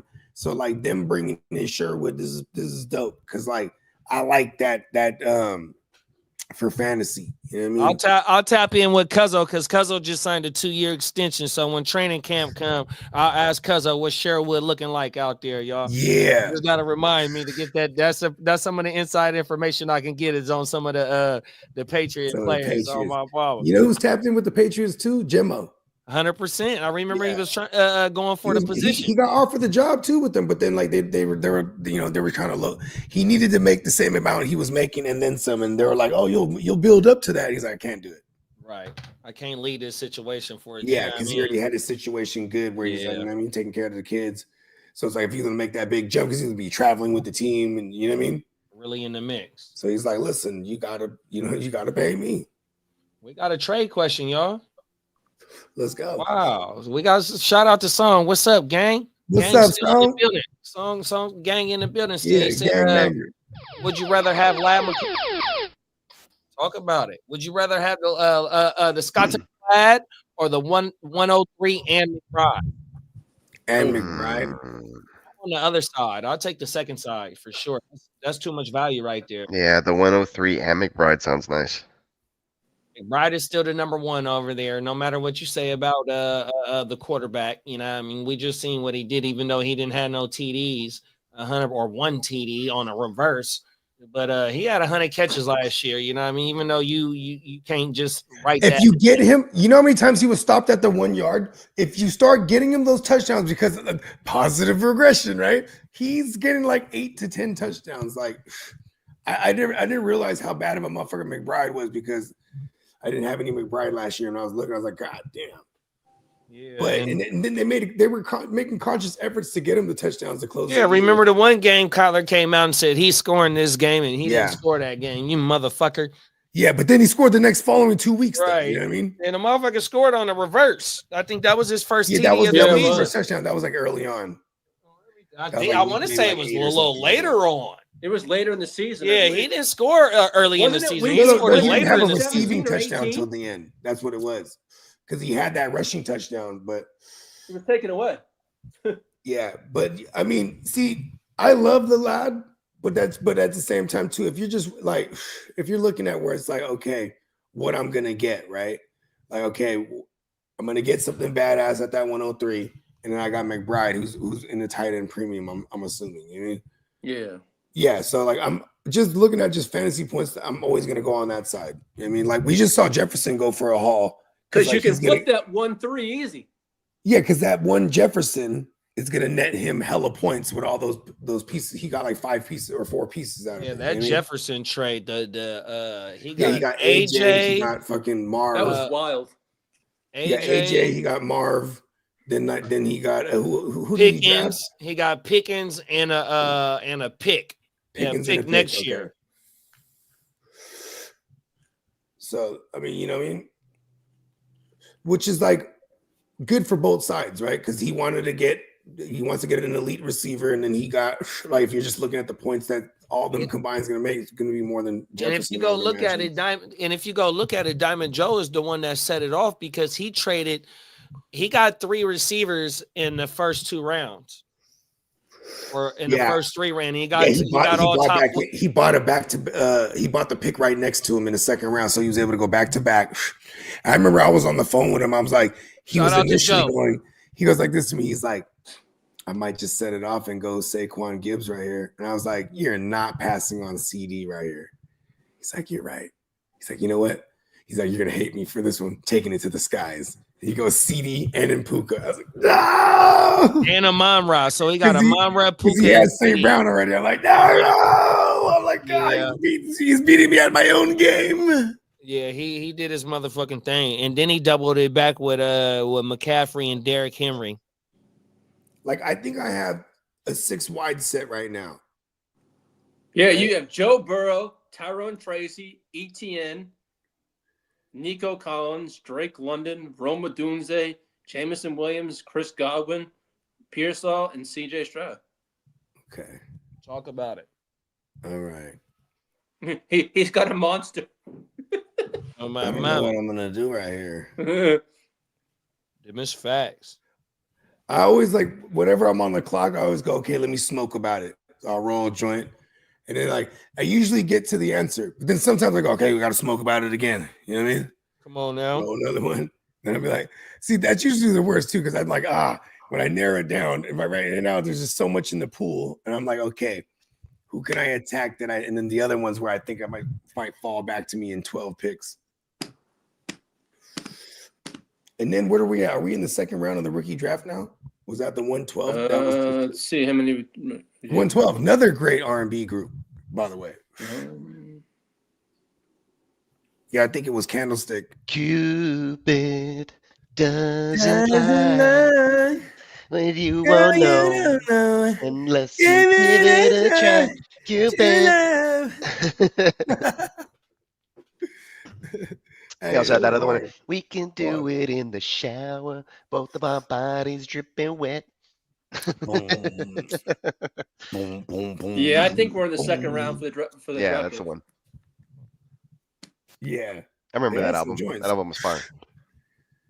And Diddy wasn't like all in the videos and all. Yeah, he wasn't like he was letting them do their. He kind of let them cook. You know they were doing their own thing. Yeah. Damn, didn't they have? They did Peaches and Cream with Jagged Edge. Yep. Then it was know what I mean. The Room 112 album, the second one. Yeah. That one got some joints. One of me and my girl's songs on there. The Crazy Over You. Hey, Bogey, I just got a Bogey. This one they let the third guy, who's like just the harmony guy, right? They let him lead the song. Yeah, I remember that. It's like the one, but it's like a deep piano ballad, hella dope. Hey, Bogey, I just got a trade in the league. Let me. What you think? Okay, I received Brandon Ayuk and the 204, right? And I send over Deebo Samuel and the 110.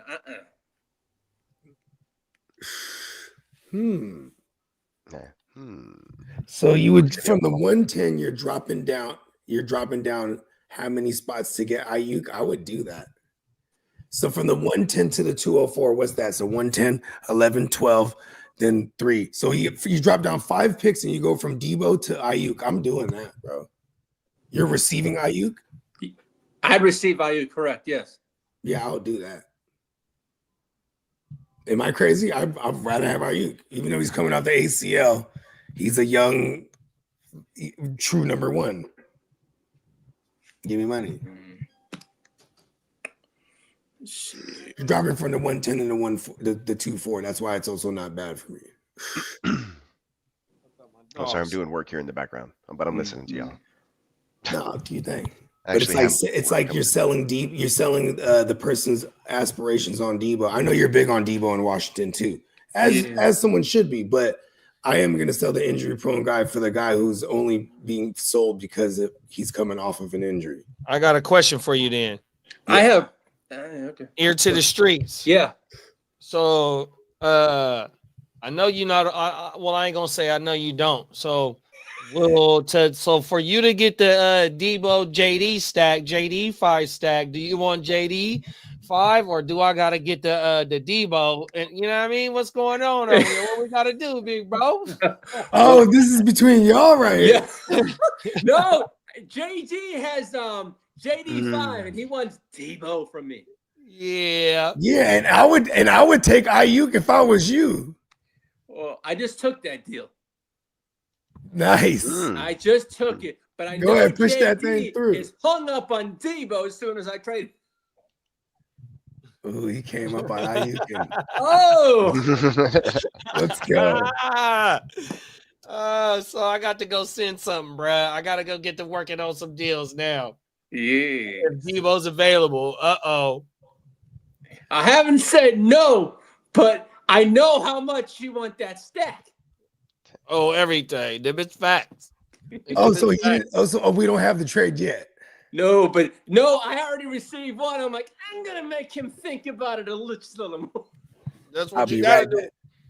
That's what you gotta do, big bro. Oh, everything. Because on that team I had that I just did the deal with, I have Brock Purdy and I have Ricky Pearsall. Oh, I ain't mad at that. That's a nice stack right there. I have the Ayuk, Purdy, and Ricky Pearsall stack. And you know what, big bro? I think that the Devontae Adams shit with us is bullshit because we're a 50-50 team. Exactly. You guys had so much cap issues. I don't think that's happening. And not only with the cap though, just the scheme because we run 50% of the time, exactly. We throw 50% of the time, and it calls for our wide receivers to block. And I don't know if Devontae is willing to give up that because Brandon Ayuk, even though he had only like 70 catches, but he had 1,400 yards, so he done a lot with not a lot of receptions. If you look at Jefferson and chasing all them and they targets and shit like that, they be having 90 catches. 150 targets. Brandon, and if you look at it, San Francisco, their wide receiver is very young. You bring in Adams, that's an older. You adds to the room. He's a little older than you got Ricky Pearsall, you got Jennings, you got a young receiving core over there. Right. So I think Adams is just talk. It's just smoke and mirror because he wants a California team that just threw the 49ers. Plus, remember, you guys just lost Debo. You know what I'm trying to say? Right. And they lost Debo because they didn't want to pay that much money. Exactly. On everything. If he want to go to a California team, he makes the most sense with y'all. Or the Raiders. Or no, or the who else is in California? You got the I don't know. Well, if they let go of Kupp, if they let go of Cooper Kupp, the Rams or the Chargers, I think would be the because they're gonna need someone to replace Kupp, but who the hell knows what Sean McVay does? You know him; he works his magic somehow. Right.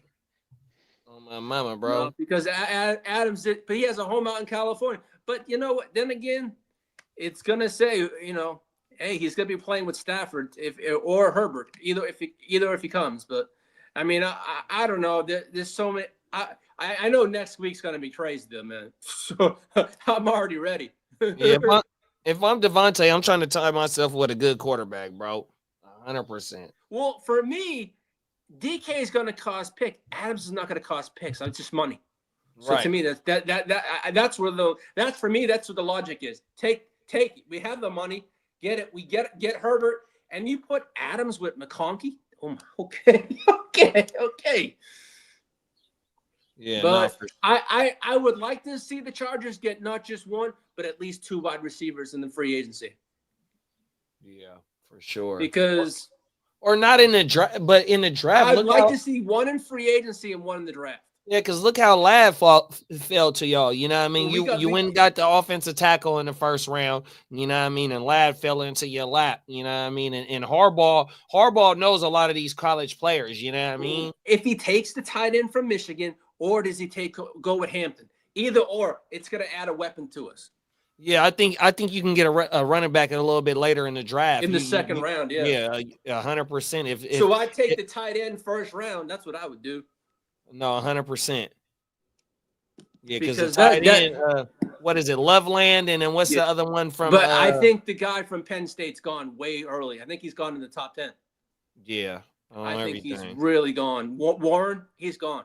As much as I like Warren, I think what fits us best would be Loveland from Michigan, because Harbaugh knows him and he knows he knows how he plays. On everything, yeah, he knows a lot of these college players for sure, bro. 100%. But also that it would be wild if we did bring in Andrews, though. That would be crazy. Yeah, that'd be a nice little pickup for sure, because the Roman, you know, he was over there with yeah, he was with Roman, yeah, exactly. 100%. And then the thing is, who do we do that? We wouldn't have to draft a tight end.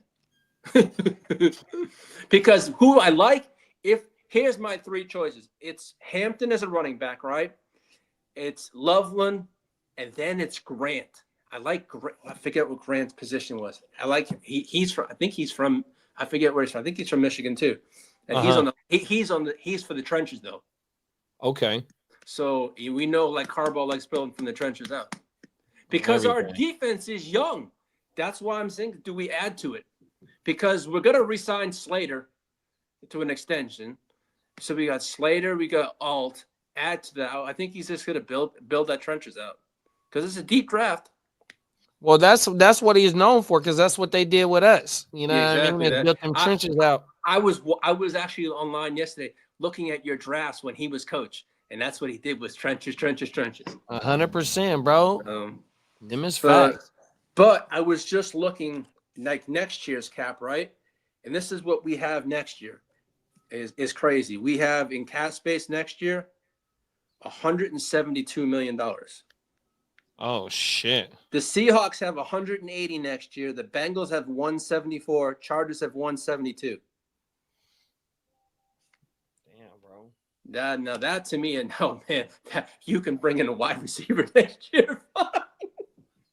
Yeah, you know what I mean, I love. But I don't know what the class is going to look like next year. Who's going to be free agents? Right, and not only the class too, though, but I you know what I mean, you don't have to pay for a lot of these free agents once Harbaugh starts getting his draft classes in, because you guys are gonna, you know, a lot of these players are gonna be homegrown now with him getting these draft classes in 100%. So you build through these drafts and only pick and choose what free agents you want. 100%. Yeah, I'll take that any day. Yeah, because you guys got a left tackle in the first round. Who else? You got Ladd in the second round. Ladd in the second. Then we took I forget what we took last year. You guys had a nice draft. It was a solid draft. Yeah. Facts, now, what are your needs for, like, you guys? Basically O-line, right? Okay, we took Joe Alt at 5. We took McConkey in the second. Then we took Junior Colson in the third. And then the linebacker. A defensive lineman in the fourth. Okay. And Vidal somewhere like in the the sixth to the seventh, I think. Oh my mama. Right. So yeah. I'm not too sure. And Colson didn't get a lot because Colson was hurt last year. He was hurt with his hamstring, so hopefully he has a bounce back year. Yeah, because we went Alt, McConkey, Colson, Justin Ibuku from Alabama. Then we went Tarheeb Still in the 5th, Cam Hart in the 5th. Then Vidal in the 6th. Then we went Brendan Rice 7th, and then Cornelius Johnson, who's no longer with us, in the 7th. And they hit on Steele. Steele probably one of the reasons why they letting Cam Hart and Steele with the bet were next to Joe Alt and McConkey were great picks. So our draft, I thought our draft was like an A- last year. And that's probably one of the reasons why they not bringing Asante Samuel back, because of Steele. Steele and Cam Hart, yeah. Everything. But what am I thinking? But Like free agency. Yeah, we have not. Well, as of right now, I think we have $92 million. Oh shit. And so 90. What do you guys got? You guys are freed up a lot, but you guys got Brock to pay. So they gotta pay Brock for sure. And then you're letting Aaron Banks go, which is your left guard. So we gotta attack that position. We drafted a rookie at right guard last year. I don't know what we're gonna do at the right tackle in the center position, but we definitely need to bring in somebody because Trent Williams is only getting older. 100%. We need to attack the left guard. Aaron Banks. Who else? You got Dre Greenlaw. You got Travarius Ward. You got Tufanga, which Jair Brown and Malik Mustafa. You already drafted for those positions, 100%. So my thing is you really don't need to bring in no high-powered ass free agent. You need to just go ahead and attack the draft 100% and get some low level or some mid-tier free agents that's not really breaking your cap 100%.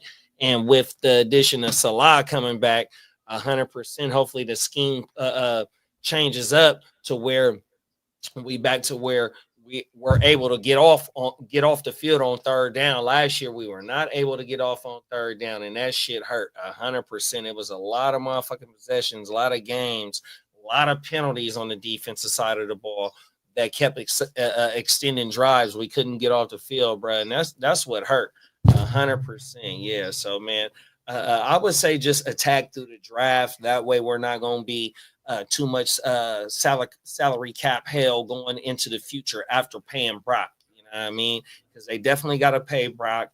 You know what I mean? They paid Ayuk and Jennings. Jennings got a mid-tier deal. You took Pearsall, so you banking on Pearsall to take the next step, hopefully this season, if not next season, but we really need him to take the next step this season. So, you know what I mean? You don't need to spend too much money over there or invest too much draft capital, especially early round draft capital into that. So that's why I say defensive line and offensive line, and then you need another corner because you're letting Ward go. So, yeah, 100%. That's what I think that the Niners should do. Facts. And, with the Debo trade, like I said, we get a 5th round pick, and we known for hitting in the back rounds of the draft. Pause. So yeah, man. I just hope that we don't. You're already preparing for paying Brock with letting Debo go. You know what I mean? And if Drake Greenlaw goes, if you let Greenlaw go, and you already let Debo go, that lets you know that you already preparing for the next few years with paying Brock and at a high point of quarterback dough, what quarterbacks get. So yeah, man, 100%. So you got to go through the draft. You can't swing the fences for no high name free agent unless it's Myles Garrett, bro. Somebody like that, a Micah Parsons, which we know they ain't letting him go 100%. You know what I mean? That's the only type of big names that I would go for. Other than that, we got to build through the draft because we're about to pay the quarterback top dough, 100%, man. But yeah, though, shout out to everybody that's been rocking with us. Damn, we almost 5 hours into this bitch, 4 hours and 30 minutes almost. Shout out to everybody that's been rocking with us, 100%. Oh, big bro, I was about to end. We could put a bow on it, man. Let's wrap up. Yeah, that's a long time. Hitting up the 5 hours. I'm about to go grab me some food and wrap up my work day, hit up the weekend. Make sure that everybody's checking out JD. You going live tomorrow? Yeah, we back in the morning, man. There you go. Everything, y'all.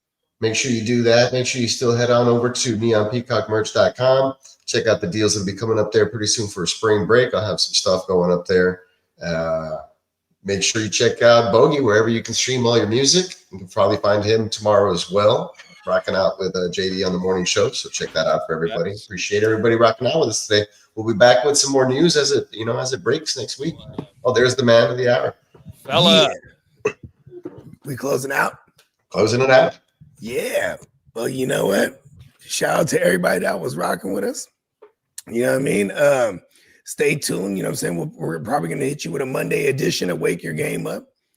You know what I mean? Because should be jam packed full of news, and then we'll double back on with the regular Tuesday schedule. You know what I mean? Because that'll be the actual opening of the day too. So, you know what I mean, a lot of big action coming up here. 100%. Wake your game up. You know what I mean? Motherfucking right, man. Shout out to our sponsor, neonpeacockmerch.com. Make sure you lock in because we got a spring sale coming up. Let's go. Yes, sir. We grinding. I'm excited. All right. Appreciate everybody, man. Catch you guys next time on the flip side. Peace.